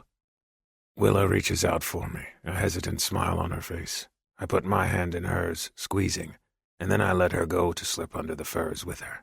It feels even more crowded in our tent now, and Veronica is so close I can smell her scent all over my mate. I do not like this. Her scent does not appeal to me, nor does her nearness. My need for Willa is constant, but I want Veronica to leave. I force myself to lie carefully next to my mate, propped up on one arm so I do not crush her when I move over her. I do my best to ignore the healer, but it is difficult, especially with her mate glaring at us from nearby. So this just keeps feeling weirder? Willa admits as I settle in against her. She reaches for me and I move atop her, pulling my loincloth off. My cock brushes against the fur of her mound, but I do not move to claim her. She feels comfortable and familiar and as wonderful as ever. But Veronica's scent is clogging my senses, and my cock is not as hard as it should be to give my mate pleasure. I did not imagine this would be that difficult. Weird for me too, but we can do this, Veronica reassures us. Just pretend I'm not here. Willa chokes on another laugh. Yeah, sure, okay. She pauses, stroking her hand down my side and sending shivers through my body. We appreciate you doing this, Veronica. Hey, what are friends for? Veronica pats Willa on the shoulder, her hand somewhat trapped by Willa's tunic. I want you both to be happy and healthy. If this is what it takes, so be it. I'm just happy all I have to touch is your shoulder and not say lower. I am happy about that as well, Ashtar says dryly. My mate just chuckles and continues to caress me, her hands moving over my backside. Her eyes are enticing, her body warm, but I am struggling. With Ashtar and Veronica's focus on our mating, I am uncomfortably reminded of the arena. How many times before did I see a gladiator win the prize of a female? How many times did I watch a gladiator rut upon her on the floor of the arena before everyone, showing off his claiming of his prize as the female wept and struggled? Willa does not struggle, but this is different than when we were in the cave together. Even when Ashtar and his mate were sharing quarters with us, they did not watch us so intently. This is different, and my cock threatens to shrivel even as my cooey hums louder and angrier, as if displeased with my mind for fighting this. But I do not want to take my Willa like this. Not like she is some prize won in a fight. She is mine, but not like that. Never like that. Gran? My mate murmurs, and her fingers skate along my fur. Sugar? I lower my head, seeking out her mouth with mine, but my mane brushes against Veronica's arm, and I suppress a shudder. I am trying. Veronica clears her throat. I, guess I can help with that. No, Ashtar says quickly. No. Willa agrees. Right, okay. Veronica sounds relieved. I'm going to be completely quiet and just think real hard about eggs and sperm meeting and how badly your eggs want to be fertilized. Willa nods, and her focus is on my face. She reaches up and caresses my cheek, her smile sweet. I'm here, she murmurs to me. It's just me and you, truly. I growl, low in my throat, wordless in my frustration. It is, and yet this is different. I press my mouth against her palm, breathing in her scent and trying to cover myself with it. Realization flickers in my mate's eyes. Ah, she murmurs, and then slips her hand between our bodies. I feel her fingers skate down my belly, and for a moment I think she is going to grasp my cock and manipulate me until I am hard. The thought is enticing, but it is not something I want to share with Ashtar and his mate. Willa! But my mate's fingers brush past my cock and she shifts. I realize she is touching herself, and my frown deepens. Is she going to climax first and then hope that I do the same? A moment later, her hand moves back up and then she presses it against my mouth. The scent of her cunt, juicy with arousal, floods my senses. My growl turns to one of arousal, and my cock grows impossibly hard in the space of a breath. It's me, she whispers. It's only me. Her gaze holds mine, her eyes full of love and need. She hooks one leg around my hips and arches up against me, her cunt rubbing against my length. I groan and put my hand to her hip, holding her as I seek out her welcoming heat. One thrust, and then I am buried deep inside her, and our cooeys resonate so loudly that our bodies feel as if they are coming apart. I pump into my mate, my gaze locked onto hers as I feel her clench and tighten around me. Like every mating for the last few days, it is quick and brutal, and within moments my seed releases in a flood a moment after she shivers around me with her release. My name on her lips. Then, panting, I lower my forehead to hers, breathing in her breath, filling my senses with Willa, and Willa alone. My mate smiles at me, and then her eyes close and she sighs heavily, going limp. That's right, sleepy time, Veronica murmurs. You both need a nice long sleep. I'll do the rest. The healer brushes a hand over my shoulder, and then I fall into a dreamless slumber, tucking my mate close. 26. Grin. I wake up some time later, my body curled around my Willa. The air has grown colder and the tent darker. We are alone, the sense of both Ashtar and Veronica faded and stale.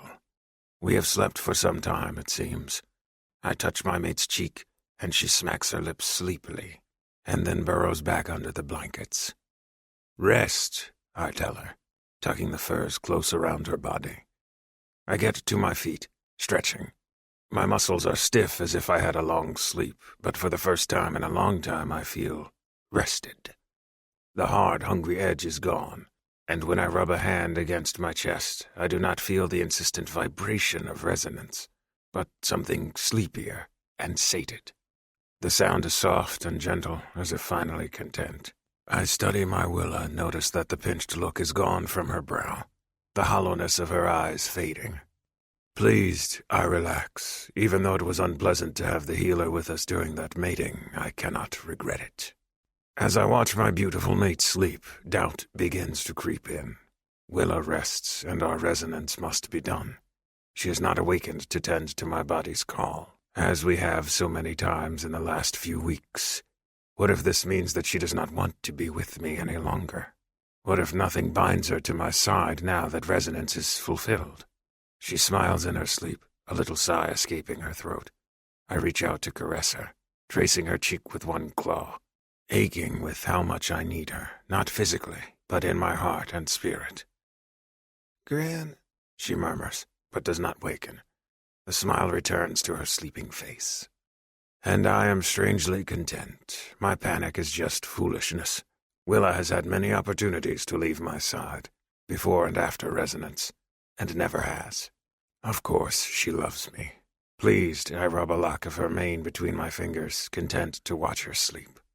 My stomach growls, and I am reminded of my body's other functions. I lift my head as a scent wafts in from nearby. Hot food and fire. My ears pick up the low hum of voices, though I cannot make out what they are saying. I ponder staying in the tent, wondering if I will be attacked the moment I step foot outside. But no, Hassan promised we are safe. I flex my arms, feeling stronger. If they wish to attack us, they will be dealing with a well-rested beast, and not the edgy, exhausted creature I was a short time ago. Also, Willa might wake soon. If so, she will be hungry. The need to take care of my mate propels me forward. I quietly dress in my loincloth, and then emerge from the tent. A wave of scents assaults my senses, not just fire and food, but people everywhere. I am immediately reminded of the largest arena battles, in which I would enter and be immediately assaulted by the smells of my opponents. My body would go on instant alert, readying to attack. But then, someone laughs. A baby cries, and it jars my senses. This is not the arena. I am not under attack. Willa is here. I can feel my shoulders loosen, the tension leaving my body. There is a fire with people sitting at it, and when an unfamiliar person waves me over, I hesitate, but only for a moment before joining them. Greetings, brother, says the male as he leans forward to stir the fire. As he does, I notice he has 4 arms. This is one of Lauren's people, then. I am surprised, but pleased to be called brother. It implies I am one of them. I seek to feed my mate, I tell him, unsure of what I should say in response. Something polite. I have never done this before. After a moment's hesitation, I add, "And greetings, brother." I am called Jeshiel, he says, flicking a long braid over his shoulder. He gestures at the male sitting next to him, wrapped in a fur. This is Nadek. Oren and Cathar are seated by the main fire, and Gahel and Vazah have Zoren in their tent. He is fussy this evening. As if to lend credence to the male's words, the baby lets up a distant wail, only to be shushed again. We are pleased you and your mate will be joining the clan of the Strong Arm, even if only for a short time. And he gestures at one of the stones gathered near their small fire, indicating I should sit. I study him. He seems young for all of his strength. His body is nearly as thick with muscle in the torso as my own, and his 4 strong arms look as if they could crush heads. But his expression is open and honest, and the long braid over his shoulder tells me he has never experienced combat, not when he would give his enemies such an easy handhold. I look over at the other male. He stares at the fire, then nods at me. The one he calls Nadek seems to be of a slighter build, and when he shifts his weight and pulls the fur over his body, I see the stump of a leg cut off at the knee. Ah, that explains much, and oddly enough, makes me feel easier. This is no slave pit. A slave that cannot walk is a useless mouth. Nadek would not last a day with my last master. The baby cries again, and I am reminded yet again of how different this place is. Willa worries so much, but my fears are easing with every moment. I know slavery and brutality, and the small subtle signs of this encampment tell me that they are many things, but they are not to be feared as slavers. So I sit. I rest my hands on my knees, uncertain. Are you of a Shadowed Cat clan? Asks Nadek. They have their tents across the beach. The translator spits their words back at me, and then I shake my head. I am a thing, a male created to fight battles and nothing else. But they watch me with curiosity, not disgust. And it is clear they do not realize I am different from all, not just different from them. Eventually I say, I am a male without a clan. You and your mate are welcome to join ours, Jeshiel says, grinning as he pokes the fire. You may only have 2 arms, but they look quite strong. I will let my mate know we are welcome, I tell him gravely, pleased at such an invitation. I am not very skilled with hunting yet, though. The only things I have hunted are other hunters. Nadek makes a displeased sound. Not all must hunt. It takes great effort for me not to look at his leg. I see. Jeshiel elbows his friend. You are hard on yourself. Are your arms not yet strong, brother? You belong here just as much as Vazah and his mate. Strong arm welcomes all. Is all Nadek says. Jeshiel frowns at his friend, then scoops a bowl into the pouch hanging over the fire and offers it to me. Eat. There is plenty of food in this land. I take it from his hands and my stomach growls. Even so, I hesitate. Enough for my mate. Of course. I sit down and begin to eat. The food is hot, and I am ravenous. I scarcely taste it before I am finishing the bowl, and I lick my claws to get every drop of food. Jeshiel indicates I should take another serving, and I do. I eat this one slower, glancing at them.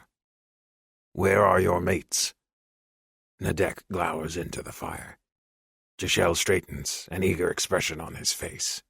We have no mates, yet. But there are many females in the human tribe. It will happen. We must be patient, that is all. Is that Gren I see?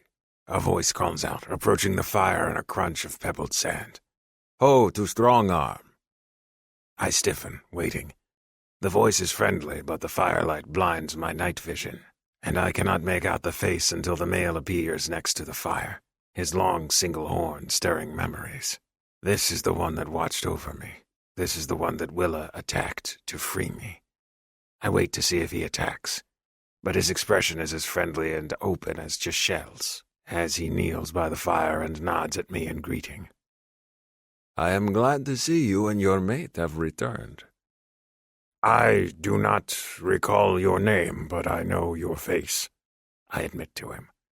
My head feels as if it is spinning at so much friendly conversation. So many people, all of them nice. To me, to Gren, the beast, the gladiator who has never had a word of kindness before Willa. Now I feel blanketed in it. I am made to feel welcome. I am given food at a stranger's fire, and no one has looked at me as if I am a monster. As I eye the four-armed aliens, I wonder if perhaps I am no longer the strangest male they have ever seen. The island people seem to have opened their eyes to different kinds. As I watch, the blue Masaka thumps down onto a seat next to Jashel, and the four-armed alien's skin ripples with color, shifting to a shadowy gray, and then back to pale blue. Definitely not the strangest. I am called Pashov, the blue one-horned alien says, smiling. and I did not expect you to remember my name. Because it is too long, Jashel teases. Pashov sounds better to my ears. Nadek just snorts, but it is clear from his expression he is amused. I clutch my bowl, wanting to participate in this friendly conversation, to casually speak up the way they do and talk as if it is nothing, as if I have always made friends wherever I go. My mind is blank of words, though, and when they glance over at me, I say the first thing I think of. I am glad your brains did not come out your ears. Pashov throws his head back and laughs. I as well. And how is your mate? The strong one? I smile at that because my Willa is strong. She rests. I am going to bring her food. Pashov leans over the stew pouch and sniffs it. Dvisti, did you catch this one yourself? Jashel looks over at Nadek and then rubs his head, a little embarrassed. No, I tried to catch the one standing near camp, but it charged me and then bit me. He rubs one hand. I was so startled that I dropped my spear. It is a good thing. Nadek speaks up grudgingly. It was Ferlay's tamed beast. Jumpy! Pashov slaps his knee and roars with laughter. I chuckle, thinking of the skinny-limbed beast in our cave, and Jashel flat on his back in astonishment. That female has you turned around, does she not? Female, I ask. Jashel moves a hand to his shoulder as if to flick a braid that is already on his back. I have resonated to a female, but she ignores me. I am being patient. He grimaces as if in pain. It is very distracting. Very, Pashov agrees and glances over at me again. Finish your meal, Gren, and I will show you around the camp so you know where all the supplies are if you need anything. It will be good for you to greet the others as well. I get to my feet, surprised at how much the idea pleases me. I am to be introduced to people as if I am as normal as any of the human females, or the other males, as if I am Ashtar, golden and perfect, instead of Gren, hulking and ugly. My mate, I begin. We will guard her. Nadek reassures me. I will come and find you if she awakens, Jashel adds, staring into the fire morosely, his good mood gone. The camp is not big. No trees to hide behind. I nod slowly, and Pashov gets to his feet, his expression friendly and open. If he was my arena opponent, he would hold his old injury against me. He would be thinking of ways to exact revenge, of ways to torment me for his pain. I hesitate for a moment longer, but it feels good to be included, to be treated as any other. And so I go. Pashov leads me from campfire to campfire, introducing me to a blur of faces. There are aliens with face fur and aliens with large arching horns. There are the deep blue Masaka and more human females. There are even two Aani, though they are busy playing a game with giggling human females called spinning bottles. Even though there is no bottle, but a long, smooth, cylindrical bone instead. There are several females seated in a half circle with more of the island males. As I watch, one of the Ani males reaches out and grabs the spinning bone, making it point past all the females in the circle and to a pregnant female sitting by a nearby fire.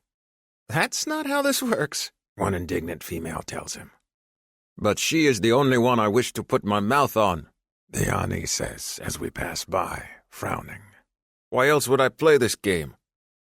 We continue on, and I see several females clustered together. One holds a baby, and the two pregnant ones have other young kits at their side. They are laughing together, and as I watch, a tall male with twisted horns moves and grabs one of the little female kits, swinging her into the air. The little one squeals with glee, and the female looks up and smiles.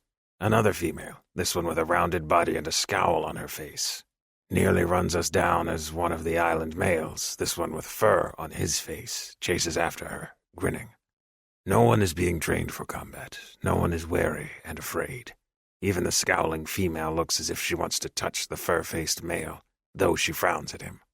These are not people that are afraid or about to go into battle. This is a good place. And Willa left it behind to stay with me. I am humbled at her choice once more, and grateful for my mate's loyalty. But perhaps there is a way we can be part of this tribe, so Willa will not have to choose between her friends and her mate. Perhaps I will have a people and friends, and others will smile with welcome greeting when I arrive. Perhaps I do not have to be an outcast forever, shunned by all.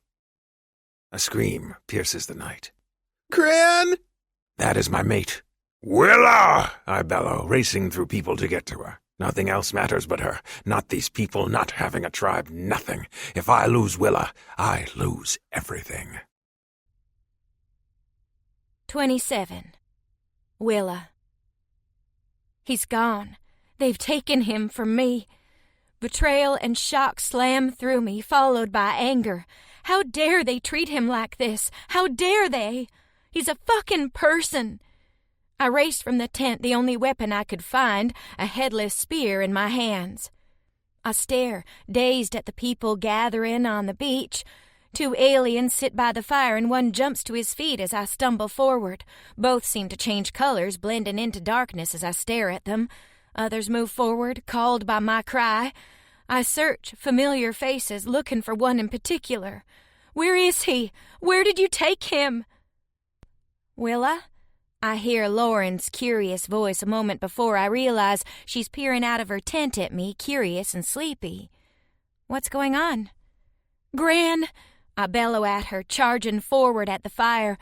I'm ready to fight everyone on this beach to get my man back. They took him away while I slept. What? Lauren sounds confused. Willa! Take a slow breath and allow this gentle interlude to steady your heart before the story continues.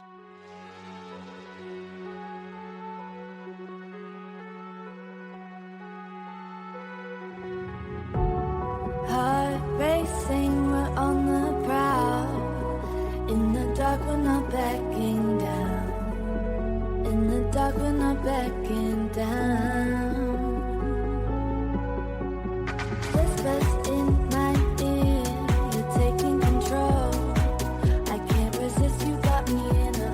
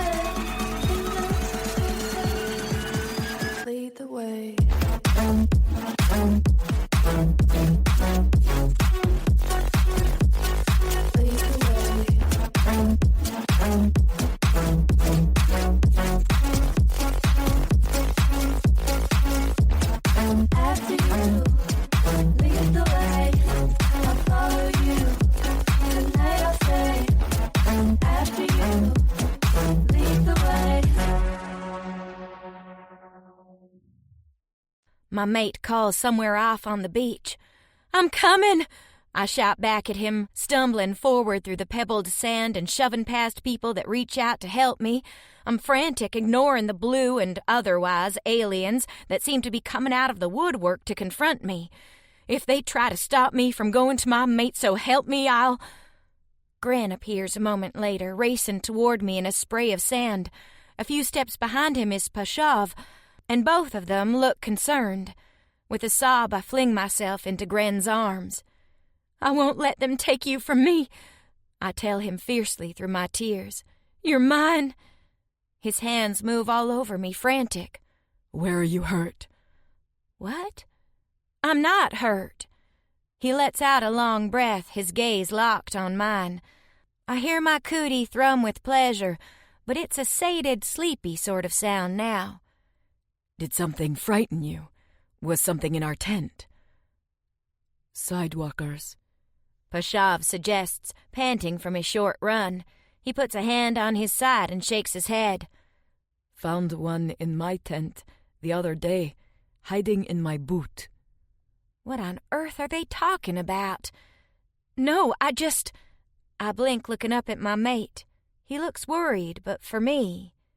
I touch his wrists, but there are no ropes there. Nearby, others are looking at us in a mixture of confusion and concern. Gren touches my cheek. "Did you see something?" I swallow hard, and it starts to occur to me that no one has stolen my mate. "No one dragged you out of the tent?" Gren shakes his head. "No, I woke and went to find you something to eat." "Drag him from the tent," someone snorts. "It would take all of strong arm to move that one." And for some silly reason, Gren grins as if this comment pleases him. "I'm so confused," I whisper. I dig my fingers into the fur on his lower arms. "No one tried to tie you up? Or keep you away?" "No, Willa," he says gently and puts his arm around my shoulders, pulling me close. "I am all right. I have attacked no one, and they have not attacked me in return." He rubs his mouth against my hair, then inhales my scent, as if reassuring himself that I'm fine. Then he says, "Pashav was showing me the camp. I thought it would be good for him to meet the others." Pashav says, straightening. "Forgive me if you were frightened." I stare at Pashav even as I cling to Gren. There's no fear in his eyes when he looks at my mate, no uncertainty. In fact, everyone's staring at us, and the only uncertainty in their eyes is directed at me for being crazy and scaring the dickens out of everyone. "I guess I overreacted," I admit grudgingly. "Come sit by the fire," a stranger calls out. "There is more than enough food for Gren to have another serving, and for you to eat as well." Another serving, implying Gren has already sat with these people and ate. I look up at Gren, and there is no fear or anger in his eyes, only concern for me. He pulls me close, touching my chin so he can study my face. "Are you well, Willa?" "I'm all right," I whisper. "Just worried about you." And here I am, with my heart still pounding out of fear of my mate's terrified screams. "Sorry." "Do not be sorry. You were afraid for me." He rubs his knuckle along my jaw. "Always you seek to defend me. I would be lying if I did not admit I found it pleasing." I can feel my cheeks getting hot. I just don't believe people's words, you know? I believe their actions. "I am the same." He leans in and nuzzles my mouth in one of our awkward but perfect kisses. "We will see what their actions show us then. Now, come, sit and eat." If actions are proof, then I'm worrying over nothing. We're fed by the 4-armed islanders who look thrilled to have Gren and me for company. They act as if we've joined their tiny clan just by showing up. And I don't correct them. simply because they're so friendly to Gren, and he seems to like them. My honey is also no longer the weirdest alien on the island. 4 arms and color changing is definitely weirder. Gren's just got fur, and some of the other aliens have that too. It's definitely a messy mix of a tribe, and very different from when we landed a little over a month ago. As we sit by the fire, others come by to say hello and to give me hugs. All of the girls look healthy. Angie looks as if she's ready to pop, and everyone seems to be doing well enough. No one looks miserable or unhappy like they did the early days. Even Tia, who seemed devastated to wake up on an alien planet, is flirting lightly with some lanky blue guy in a loincloth who recently showed up. It all seems nice enough. So, why can't I relax? Why do I frown at every person that talks to Gren, waiting to see the mask slip? Why do I assume they're all out to get us? Gren doesn't seem to be holding a grudge. But I can't relax. I can't trust that they mean well. Every time I close my eyes, I see Gren tied up in ropes. Lauren and her mate Cathar come out of their tent to sit with us, and then the men are all laughing and talking while Lauren sits on Cathar's thigh and tries to weave a belt while Cathar's bird-like pet chews on her hair. She rolls her eyes at some of the conversations and gives me a grin as if to say, boys. And I have to admit some of the hunting stories sound outrageous. I go very quiet when Gren speaks up, his voice hesitant, as if he's not allowed to share his own experiences. But Jashelle indicates he should continue speaking.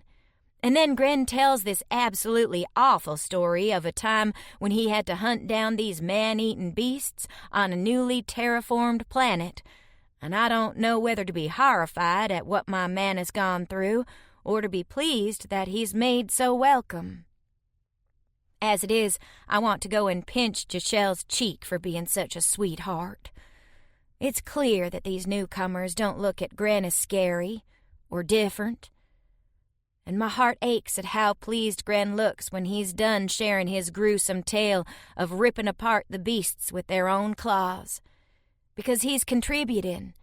He's got friends. He's being welcomed. So why can't I relax? The conversations continue on, and I lean against Gren's arm. He seems to be having a wonderful time, his eyes lit up as the men tell hunting story after hunting story, and so I do my best to listen in, even though I'm falling asleep. At some point, I jerk awake only to have Gren pull me into his arms and continue speaking in that soft, growling language of his. I curl up against him, and I'm only vaguely aware when we return to the tent for the night. I wake up the next morning immediately on alert, listening as people move about the encampment. I wait to hear voices in hushed tones or to pick our names up in conversations, but there's only low laughter and the cry of the ever-fussy baby. Even so, it would probably be wise for us to be prepared to leave again, just in case. My cootie starts to purr softly a split second before a warm arm goes around my waist and I'm dragged against Gren's big body. He buries his face in my hair, rubbing his nose against my ear. You are awake already. I love how sleepy he sounds, how content. Yeah. Did I wake you up? It does not matter. I am pleased to be up. He brushes his mouth against my hair again. It is nice to lie here and hold you in my arms. I know what he means. For so many days, the cootie has ruled our lives, affecting our sleep, our eating, our enjoyment of each other's company.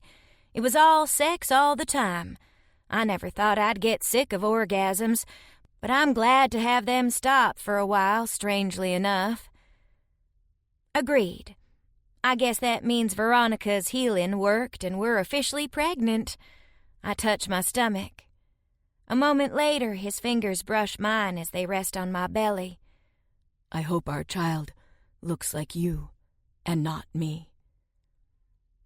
I do not care one bit what our baby looks like, I tell him, and mean it. Appearances shouldn't matter. He sits up and gazes down at me, curious. You are angry. Why? Am I? I am bristling a bit, I guess. I just don't want anyone here making you feel like you don't belong. No one has done such a thing. They did when we first arrived, I counter hotly. Because I attacked them. They were right to do so. They have not tried to again. Gren studies me, surprised. You wish to leave? I don't know. I burrow closer to him, not liking the look on his face. I just don't trust them not to change their minds. Why would they change their minds? Because that's what people do, I tell him, holding him close. They change who they are when things get difficult. Gren strokes a hand down my belly. You smile at them, and you are friendly, but it seems as if you do not trust them at all. I should be the one with no trust, and yet you are frightened for me. Why is this? My mouth feels dry. You ever heard the expression, fool me once, shame on you, fool me twice, shame on me? No. Well, it's something I've been thinking about. I touch his fingers playing with his claws. You think you know people, and then they just completely destroy your trust, and you never know who to believe again. He presses his mouth to my brow. And who broke your trust? My mother. It still aches to think of it, even though I've lived with the pain for a long time now. I had a younger brother, Isaiah. He got sick with something real bad. Mama was supposed to take him to the hospital, but she went to a friend's house instead. I think she went to get high or something. Disappeared for hours. At any rate, by the time they got Isaiah to the hospital, it was too late. He died. I was only about 10 or so when it happened, but after that my daddy left.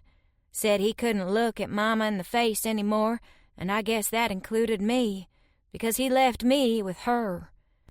Mama started doing all kinds of drugs openly, and she changed as a person. She wasn't sweet, she wasn't fun, she wasn't kind. She was mean and cruel and forgetful, and the only thing that mattered were the drugs. She invited her brother to come live with us, and Uncle Dick. I swallowed, thinking of the cruel man with even crueler hobbies. He was just terrible. Those were the people I grew up knowing. Every time I tried to trust Mama that she wasn't as bad as I thought, she proved me wrong. Just because you love someone doesn't mean that they're a good person. And just because they're nice to you right now doesn't mean they won't disappoint you later. I see. Gren strokes my hair. And you worry these people speak lies to you? I don't know, I admit. I think they mean well, but Mama always meant well, too. She just wasn't a strong person. She didn't set out to be deliberately cruel, though. It just sort of ended up that way. Does that mean you wish to leave? I look up at him, at his face that's so very handsome and dear to me for all its bizarreness. What do you want? That has never changed. He tells me gently. I will be happy as long as I am with you. I smile at him. But even as I do, I think of the enjoyment shining in his eyes when we sat around the fire last night, of how much he liked being included in simple conversation. I swallow hard because my senses are screaming for us to leave before anyone can betray us. But I want Gren to have friends. And even though I'm ashamed to admit it, living in the encampment is easier where chores are split up and I'm not responsible for everything. Just thinking about heading out into the snowy mountains with a backpack to live in a tent again makes me tired. We'll stay here for a few days, I say, and then we'll decide. You will decide, He tells me. because I will follow you anywhere. 28. Willa. We rest up for a day, taking naps and sitting around camp getting to know everyone. It seems that there are 3 mini-tribes amongst the island aliens, each with its own characteristics and not-so-silent rivalry. Clan Shadowed Cat, those of the extra body hair, don't like that Gren is living with Strong Arm because they feel he should be one of them. Clan Tallhorn, those of the biggest headgear, feel that because Strong Arm acquired Lauren, Gale, and Vaza, and Jashel, resonated to a human, that they should get Gren because they have the best sleeping quarters, a network of caves along the base of one of the cliffs, and if we do not join them, then the 2 red twins should, so their numbers will be even. This sets off another round of good-natured bickering in which they divvy up people without even asking them.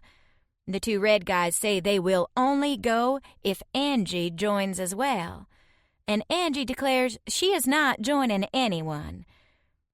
And then Rahosh has to step in and tell everyone to calm the fuck down, which is pretty much how it goes every day on the beach lately, or so I'm told. No one's used to living together, and the 3 clans are used to competing with each other, which means there's a lot of competition back and forth. I actually think it's kind of cute, because they are all enamored with the idea of Gren joining their micro-tribe. Because of that, he's the most popular man on the beach. They love his strength and his ferocity and his history of fighting in the gladiator arenas. So they woo him with gifts and invitations to come sit at their fires while they cook.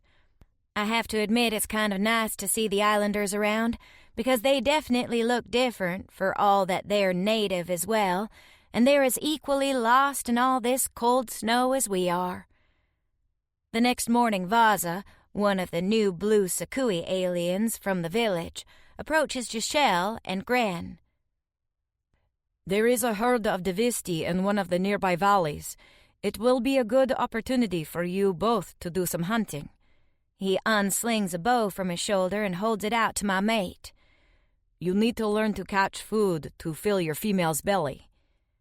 Gren takes the bow, and it's impossible for me not to see the eagerness on his face. He hesitates, then hands it back to Vaza. I will not leave Willa's side. I feel like a jerk suddenly. How much is my attitude toward the other's influence in him? It's like Brooke said. He trusts me to lead him around the others, and I worry I'm going to make him think they're all monsters when it's obvious they're trying really hard to make us feel included. You should go, I tell him, reaching out to catch his swinging tail. Hunting's important. Gren turns to me, his expression grave. Nothing is more important than protecting my mate. Oh, sugar, I murmur, getting to my feet. I want him to go and hang with the guys, because it's clear that he's craving these friendships. I smile at him and tilt my face up for a kiss. I'll be perfectly safe here. I'm going to sit by the fire and rest up. A baby cries in the distance and gives me inspiration. In fact, I might go hang out with Gale and see if she needs help with that little one. She does, Vaza says immediately. It is a very unhappy kit. See? I tell Gren, who doesn't look entirely convinced. Go, I reassure him and lean in. If we don't stay, it'll be good to get some hunting pointers. That convinces him. He gives me one of our unique kisses with a lot of tongue and tooth, and a look that makes me melt.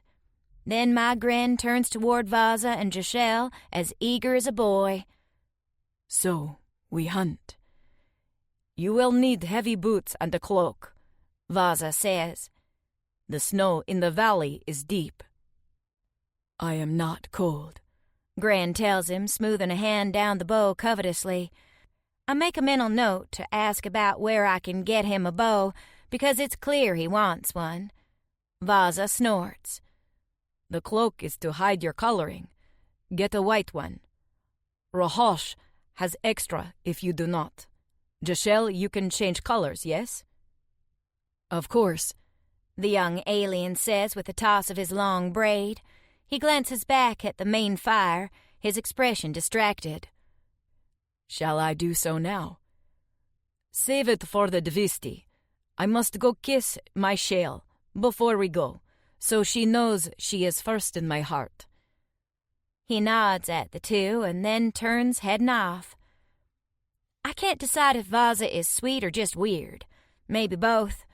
I get to my feet. Come on, Grand Sugar. Let's find you some boots. A short time later, Gren, Jashel, and Vaza head off into one of the twisty canyons that lead toward the cliffs, and I'm left by the fire with Nadek. His mood seems to be pissy, and when I try to talk to him, he gives me curt, unpleasant answers, and I eventually get the hint. I guess seeing the others leave to go hunting hurt his feelings, and he wants to be left alone. I watch until Gren's big form disappears from sight and ignore the needy pang of distress going off in my head. He can leave my side. We're not completely codependent. Well, not completely. I'm being a real idiot, I decide. He's gonna have fun hanging out with the boys, and he'll bring home meat and learn something in the process. If we leave again, we'll be better equipped. This is necessary. I already miss him, though. My cootie's utterly silent with his absence, and I rub my too-still chest and wish it'd give just one little hum. Just one, and it'd tell me that Gren is coming back to spend the day hanging out with me around the fire doing nothing. But it remains quiet. I sigh to myself, get to my feet, and decide to go find Gale after all. It's daylight, and a lot of the time people scatter while the suns are up to do most of the scavenging-type chores. I'm not surprised to see the main fire, the hub of activity for the Icehome camp, is nearly empty except for Angie and Gale. Angie sits near the fire pit on a stone, and I see she's got a stuffed furry pillow under her butt. Even so, she shifts back and forth as if she can't get comfortable. Across from her is a lean, tiny black woman with shortish, natural curls peppered with gray. She holds a baby in her arms, and it's clear the baby is not happy in the slightest. He screams in her face, 4 fists waving, and his color flares back and forth as if trying to show how mad he is. No one else is around. "Hi, guys," I say, feeling a little shy. "Can I hang out?" "If you don't mind a bit of screaming," Gale says over the baby's crying, doing her best to jiggle him. She shakes something that looks like a bone rattle, but he just bellows in her face again. Angie looks miserable. She rubs her back and stares at the fire. I want to thank her for her help in our escape, but I can't bring it up with Gale here. I settle for beaming a smile in Angie's direction and hope she knows how much I appreciate her. "Where is everyone?" I ask. Normally there's a few more people sitting by the fire. "Liz and Harlow decided that since their babies are here and you two came back and the Islanders have joined us, that we should have a big party. A feast/luau," Gale says. So she has every single pair of hands possible out gathering seeds and greens for side dishes. "Except for Veronica," Angie adds with a chuckle. "Veronica's sleeping, possibly with Ashtar." "Heh, we do tend to drag her around a bit, but those healing powers are handy." "Yep, I'm ready for her to wake up."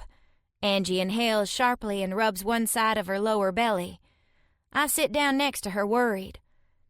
"Can I get you anything, Ange? Drink? Something to eat? Another pillow? You helped me back in the day. Let me help you." The pregnant woman gives me a weak smile. "How about a chocolate bar, a cup of coffee, and a jacuzzi tub?" "I can make some weak-ass needle tea," I offer instead.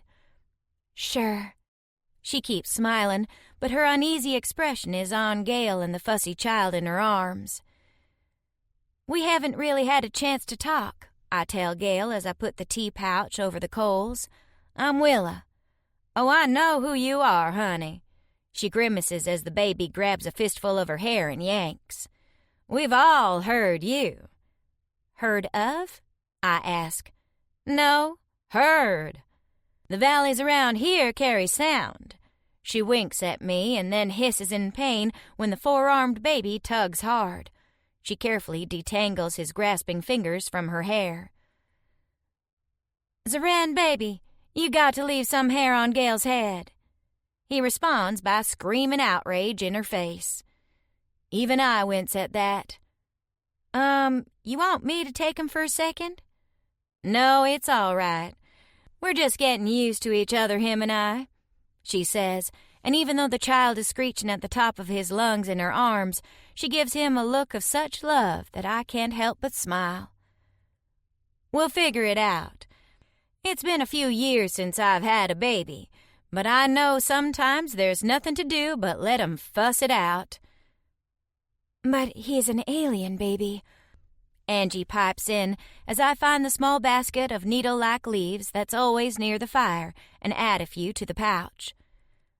"What if he doesn't act like regular babies?" I glance back at her to see her touching her stomach, worry on her round face. "Babies are babies," Gail says confidently. "They're simple enough once you figure out what sets 'em off. They want food, a clean diaper, and love. Everything else is secondary." Angie doesn't look convinced. "Speaking of babies, I guess congratulations are in order," Gail says, and it takes me a moment to realize she means me. I blush. "It's early yet, but thank you. We're still figuring out a lot right now." "Like whether or not you're gonna stay?" Gail asks, and when the baby reaches for her hair again, she gives a small sigh and lets him grab a fistful, wincing.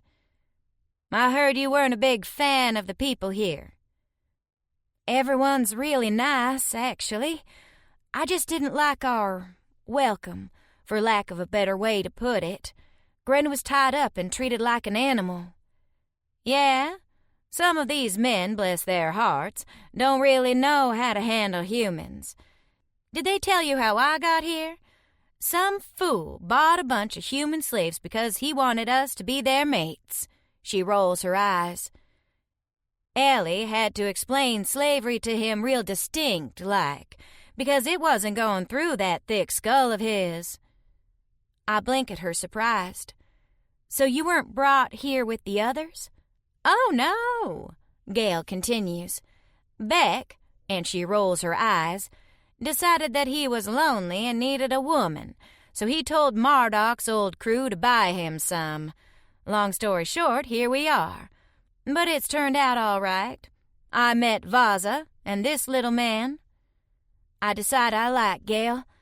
I sit down next to Angie while the tea steeps and put my hands on my knees. "And you don't resent them for what they did?" "Beck was real sorry once he figured out what he'd done," Gail says, her gaze focused on Zoran as he squirms in her arms. "And I prefer this place compared to the place I was before." Her mouth firms and she shoots me a wary look. "I didn't come straight here from Earth, if you catch my drift." I don't, but it must be bad. "I see.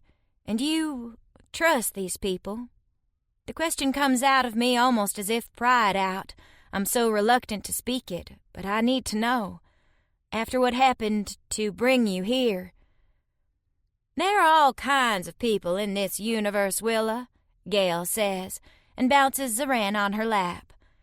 She's constantly adjusting the baby, trying to find the right way to hold him to make him stop squirming, but she doesn't seem to mind. "You meet some good and some bad, and you judge people by their hearts. Some of these people aren't good with human stuff, but they have real good hearts, and that's what's important. You have to look deeper sometimes to see intent, and at some point you have to trust that not everyone is going to hurt you." That's the part I keep sticking on. I keep worrying that I'm going to mistake smiles and pretty faces for rotten cores like Mama.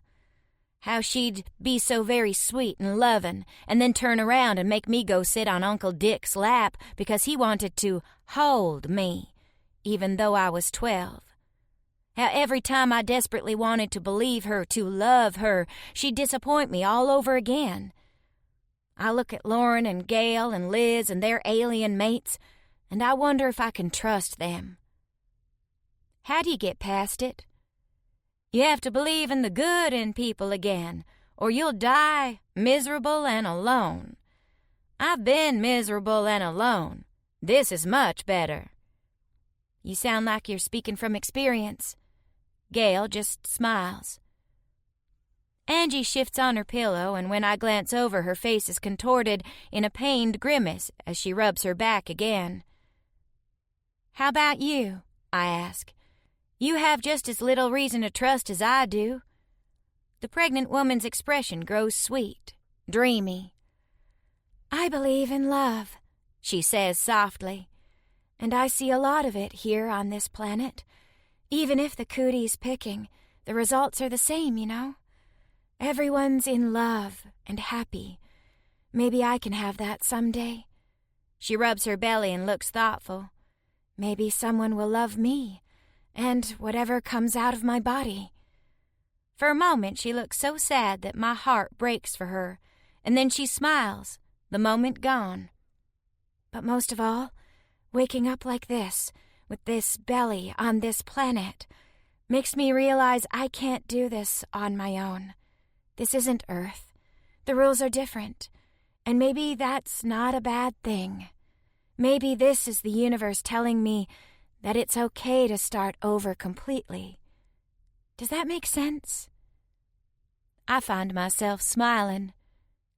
Actually, yeah, that makes a lot of damn sense. Maybe me and Gren can start over too.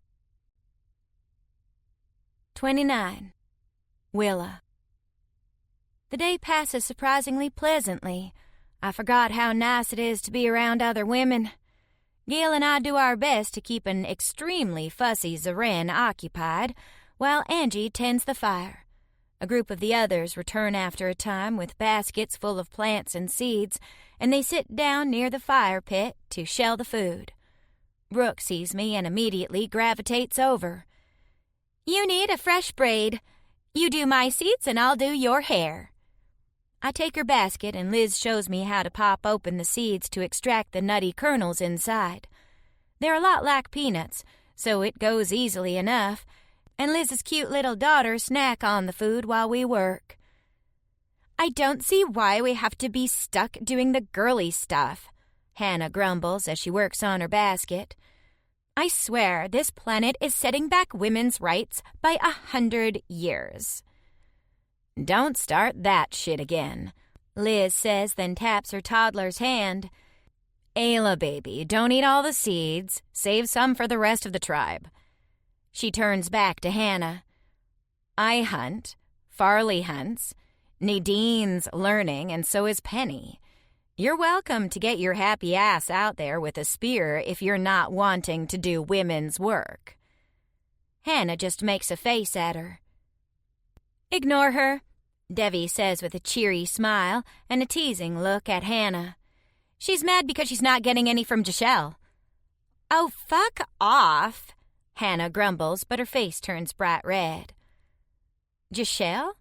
I look up from my seeds. The one with the braid. Someone's playing a little too hard to get, Devi continues merrily. I think our boy doesn't know what to do. It's so cute. You should see their faces when they're together. Hannah abruptly gets to her feet and storms away. Whoops. Devi glances at the rest of us. Guess she's a bit sensitive about it. Cootie hormones, Liz says. She'll be a beast until she's getting the good dick. The group titters. I'm going to tell Papa you said a bad word, Rachel tells her mother smugly.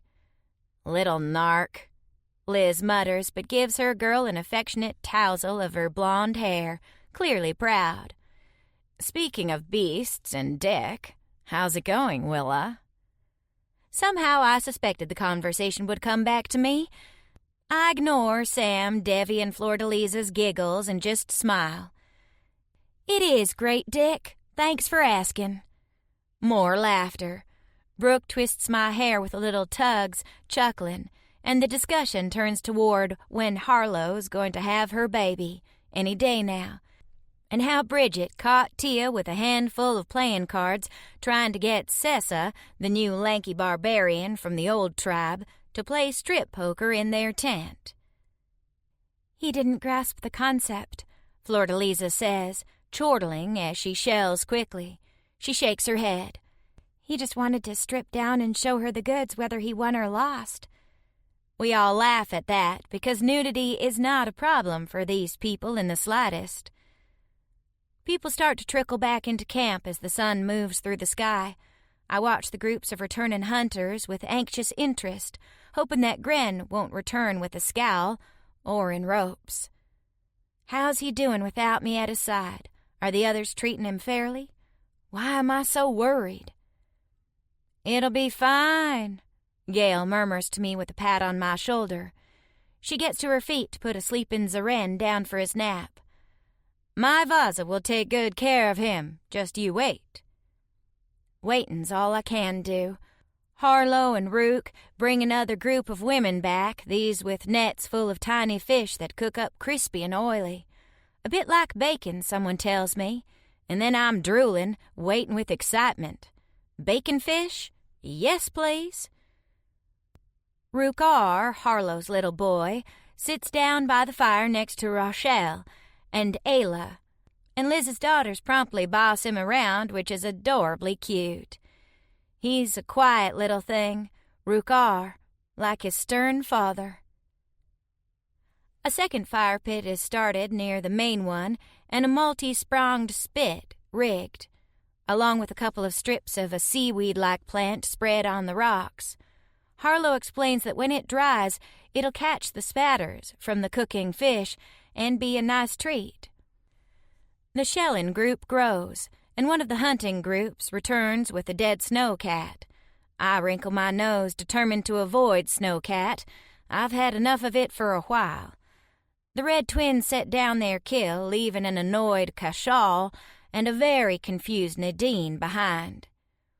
One of them immediately approaches Angie and kneels at her feet. You look uncomfortable today. He touches her knee, concern on his face. She blushes, looking around helplessly at us. Just, pregnancy bloat and aches, the usual. I do not know, he says gravely. But I would like to help. I would too, says the other, moving to her side. Shall I get you food, drink? Brooke murmurs, "Ruh-roh," as she finishes off my braid. The first twin, I swear I can't tell them apart, scowls at his brother. He turns back to Angie a moment later. Shall I rub your feet to ease them? Oh, that sounds really nice. Angie's face looks as if it's on fire, but she extends one foot, and I can see even through her boot that they're swollen. He takes her foot reverently and begins to unlace her boot. I can do your other foot, the second twin begins, moving forward. What the hell? Nadine sputters. She storms toward the second twin and grabs his arm. You can clean your damn kill is what you can do. But Angie, he begins, looking at Nadine in confusion, is already getting a foot massage.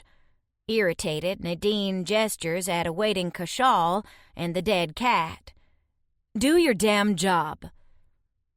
Are you jealous? He asks, astonished. A smile crosses his face. I can rub your feet as well, though you are not carrying young. How about you rub the damn feet of the cat with your skinning knife? Nadine mutters, batting away his attempts to touch her. Idiot. Damn. The second twin just watches her with a confused expression, scratching at his chest. After one more glance at Angie, he reluctantly follows Nadine back over to Cashal and the wait and kill. Well, that was interesting, Brooke whispers. "Methinks there's trouble in Twinland." I watch as one kneels reverently in front of Angie and begins to rub her foot. What a mess. I thought my relationship was complicated, but maybe not so much. I've never doubted Gren or how he felt. I've always been utterly secure in his love for me. Watching Angie, I feel blessed, happy, content. And I miss my man dreadfully, even though I know he's just going to be gone for a few hours. My anxiety continues to ratchet up notch by notch as other groups of hunters trickle in and more meat is put on to roast.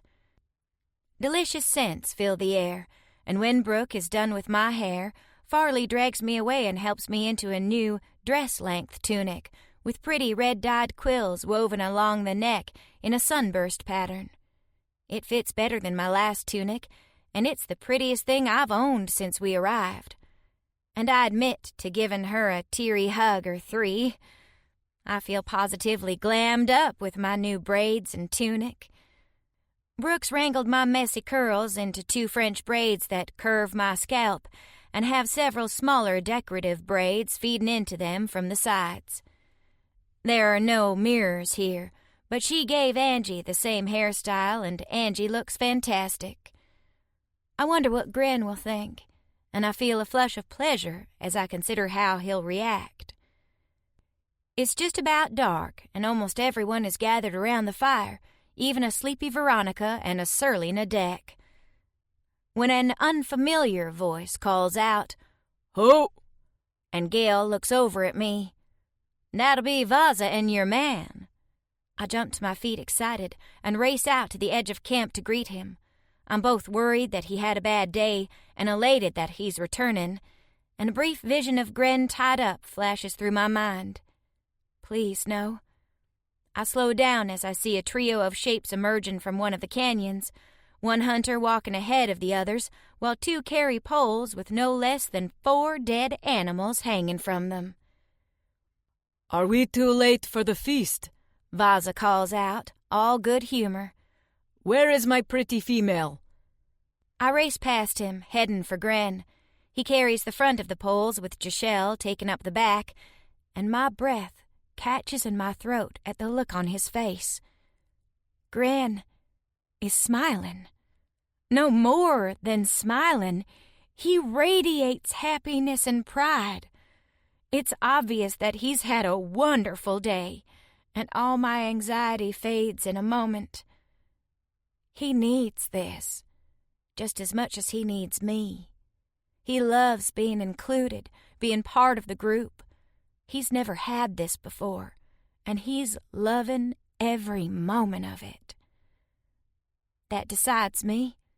I beam at my mate, wanting to hug him, but his arms are occupied. "Hey there, sugar." "Willa." His eyes light up as he sees me. "Come and see what we've caught." "It looks like a crap load of meat," I tell him, unable to stop grinning as I move to his side. They pause and I fling my arms around Gren's neck even as he leans down to kiss me. "Y'all did great, sugar." "Your mate brought down all but one," Jashelle tells me. "He is tireless." "Oh, I know," I say and giggle when the look in Gren's eyes turns from pride to something sexy. "Come on," I say, gesturing at the fire that Vaza is heading toward. "You're just in time for the big feast." And I slide in next to my beast and put my arm around his waist, because he's mine. Gren. Today has been an amazing day. It never occurred to me that hunting could be an enjoyable experience when shared with other hunters. Jashelle was distracted for most of the day, but still good company for all that his hunting was poor. Vaza was a very patient teacher, and I learned how to use the bow rapidly. I like it, even though it does mean not getting close enough to my kills to scent their blood. It is a distance weapon, but it requires precision and skill, and I enjoy the challenge. When I brought down my first kill with a single arrow, Vaza clapped me on the back and praised my success. And I felt proud. I cannot stop smiling for the rest of the day as we bring down more of the Devisti and learn how to chase the herd into shallow canyons, how to interpret from their footprints which way they move. I am tired by the end of the day, but happy, and when I see my mate approach, all smiles. I feel as if I can conquer worlds. We rest by the main fire as someone else butchers our kills for us, and Vaza tells everyone of our day. My mate prepares a bowl of tasty things for me, and I feel more powerful than even my most brutal arena victory when she smiles at me. I have provided for her and the others. I have made the other hunters proud.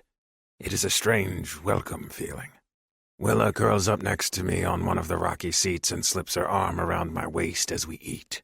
She picks tidbits from my bowl, nibbling and listening to the others talk.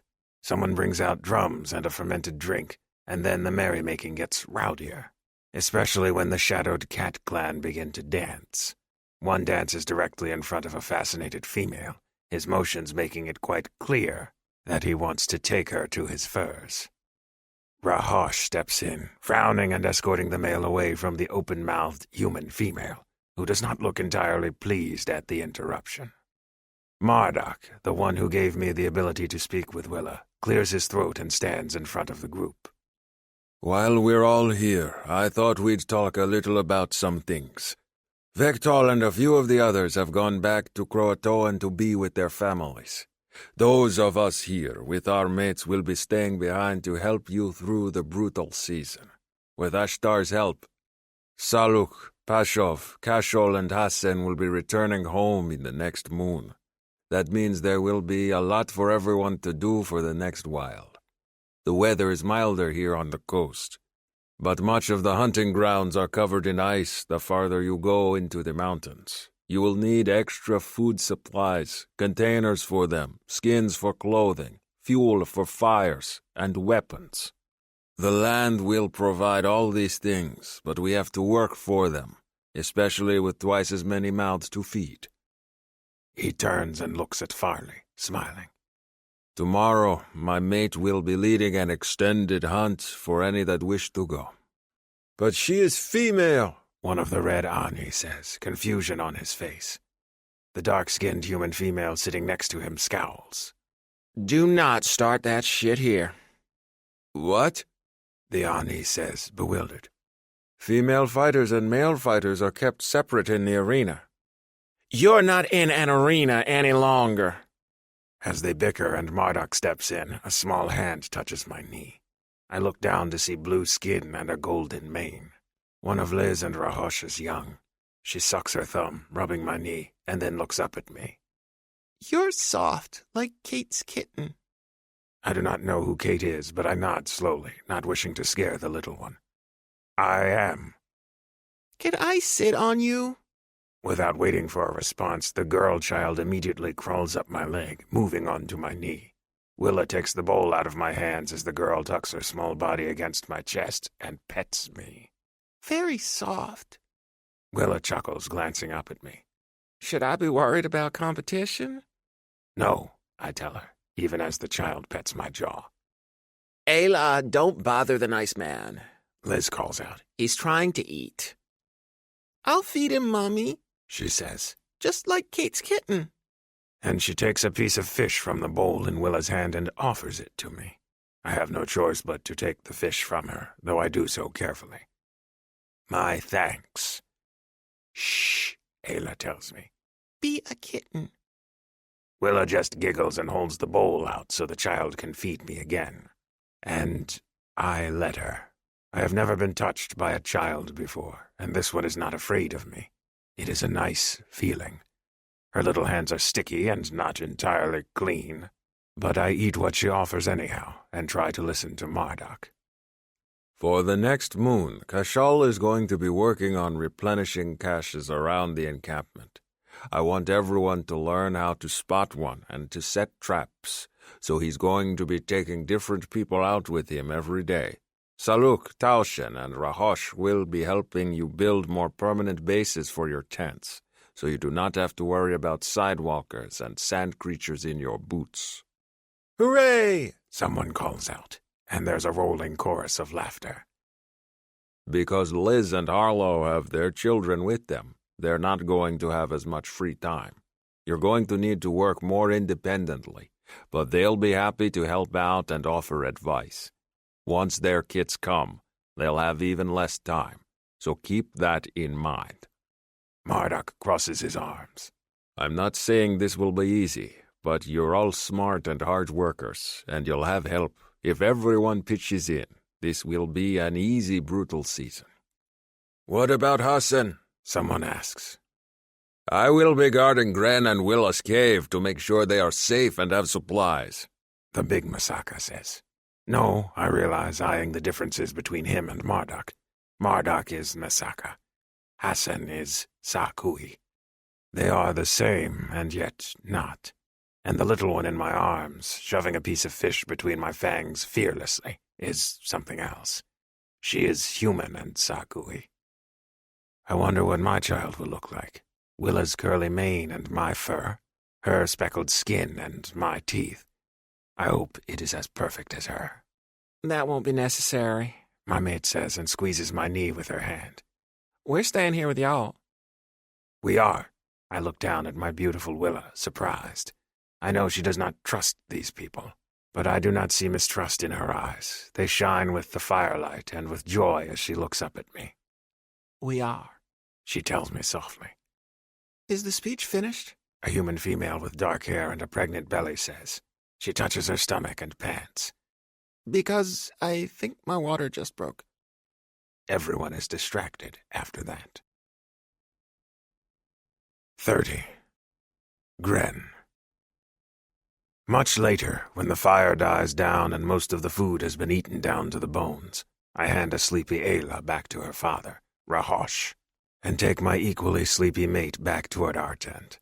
We have had many offers to stay with the other clans, but I like strong-arm.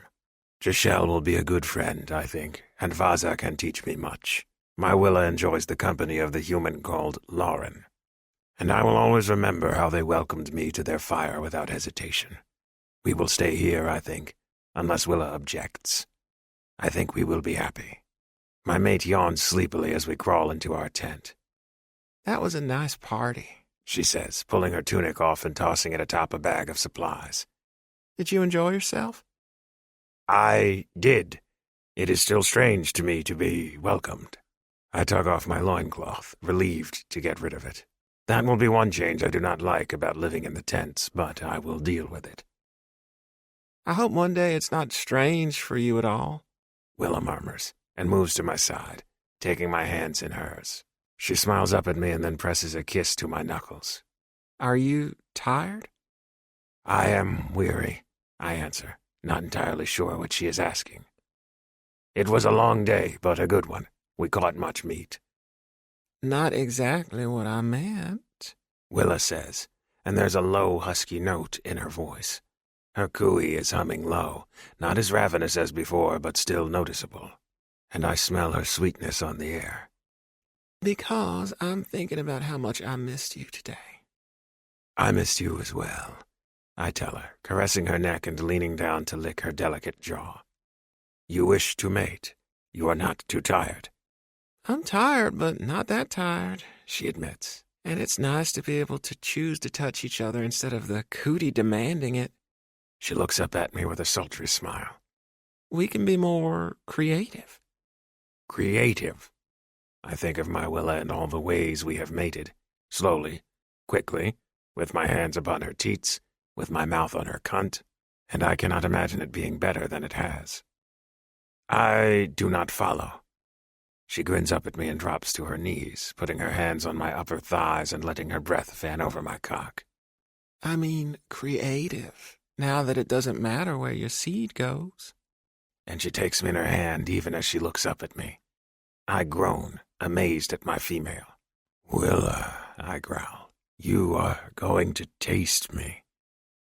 Oh, yeah, she whispers, and then gives my cock the most obscene, intensely slow lick from root to tip as she gazes up at me. You are incredible, I tell her, wanting to touch her hair and face, and not daring to in case she moves away. I love you, she tells me softly, even as she licks the head of my cock and laps up the wet beads of my seed there. I love you so much it hurts, and I want you to be happy. That's why we're staying here. If you're willing to give them another chance, I am too." She moans and squeezes her hand at the base of my cock's head. "How did we manage to go an entire month without doing this?" I have no words. My mind is blank as she takes me into her mouth, feeding my length between her soft lips and sucking on me until I am shuddering. Her hands move all over my shaft, then caress my sack, and I am lost in her caresses. I thrust against her hot, teasing mouth, moving my hips in small circles, trying to fuck her face as I would her cunt. I worry about hurting her, but she makes little noises of encouragement, and before long I have a hand on her head, thrusting into her tight, wet mouth as she whimpers with pleasure, the scent of her sweetness perfuming the air around us. When I come on her tongue, I think there cannot be a more perfect female that exists. She pulls back, swallowing, and wipes at her lips as I shudder through my release. "We're going to have to do that more often," she tells me, panting. "I loved watching you." I groan, dropping to my knees and pulling her against me. She has made me weak, sucked all of my strength out with her teasing mouth.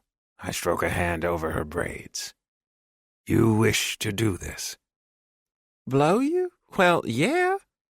"Live in the village," I tell her, distracted at the thought of her on her knees in front of me over and over again. Was any male so lucky? "I will leave with you if you do not feel safe here. I want what you want." "I want your happiness," she says, reaching up to cup my face in her hands. She gazes up at me, her glowing blue eyes serious.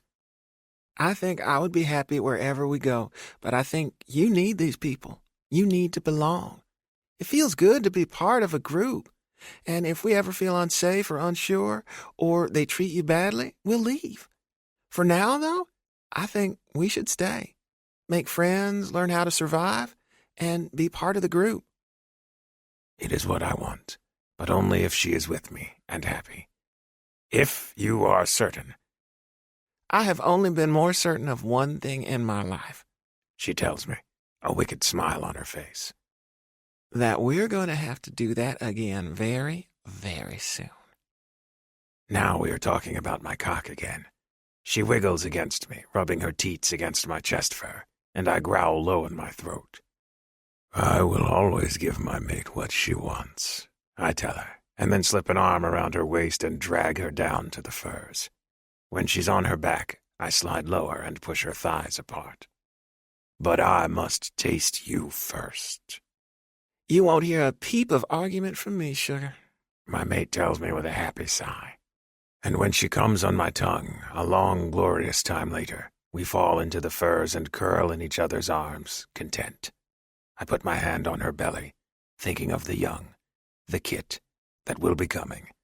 I think of the others in the camp, and of the plans to build better dwellings and more food. I think of learning more skills with a bow and of friends around campfires, and my Willa's eyes shining with delight as I come home to her every day. Here, I am no longer a beast. I am just Gren, Willa's mate. And I am home. This concludes Willa's Beast by Ruby Dixon, narrated by Sean Crisden and Felicity Monroe. Copyright 2018 by Ruby Dixon. This unabridged audiobook is published by arrangement with Ruby Dixon, care of Root Literary, and was produced in the year 2019 by Tantor Media Incorporated, a division of Recorded Books, which holds the copyright thereto. Please visit Tantor.com for more information on our growing library of unabridged audiobooks.